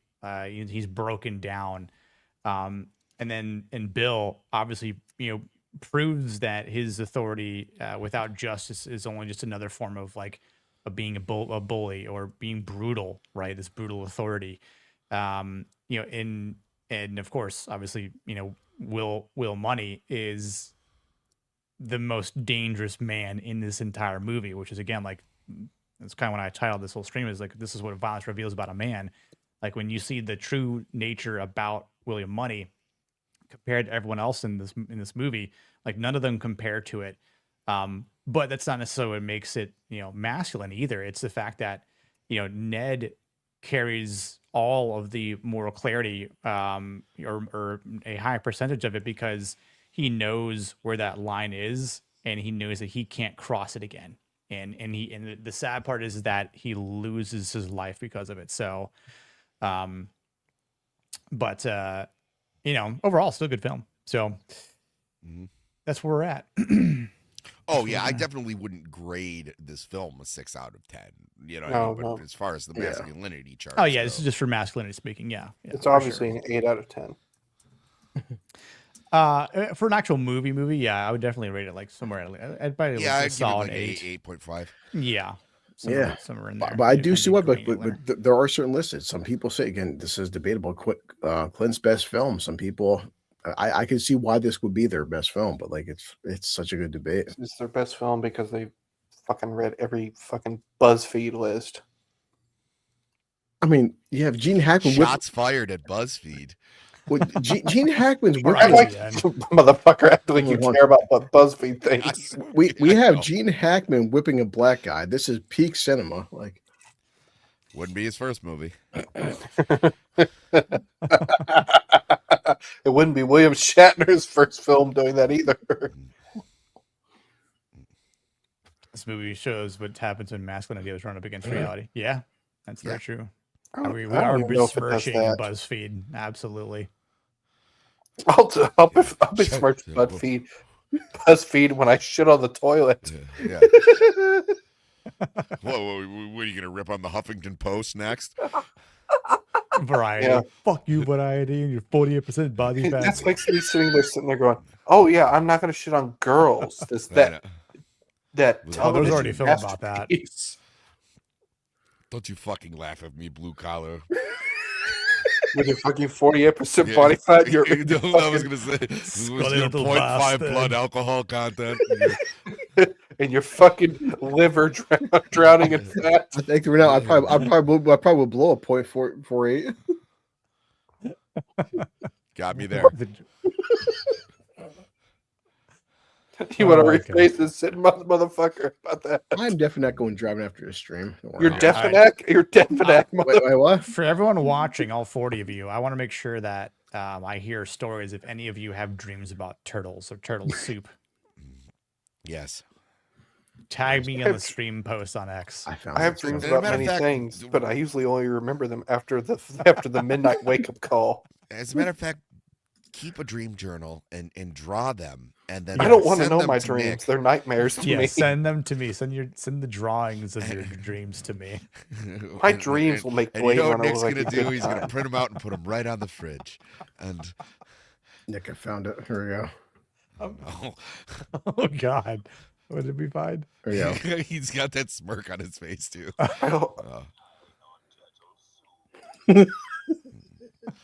All right, rest in peace, Uncle Phil. I saw him stand in front of a turtle and sit there and offer his turtle soup to them. Yeah, I pulled that clip too. It's when Uncle Phil's like, Jeffrey pull out Lucille. Oh shit. Yeah, actually, we never asked. Wait, did Molly specify if her neighbor was a male or female? We don't need to know. We don't need to know. We can imagine. Use our imagination for it. Was his name Oroku Saki? Yes. Ooh. A Japanese man living in Oklahoma. I want to know, Who's got did he beef with also make Hamato shark Yoshi? fin soup? Hamato Yoshi.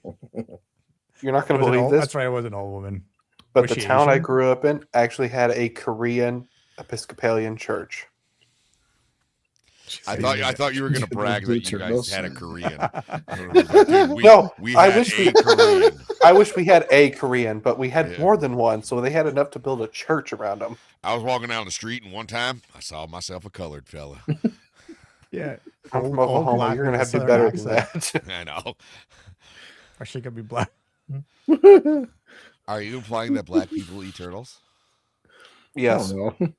Because that'd be racist if you didn't. They can eat. I thought it was whatever like they want. I mean, I Yeah. figured it might be some weird southern delicacy or like a Yeah. eastern delicacy more than anything.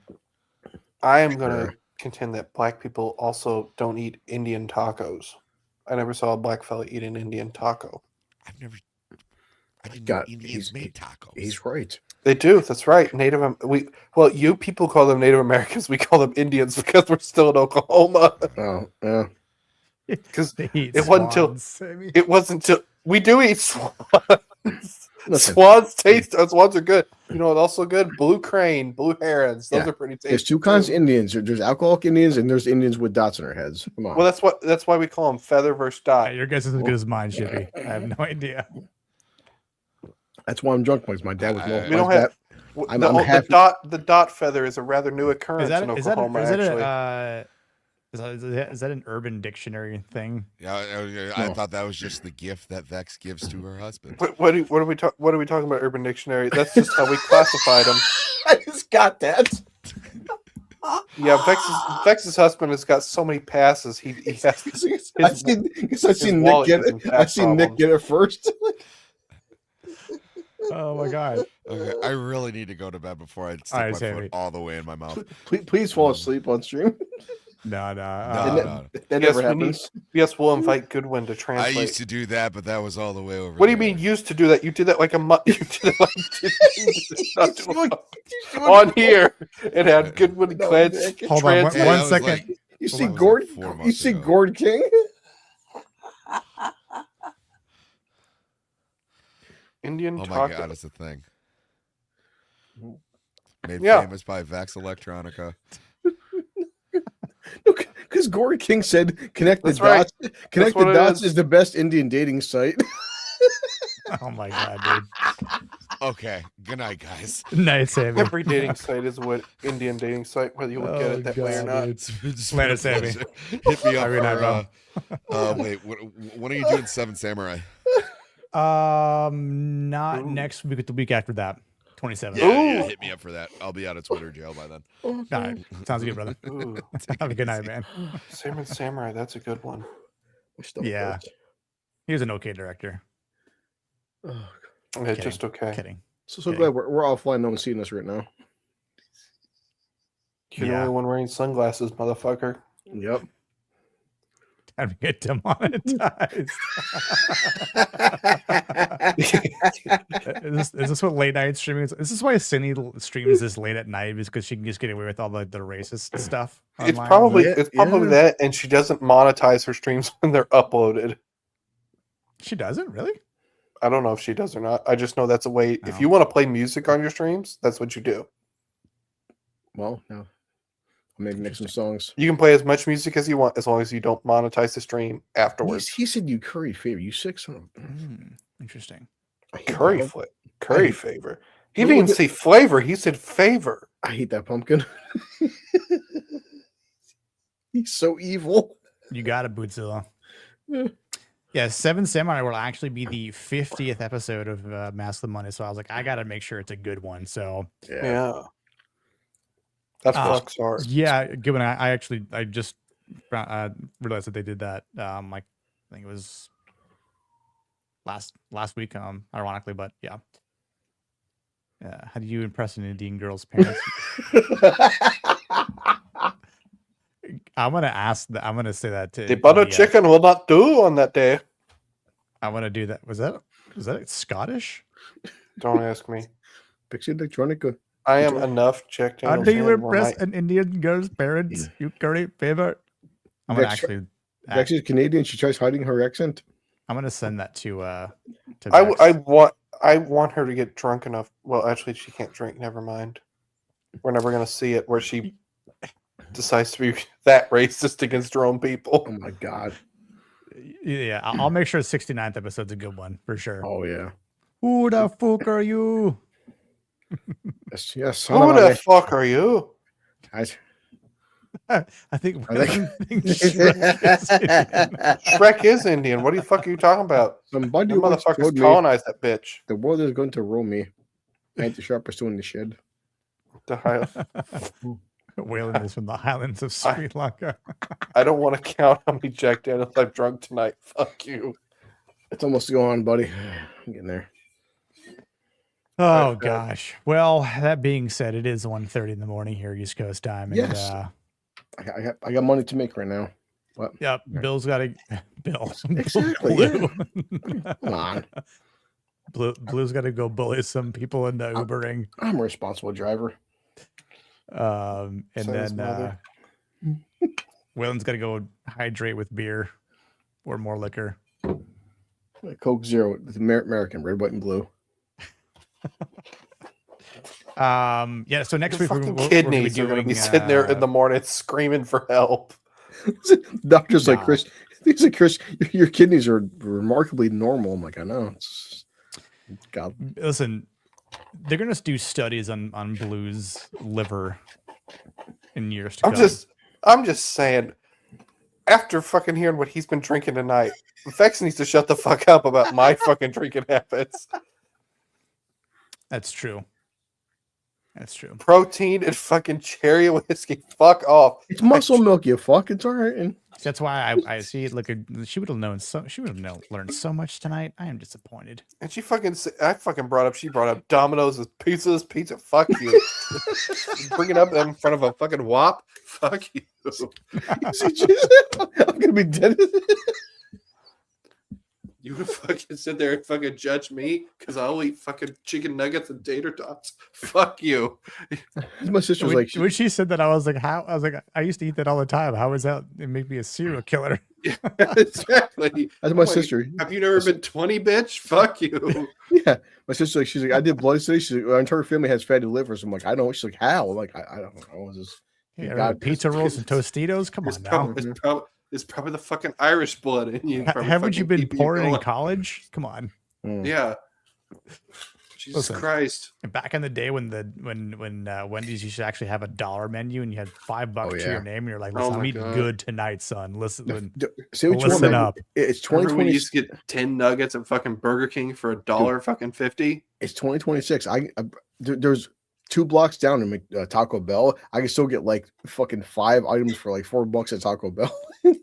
Man, oh my god! Those are the good. I went and got cheap, man. No, it's not. No, the fuck it's not. I went and got Taco Bell for me and everybody else in my family. You know how much that bitch was? $48 fucking. Fuck your mother for that. That's one meal Burger King nowadays. No, the fuck it's not. Burger King is still dog shit because it's always been dog shit. You can still, if you don't have high expectations, that shit will be still be cheap because it's shit. I get the $5 Lux box. Bring home He's good with it. That's amazing. He's probably serious. Burger King. Oh my god. I may be slurring my words here a little bit. You know, Nick, it's definitely the prime example. Like I said, you may have to have the biggest chat, but like your chat tonight between Jay and Gordon, like and Ryo, I feel like that's unfair because they're not normally in chat. No, his Nick's chat tonight. Nick's chat is better than this panel. His chat was fucking on fire tonight, man. Like, oh my god, 100%. Not like we have the one female representation from Molly. No, that's not true. We had Love It here as well. That's true. Until she fucking bailed on us. Well, so you know, Goodwin's not Vex here. did pop up for like a 1 second too. What's like Goodwin's not in the panel, but he feels like he's on the fucking panel because I'm reading his goddamn chat. I know. Goodwin had goes, I'm gonna go to sleep early tonight. Fucking insomnia. Yeah, sure. Wait a second. Hold on here. Molly had to grab a turtle. she probably bit into it. Oh man, this is gonna last. I'm so sorry in advance, Molly. Secretly. Dude, I'll tell you what, it's good to see fucking Shippy back. I'll tell you what. I was telling Nicholas, I'm so busy for streams, but I'm never too busy for next streams. I wonder why. Bootsil is right though. You could just hear it getting the plot twist. I was supposed to say, Nick, a good one's on my Tuesdays, but so many Tuesdays, fucking good one. I would be almost crying, laughing. The fuckers in my chat. I'm like, I keep reading this shit while watching a movie. Like, you asshole. When the old lady called them snapping dress users for now. Mm-hmm. You get the man hands just like. I said, Nick, like my anniversary stream's coming up, but like, you know, Gord, That's true. Gord is just I don't know, like I'm so upset Gord doesn't have like 200k subs, dude. Like he pops up these puns like this, dude. It's oh god, yeah. I think Gord's an AI. I can't prove he's not an AI. I must break you. I must break you now, silly turtle. I must break you. That's how many Either that or it's ex-wives like- have said that. It's got that like that Smeagol strength too. Must breaks the turtle, precious. I want to meet a lady who says she'll break me. Oh, it's April. There's someone out there who probably will. This is the most I've laughed this year. Yeah, but I'm hoping that's in a good way and not in that she takes literally everything in my fucking bank account. Yeah, I'm gonna bankrupt you, break. To become the turtle, you must consume the turtle. Yes. Well, I'm glad tonight's message was about Unforgiven and turtle soup. Oh yeah, it's such a great stream. We spent 4 hours talking about Unforgiven and bleached and dead Easter babies. They came about halfway when I was like, "Oh my god, Nick's never gonna let me back on here again." No, you have to come back on for oh man, Josie Wales. No, I think Josie Wales for sure. Yeah. I can only imagine what that's going to turn into. Yeah, I don't you put me on for Seven Samurai. The turtle merely adopted the shell. The past 12 months, Wales, Nick's birthday stream is the most fucking blitz I've gotten in a year. Holy fuck! I had to watch the replay because I forgot what happened. Like, dude, how there's no way you could remember you were even on the stream because you just like left. You just like ghosted everybody in the middle. I went through like 2 fucking bottles of Jack. I'm like, man, that's 2 You full weren't even bottles. drinking Jack. That's the worst I forgot part. what You were drinking some shitty fucking pink drink fucking bullshit. Oh my God. Yeah. Upgraded to cherry, okay? Yeah. You're drinking Evan Williams cherry. That's like me sitting there going, "Oh, look, I'm drinking bottled and bond Evan Williams." It's $13 versus the Jack. This bottle is $45. I'm like, I'll pay the $13. Yeah, that's true. Bleaching the turtle soup. Molly was drinking bleached turtle soup. Listen, you just poured some cream in which that made bitch her and it's into bleached. a man. Shippy. Yeah, muscle milk. It's just delicious. Yeah, this stream is sponsored by Cherry Evan Williams. Don't fuck Evan Williams cherry and muscle milk. Yeah. There you go. I'll agree with Evan Williams. I'm not sure about the Evan Williams cherry. So what if the milk is curdling at the bottom? It's all right. Oh Jesus.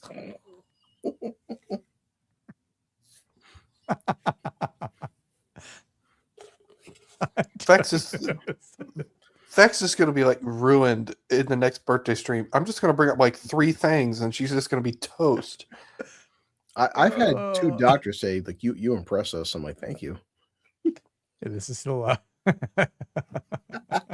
I'm curious as to Vex's survival rating of just to me. She doesn't even know what Snow Bunny is. Snow Bunny.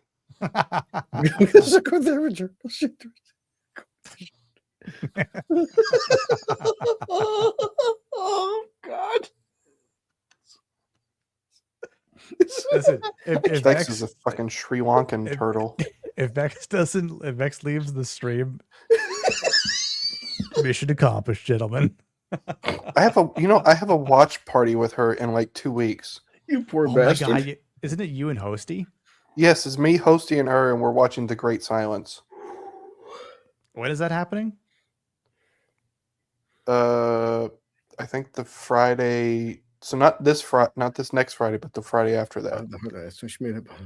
Do you want to join us? Have you ever seen The Great Silence? It's not exactly a happy movie. Yeah, I know. You're also dying inside because you were drinking bleach, Molly. That's just white girl shit, though. Exactly. Yeah. Yeah. If you're like a white girl and you're ashamed of it, that's just normal procedure for you at this point. Man, soul assassin of vodka and prune juice. Oh, you sick bastard. Ugh. Oh my god, are you trying to shit yourself? The only way it could be worse if he was like, "Oh, I drink prune juice and tequila." Okay, thanks. That's just no death to my jackrabbit. stomach. I refuse to age. I've never Goodwin. Goodwin. This is the first watch party I've ever actually thrown is with Vex. 2 hours of Vex, you brave bastard. Goodwin, do you want to be there when we watch the Great Silence? You can fucking be there. I don't give a shit. At this point, Jay, I would try horse strengths. Why not? I can't do any more damage. They're not that bad. See? Some more strengths for you. Unfortunately, I don't have a horse strength contact anymore. I hate that I knew if I wanted drugs in high school, I'm sitting there like, yeah, I knew who to go to. And now I'm sitting there, I'm like 28, and I'm like, fuck, I don't know who to go to for drugs anymore. What the fuck? I'll just go to the liquor store. I'll drink tequila, I drink fucking American whiskey. There you go. He drinks bourbon mixed with sugary syrup. That's what he drinks. Look, it's Coke and cherry Coke. Come on. With peanut butter. Mm-hmm. Yes. Cherry Coke peanut butter. Yeah. Blue is slinging that purple drink. That lean Hosty. Fucking Hosty has the right to talk. He shared me some shit that would have fucking made muscle man. Goddamn right. Shit. He shared me some shit. I was like, oh my god. This would kill a 25-year-old. I'm crawling that shit right now. We're in the fucking zone right now, Rex. Yep. I'm surprised Blue doesn't drink fucking schnapps with his protein drink at this point. I did one point. Oklahoma? I went to school in Oklahoma and Arizona, dude. Schnapps is too sugary. That's why I went to zero sugar. There you go. Good night, Kojo, brother. See you Buenas next week, noches. or throughout the week somewhere, but yeah. I went to school in Oklahoma and Arizona. If I wanted drugs, it was like so easy to get. I'm so glad the past half hour we've been offline, just three friends talking, no one watching us. Yeah, this isn't totally being recorded still online. 40 people. Fuck it. I don't give a shit. Fuck it.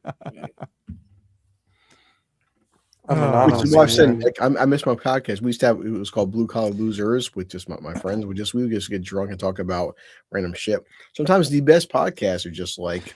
Was it just like the history of Jim Norton on many streams? Listen. Yeah, for the birthday stream, the goal is to get to 1,000 subs and then hit the $1 quota in the night, and I will definitely strip down naked on stream. Well, I'll only show the upper half, but I will definitely consume with or without pubes stuff.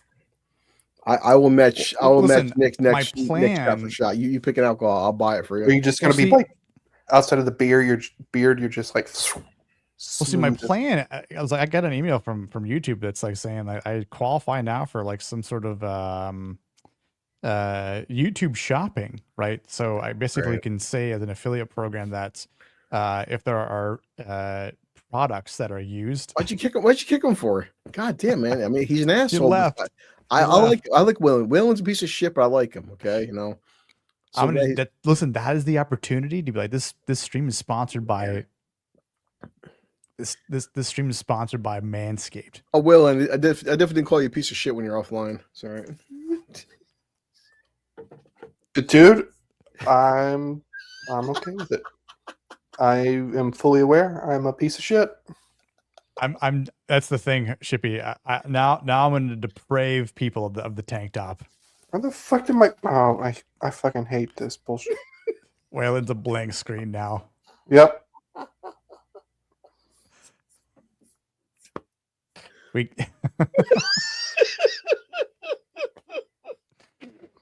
Well, it's certainly not going to be Rachel's because we're not cooking steaks, but yeah.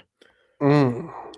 Sometimes some of the best fun you're gonna fucking have is like when it's 1-2 o'clock in the morning. Like I told my buddy Big Al, we did 100 podcasts and we had 7-8 of us. We're just crying, laughing, man. Like I love these great times.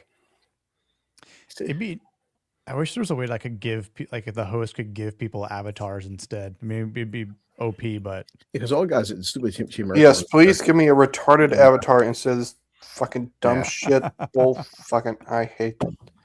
We're all VTubing. Okay, come on. VTubing. Yeah, eat my entire ass.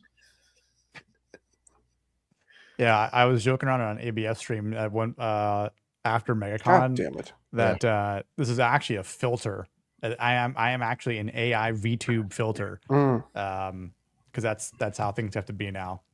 Are you going to promote Rust to us as a great gaming platform next? No, I mean, since we're offline, we're offline. I do know Nick's like a fucking 22-year-old woman, so it happens. I get it. Yeah, I actually use a voice changer.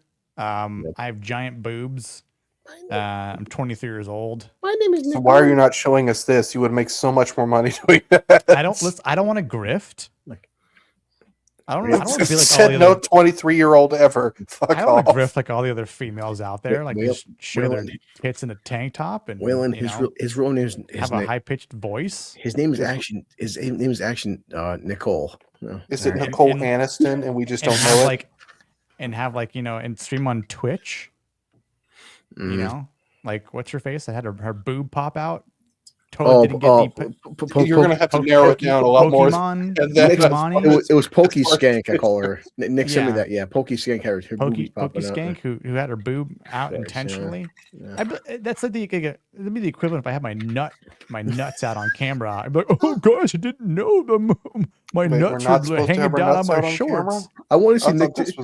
Nick's super chat goal is gonna be how many? Yeah, guys, the new tier goal is gonna have a nut cam underneath my desk for my shorts when I sit down, so there's gonna just be like my nuts hanging out on my fucking my pant leg. Does it just start with some chicken skin hanging? Gore's got it. When the truth comes out of this show, we'll be named the Nick Slip. Does it start with just a bit of your chicken skin hanging out of the fucking Speedo? If Nick pulls his balls out, I will work fucking 40 hours overtime. Nick, you better hurry up. I need this in my life.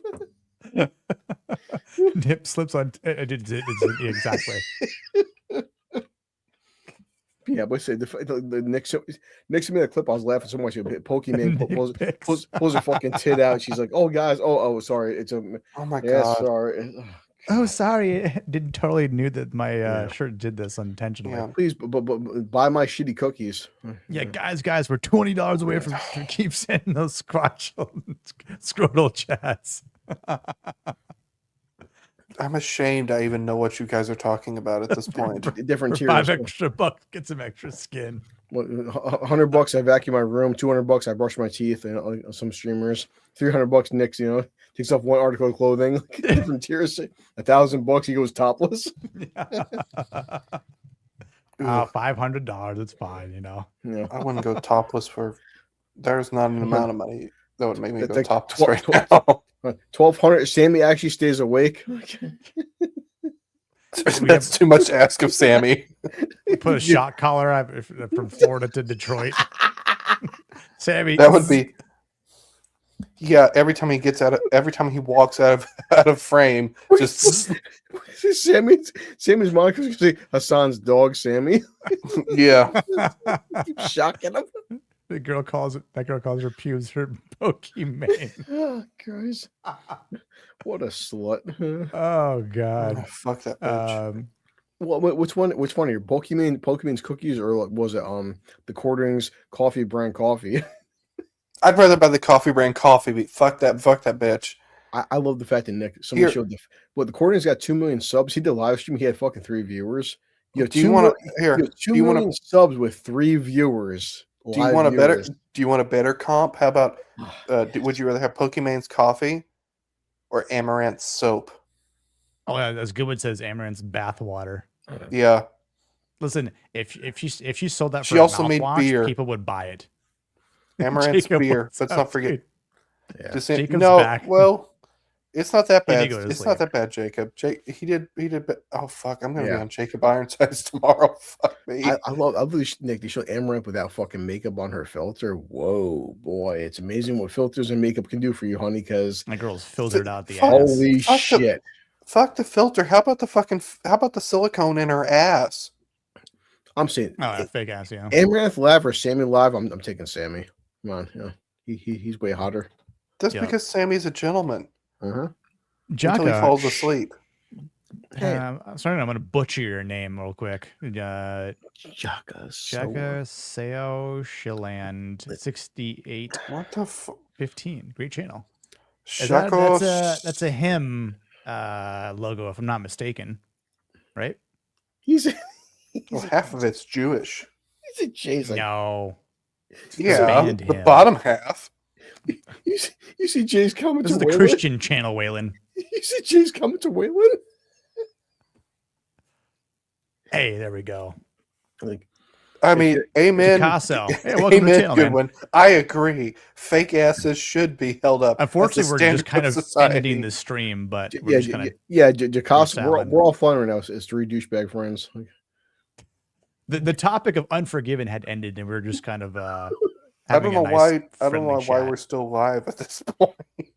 We're not. This is all memory. I'm gonna clip this entire part and send it to Vex, and just like since you missed the stream, catch up on this part. Yes, and now she can fully confirm her suspicions I'm a serial killer. Oh my god, he's probably right.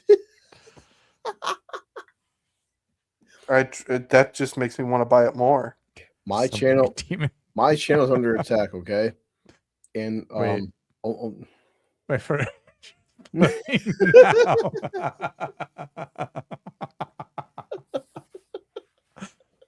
I fucking rut and amaranth shit. I don't Taking give a waiters shit. on which Fuck is you. stiffer, Amaranth's ass. Amaranth's ass for me. But guys, but her husband keeps beating her. The after plot show. There you go. Fuck her husband. Evidently, she isn't fucking So, her husband. That's not a bad idea though. The after plot show. That's true. Hey, keep it up, man. There you go. The conversations no one wants to hear. But no bullshit. Waylon said, me and Goodwin, there's been times where Goodwin 2, 3 o'clock in the morning, you have some deep conversations at fucking 3 a.m., man. Your friends. The after hour show could be called the plot hole. Dude, 100%. Rex said the plot scrote's back. Well, thank God it's not the plot Socrates back, because then I wouldn't want to be a part of it. Listen, that'll be the for the nut cam that's gonna have a branch off clip stream. Yep. Oh god. The real host, you said, I've got some bad news for you, sunshine. It's not a plot hole. It's not. It's honestly, Nick. We're talking about other people's holes. If you killed your stream and made a new stream, was like the plot hole, whatever strikes back as a second stream, it may work. Oh yeah. Yeah. What's it, Nick? I mean, say that's one thing before Rogan hit Spotify, man, and his $100 million deal. Rogan's earlier podcast, the first 3 years, were some banger episodes, man. Where he got two fucking commercialized. So. If Nick kicks wheel right on the flats. I was hoping that actually would also like picture image, but it didn't. Oh, that's not my favorite.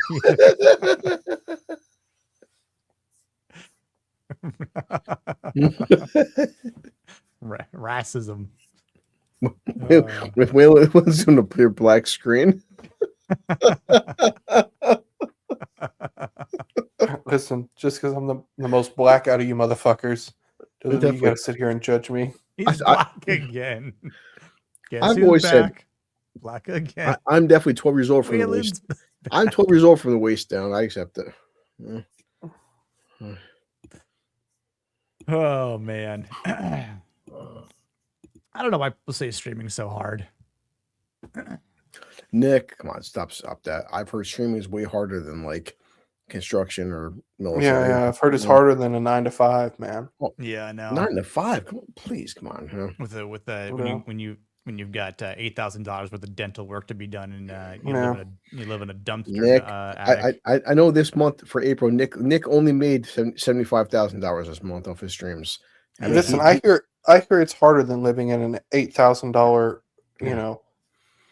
I mean, how a month rental that which aunt owns. Yeah. I mean, how can Nick pay his bills only making $50,000 this month? I hope someone started GoFundMe.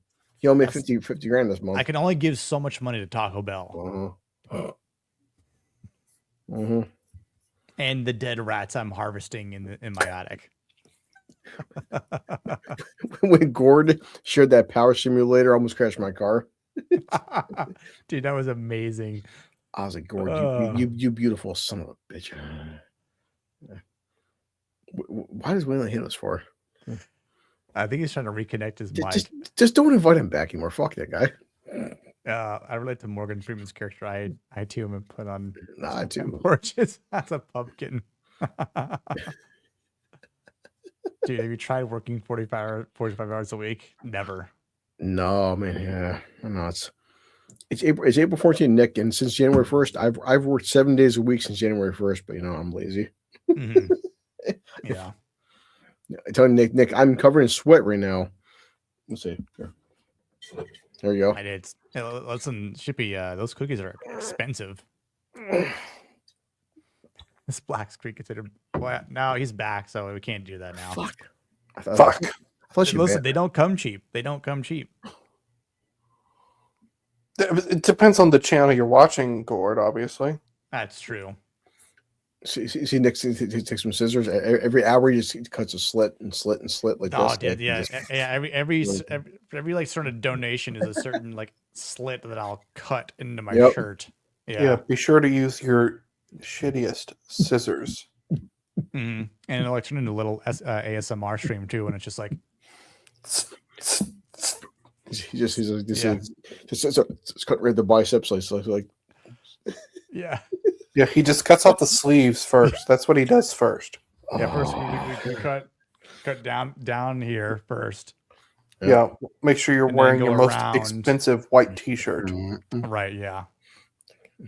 Name brand white T-shirt. Yeah, it says Hanes on it. I forgot what brand this is actually. Chris Migo voice.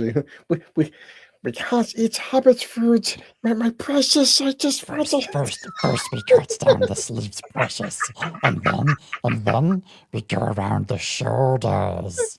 Yes. Night, Jacob.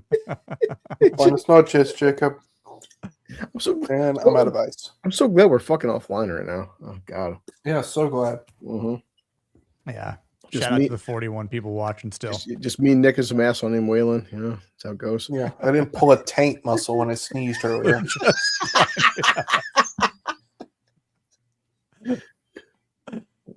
I know it's so fucking so they got pale that shit is still. Holy shit. Gollum definitely breaks those really Good God Almighty. I know. I'm getting a tan. God damn it. Are you heading out, Shippy? If so, good night. Or are you saying by a tan, you mean just looking like not every other New Yorker? From midnight cigarette. Well, see, I'm always driving on the left hand side. My left arm is pure brown, and the white arm is pale. Like, so you have a trucker's tan, is what you're telling me? Exactly. So Louis got a sunburn from a picture of the sun. Yeah, that was stripper Gollum. Jay's okay. He's okay. That's what I thought. That's what I said. I'm half native. Like just half is brown, half is white. So it's like if I do a reading of Rings of Power, I wouldn't get hit for that sack of shit, would I? I can't read like actual Tolkien book though. They would definitely take my shit down. Yeah, I do. I don't know about that. I've seen some of the shit I've seen that they allow keep up is fucking insane. I mean, it's one thing Nick's been showing, but on his like the whole AI in Tolkien, like some AI videos are really fucking good, man. Like it's just Well, the sad part is like the AI video showing Nick that's better than Rings of Power. And they blew like 100%. they blew like My bowel movements are better than fucking Rings of in Power. fact, they blew like $600 million in Rings of Power, and Nick shows a fucking 45-second video on YouTube which looks better. Like that's Yeah. No, I definitely think fan film AI are better than as a than Rings of true Power. as a true blue New Mexican brown grand blue, the title of honorary spick. Thank you. Yeah, look at that brown. I got the Beetlejuice Book of the Dead, so curling this shit. Worst knighthood ever, though. That's what we're saying. Nick Goodwin said this stuff too. It's like you watch Rings of Power. I did watch season 1, season 2 to just do a video. I'm like, we spent $600 million. I'm like, where? Like, where? All the fucking rights to it. That's where they fucking spent it. Exactly. Listen, remember last? I don't know if this is gonna happen this time, but no, certainly not tonight. 'Cause I have to work in like 6 hours. So I should Sure. probably, Yeah. you know, I know it's the unfathomable for other people out there. A job. that to work. Lazy fuck. Yeah, I know, terrible on me. Uh-huh. Remember when we were doing the birthday stream last year because I was using EV Mux at the time, and it hit the 6-hour timer, and it just made us stop. I remember Goodwin calling Superman the N-word. I remember that too. So far, to Waylon, the funniest I've been was when Gooch did his stupid, and Goodwin was there. He's like, Goodwin held back, which I don't do next time, but because I watched House of Dragon, because it was funny, Nick mentioned Nadia. So me and my cousin Susan watched House of Dragon the entire season. So I drank an entire 1.5 liters of vodka. So Gooch is like, hey, I'm doing heavy metal. So I drank almost 2 liters of fucking vodka, hopped on Gooch's stream. I blacked out during Gooch's stream. I had to go back and watch the replay. I'm like, oh my god! And Goodwin's there. Goodwin's like, dude, your eyes are like fucking this. And Goodwin, I logged into Jay's chat. I was on a panel for like an hour, and I'm just like, oh my lord! I drank 2 liters of vodka, so it's like, oh my god, Jesus Christ! I'm tired of hearing this judgment on my life decisions for that fucking consumption. The fact that I drank just wept. Yeah, it's like that fucking goddamn vodka. But I mean, how the fuck is your liver not screaming at you the next morning? Say either God or Satan hates me. I'm not sure at this point. I drink like 3/4 of a bottle of Jack for my birthday, and my liver was like, "Oh no, you're not doing that again tonight. No, you're gonna pay for that." No, yes, I spent $20. I bought it was called NU vodka. It was $20 for a 1.5 liter. Then I had 2 fucking shots afterwards. So we hopped in Gucci's heavy metal. I watched the replay. I'm like, wow, I don't remember none of that stream. 2 shots afterward is usually what happens after Nadia gives an opinion on a stream. Yeah, it was used to past tense. Yeah, used to, because now she doesn't go on streams anymore. I know. Now we just hear the opinions via text. I miss Nadia. I don't know what's worse at this point. Well, Nick, we start getting emotional, but I mean, obviously, Waylon, like, I mean, I love to do. We're fucking busting balls. Like, I was. Oh, for sure. I was ripping on Nadia in chat. Nadia's like, "Oh, Blue, your jokes are wild. Like, I won't come back on live." I'm like, Nadia, you do realize the fact that Nick, it was 6 months ago. It was my Saturday. I spent 8 hours on Nadia's stream. I was like, Nadia, I spent 8 hours on your channel. Yeah. I made no money off this. If I didn't care about you, yeah, for sure. It's like it's like Zach's with his versus streams. I'm like, I'm gonna hate myself every time I participate in one of these. So you better be grateful I'm here. That's why I appreciate Goodwin for, because Goodwin said I love when Jay will lay into me, but like, if Goodwin said this so many times, Nick and Waylon, like, if Jay liked me, he would be so nice to me. The best was when I summarized my thoughts on the film, and Blue said, I agree with what Goodwin said. The temptation was to ask, what did I say exactly? It was strong. Yeah. Fucking A, man. Yeah. Murderers get less for it. I drink a fucking entire that bottle. that was her fundraiser stream, right? Yeah. The thing Yeah. about Shippy, the thing about that stream that made it bearable is that she was actually also torturing herself with That's true. Yes. eating candies.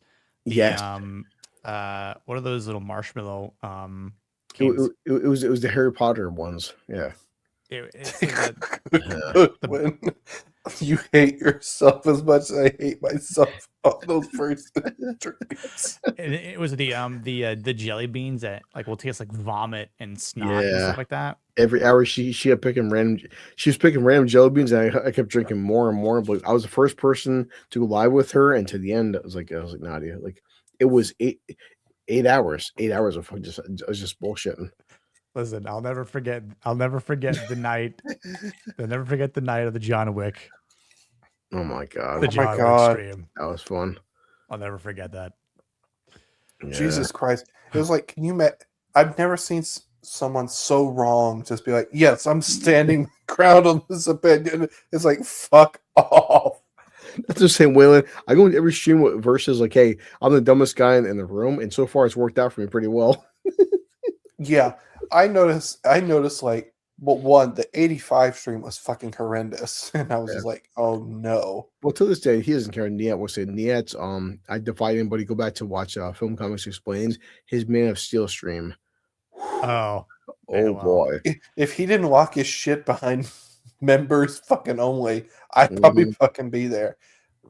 Well, actually, I'd be there in the fucking Predators stream where I've got like I'm going to be a savage. I've got 2 more months where I'm hitting my 4-year mark, and like one thing I've learned is like, listen, guys, it's okay to like shit films, and good ones told me that. Like, you know, there is good ones like Flash Gordon, shit film. He's like, I love it. Like, I love Godzilla versus Kong.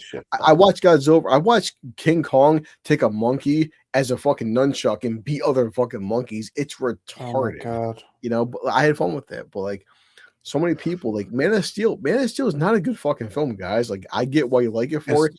It's a shit film. Sorry, I get it. You like it. It's not a good film. Sorry. Man of Steel. I've been content to say so far on my rewatch of Peaky Blinders, that series is not as good as I remember it being. Yeah. It's been kind of weird where I'm just sitting there going, wow, this music is really like out of place if you're like not a douche. Yeah. I mean, like it had been a while since I've watched it, but yeah, like I mean, I remember the better parts being like towards like the end of the first season, going into the second season, and then like peaking maybe in third, but then again, like there's parts I don't remember. So I'm definitely getting like I watched this 10 years ago vibes, and I'm sitting there going, oh my god, this was not as good as I thought it was. It's been a while, yeah. It's definitely Nick to you. There's so many films where it's like, hey, everyone knows there's a Friday night, you and the fucking boys grab a fucking bottle, get a pizza, and watch a retarded film like Fast and Furious 10. You know Fast and Furious 10 is a fucking shit film, but you know what? This and a fucking Meat Lover's Pizza, you know what you're getting into. So. But so many fucking people would say that they will defend, like, yeah, Man of Steel is a great fucking film. No, it's not. I'm sorry, it's not. Right. Like you said, Nick, in your last stream, BVS. Right. Well, BVS, the default and extended editions, no, both BVSs, they're shit films. I can watch them with this. I can watch BVS with this. The extended edition of BVS has some merit. Yes, it is better than the theatrical. It's almost like it's like taking a fucking five film to 5 out of 10 to a 6 out of 10. But 98 classic Godzilla. I'm still just like the day. There's someone here who likes that movie though, Shippy. I'm gonna say this. So anybody who knows the Drinker released a poll where he said the person who has the most likes, the Drinker fixes sort of thing, where he said the person who has the most likes is the film that he's going to review. I might have recommended The League of Extraordinary Gentlemen. Hosty also, I'm saying, with a bottle of this, Zack Snyder's BVS is a 6 out of 10 with a bottle of this. Yes, with a bottle of that, it is a 6 out of 10. I might have recommended The League of Extraordinary Gentlemen. And let's just say I think I might be the third or fourth most liked comment on that. And I'm like, well, this never happens to me. Why the fuck am I getting so likes? There's plenty of shitty films I like, but I also understand the fact that they are either get some edibles or get a bottle. And by the way, you know what the most common response to that is? I thought it was an excellent film. I'm like, fuck you. You did not think that shit was an excellent film. Gord's right. The fact that BVS it probably is a fucking 3. With a bottle, it's probably a. It is. It is with a bottle. We need another movie to tie it all together and fix all the patches. I'm still waiting for the Dark Knight Returns with fucking Ben Affleck as Batman and fucking Tom Selleck as Jim Gordon. When I took my kid to go see Better Off Dead today, right? They're showing. I was messing Gordon chat, but they're showing really? Supergirl. But I'm watching Supergirl the trailer. I'm like, man, like you have so much potential to make a good fucking film. And I'm just watching my kid watching Supergirl trailer. I'm like, man, guys, even with this, like my expectation of Supergirl is like maybe a 4 out of fucking 10. But it looks so. I've never seen a film that I thought was directed by James Gunn that isn't directed by James Gunn. And that Supergirl film was exactly that. And I'm still with fucking Nick, where it's like if I had to pick certain films versus like the James Gunn Superman film, like it's just yeah. These films are just awful. God, a bigger question with James Gunn is like, what the fuck happened to you?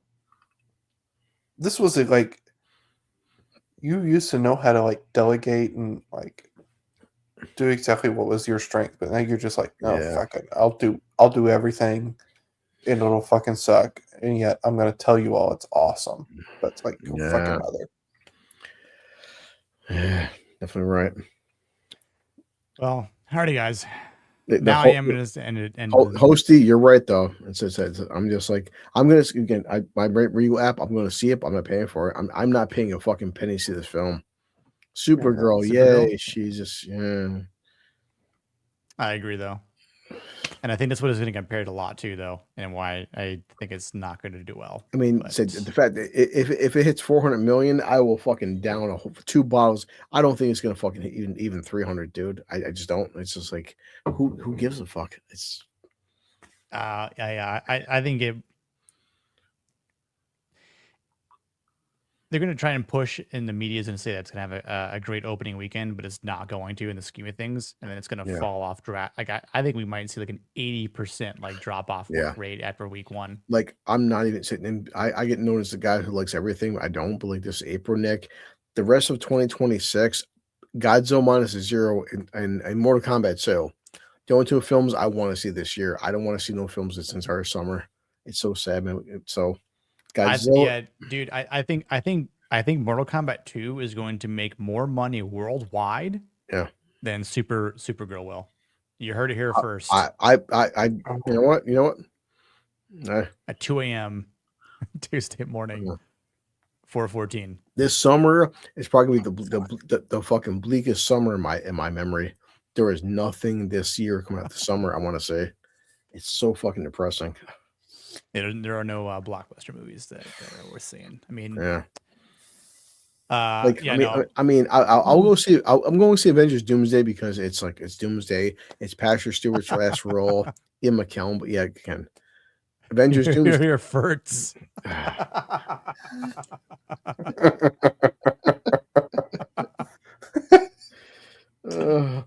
You heard it here first. They reportedly blew 600 million. God, on Avengers Doomsday, 600 million. That holy fuck, comment, man! First comment was so fucking great, dude. 600 million on what? At this point, exactly. Well, because remember, fucking Robert Downey got paid 100 million to come back as Dr. Doom. Yeah, budget. He should have stayed at home. Yeah. It's not even worth 100 million at this point. Just stay at home. It's what's also depressing the fact that this is officially Patrick Stewart's last acting role before he dies. It's coming back as Xavier before they snap his neck again or something. Bring him back in again just to die again. Like That's all they're gonna do. Oh, they're gonna bring him back to die again. Show his taint on screen, and his bald head again. Yeah, look, James Morrison has a blue Cyclops outfit. He'll have it for fucking 4 seconds on screen.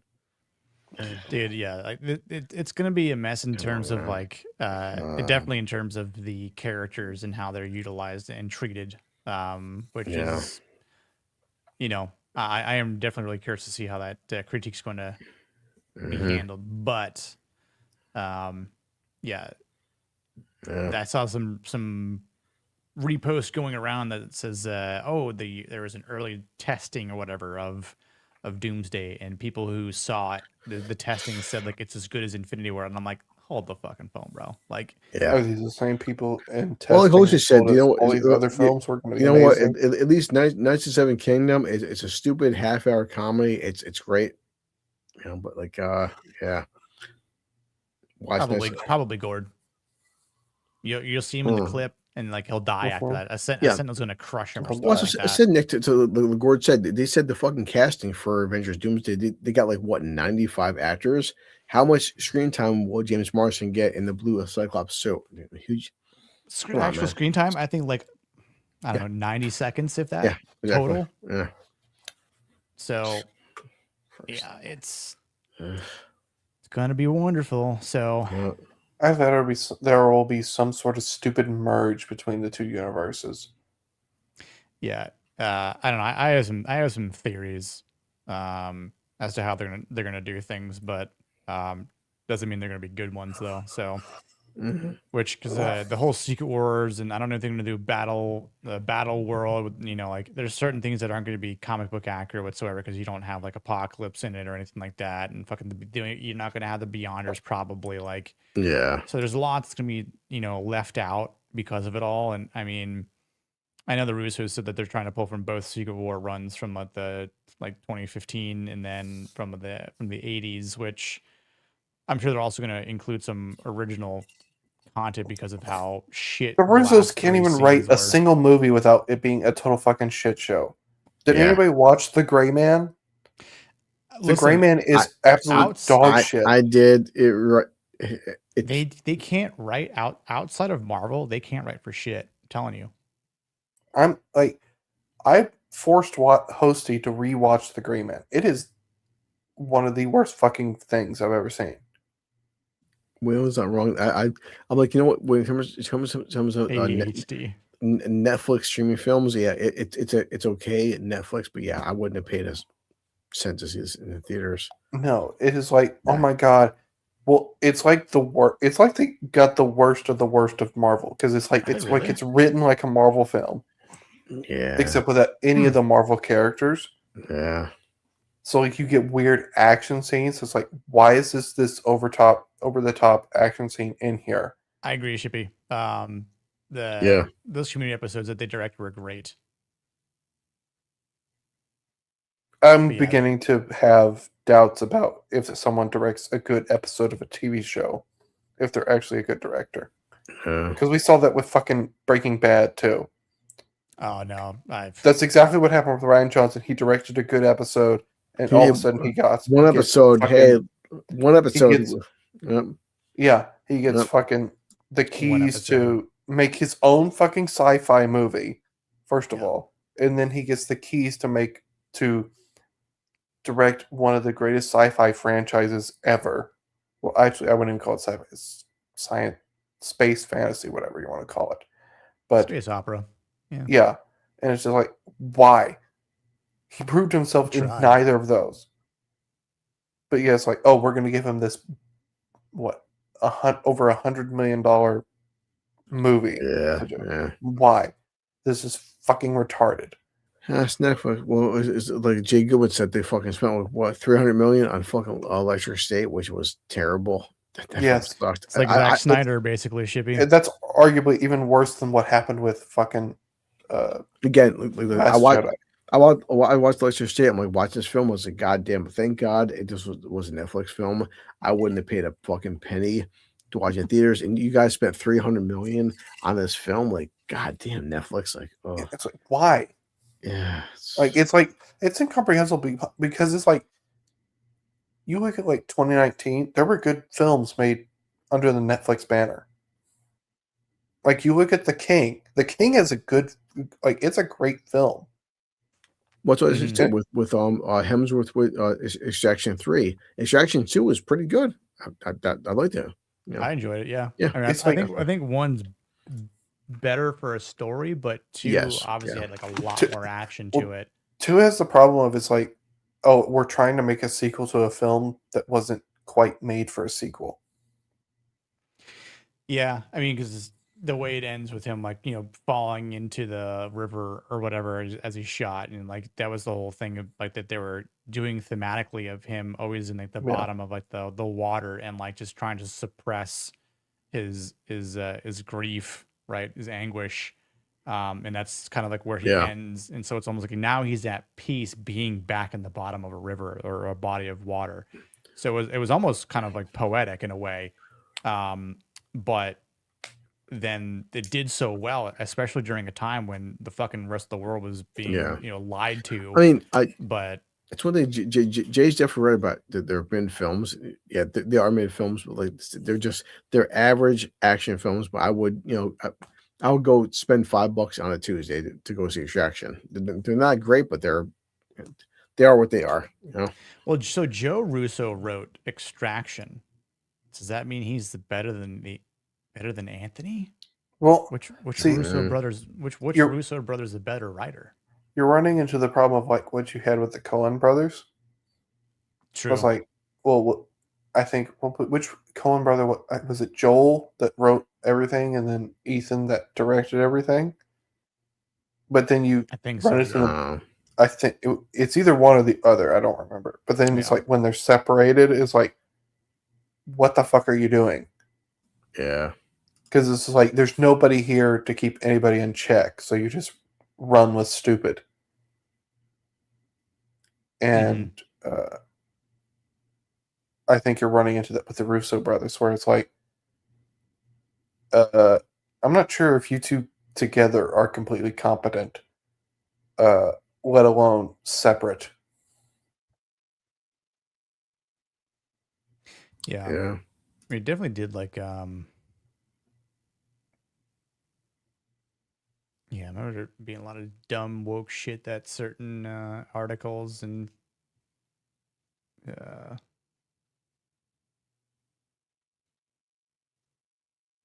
publishing companies were talking about it. Okay, so Joe Russo also wrote Extraction 2. I mean, I think too that one of the things that made the okay, so I guess Anthony Russo was a producer. I mean, as was Chris Hemsworth, but I mean, a lot of the best parts about that movie too is Sam Hargrave as the director, who was he was a stuntman for some time as well, and so I know he had worked with the Russos because of the Captain America films, because he was a stuntman for Captain America as well. But I enjoyed the way it was shot. But yeah.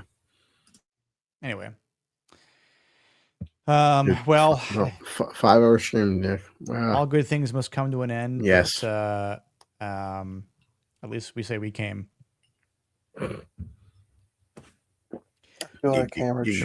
Soon also becoming will definitely be the plot hole stream at some point, and the scrotal cam.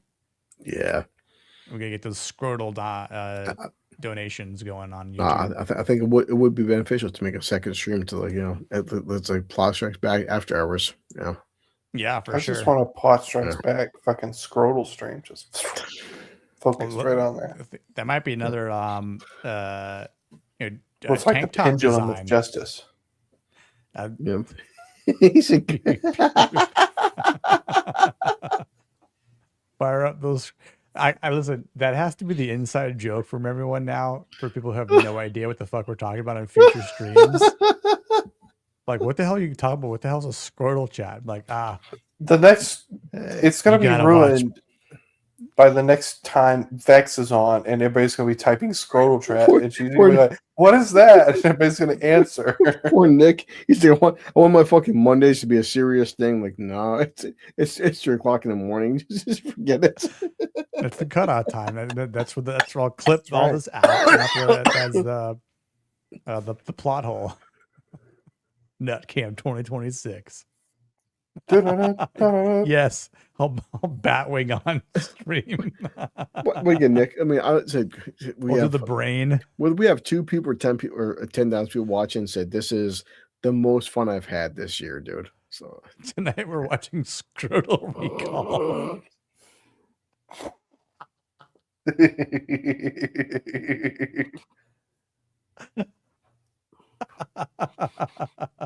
Bonus price 2 for 1. Well, I almost choked.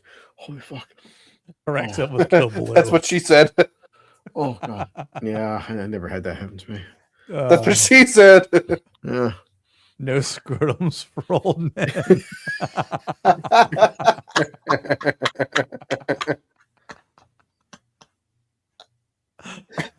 Oh my god.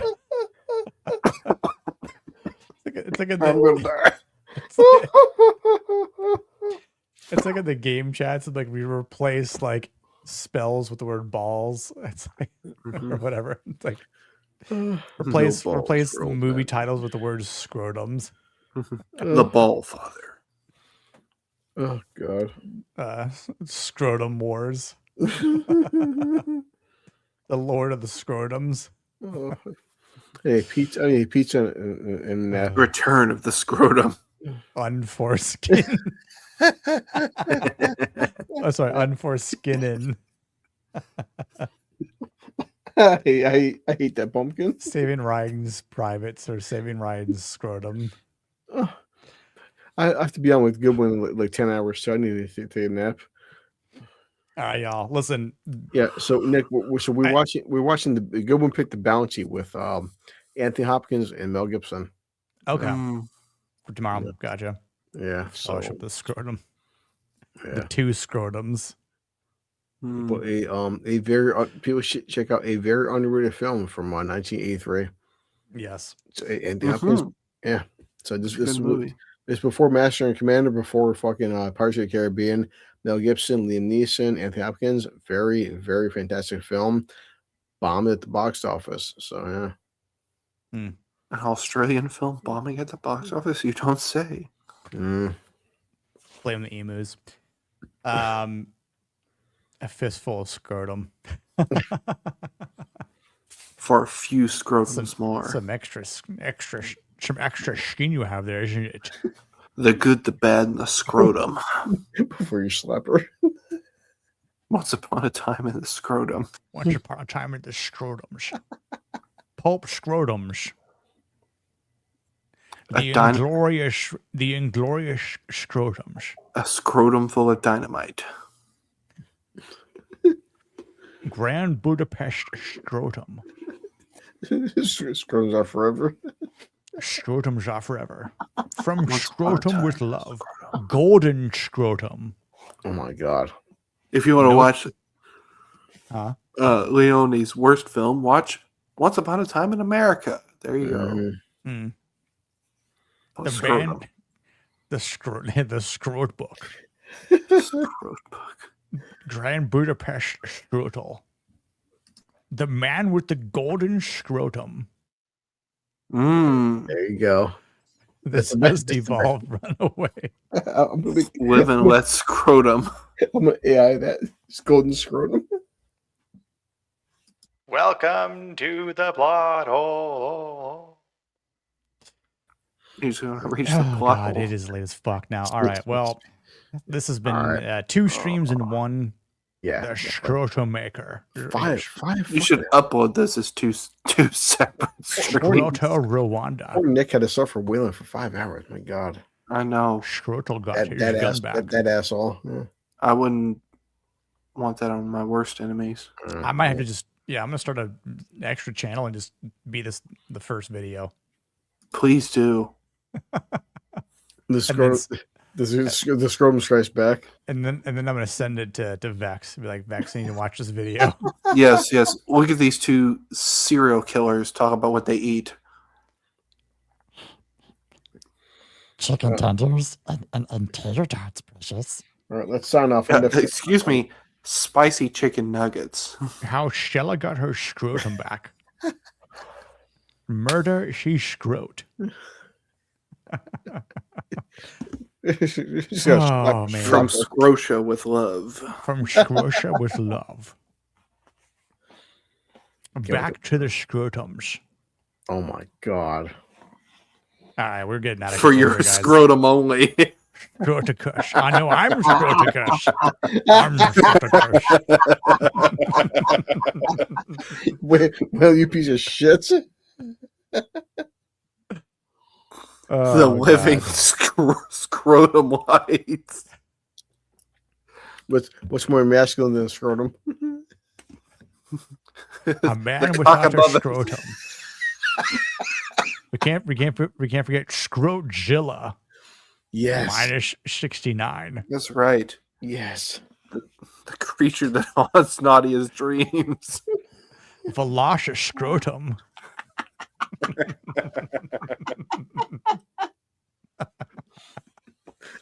I'm gonna pee. It wakes you up with a smack. Scrotumors, Revenge of the Scrotum. Nope. On Her Majesty's secret scrotum. No time to scrot. I hate all of you. Oh, God. Especially Waylon. Oh. I'll live with it. Scrotum pastor might be a little too close to home. Listen. Depends on the altar boy. League of Extraordinary Scrotum. Yes. Yes. Avengers Scrotum Day. The Age of Scrotum. Avengers Scrot Game. Scrotum War. Civil Scrotum War. You see Thanos' chin. Avengers Scrotum War. The Sorcerer's Scrotum. Harry Potter. Here. Sorcerer's Scrotum? Harry Potter and the Goblet of Scrotum. The Deathly Scrotum. Harry The Potter Deathly and the Scrotum. Prisoner of Scrotum. Captain America, the Scrotum Soldier. It's a wrinkly arm. See, Drinker didn't have this in his video, Exactly. did he? No, he he did not. Because he is a coward. He also said Unforgiven had minimalistic dialogue, and I was like, excuse me, what? A wrinkle in scrotum. Jesus Christ. There's more than one wrinkle in my scrotum. If there's not, then call a doctor. Yeah. But okay, chat, you guys are fucking amazing. This has definitely Yes. been one of the best streams, I think, of this channel on Monday nights. 100%. See you The next week. Fellowship of the Scrotum. I will see everyone next week. That's Return of the Scrotum. Return of the Scrot King. Or the scrotum and the deuce. the two towers, the two scrotums. Schindler's Scrotum. You should metal iron it more. Scrotum. What? Oh, lordy, Lord. Flat as a board. All right. Lord. Let's Okay, all go to y'all. bed and go driving. All right. Go to bed. Yep. Or keep working. Chippy, hope you have a good day. And see you next week for what's it called? True Romance. Yeah. Cheers. Watch Eating Gilbert's Scrotum. A Scrotum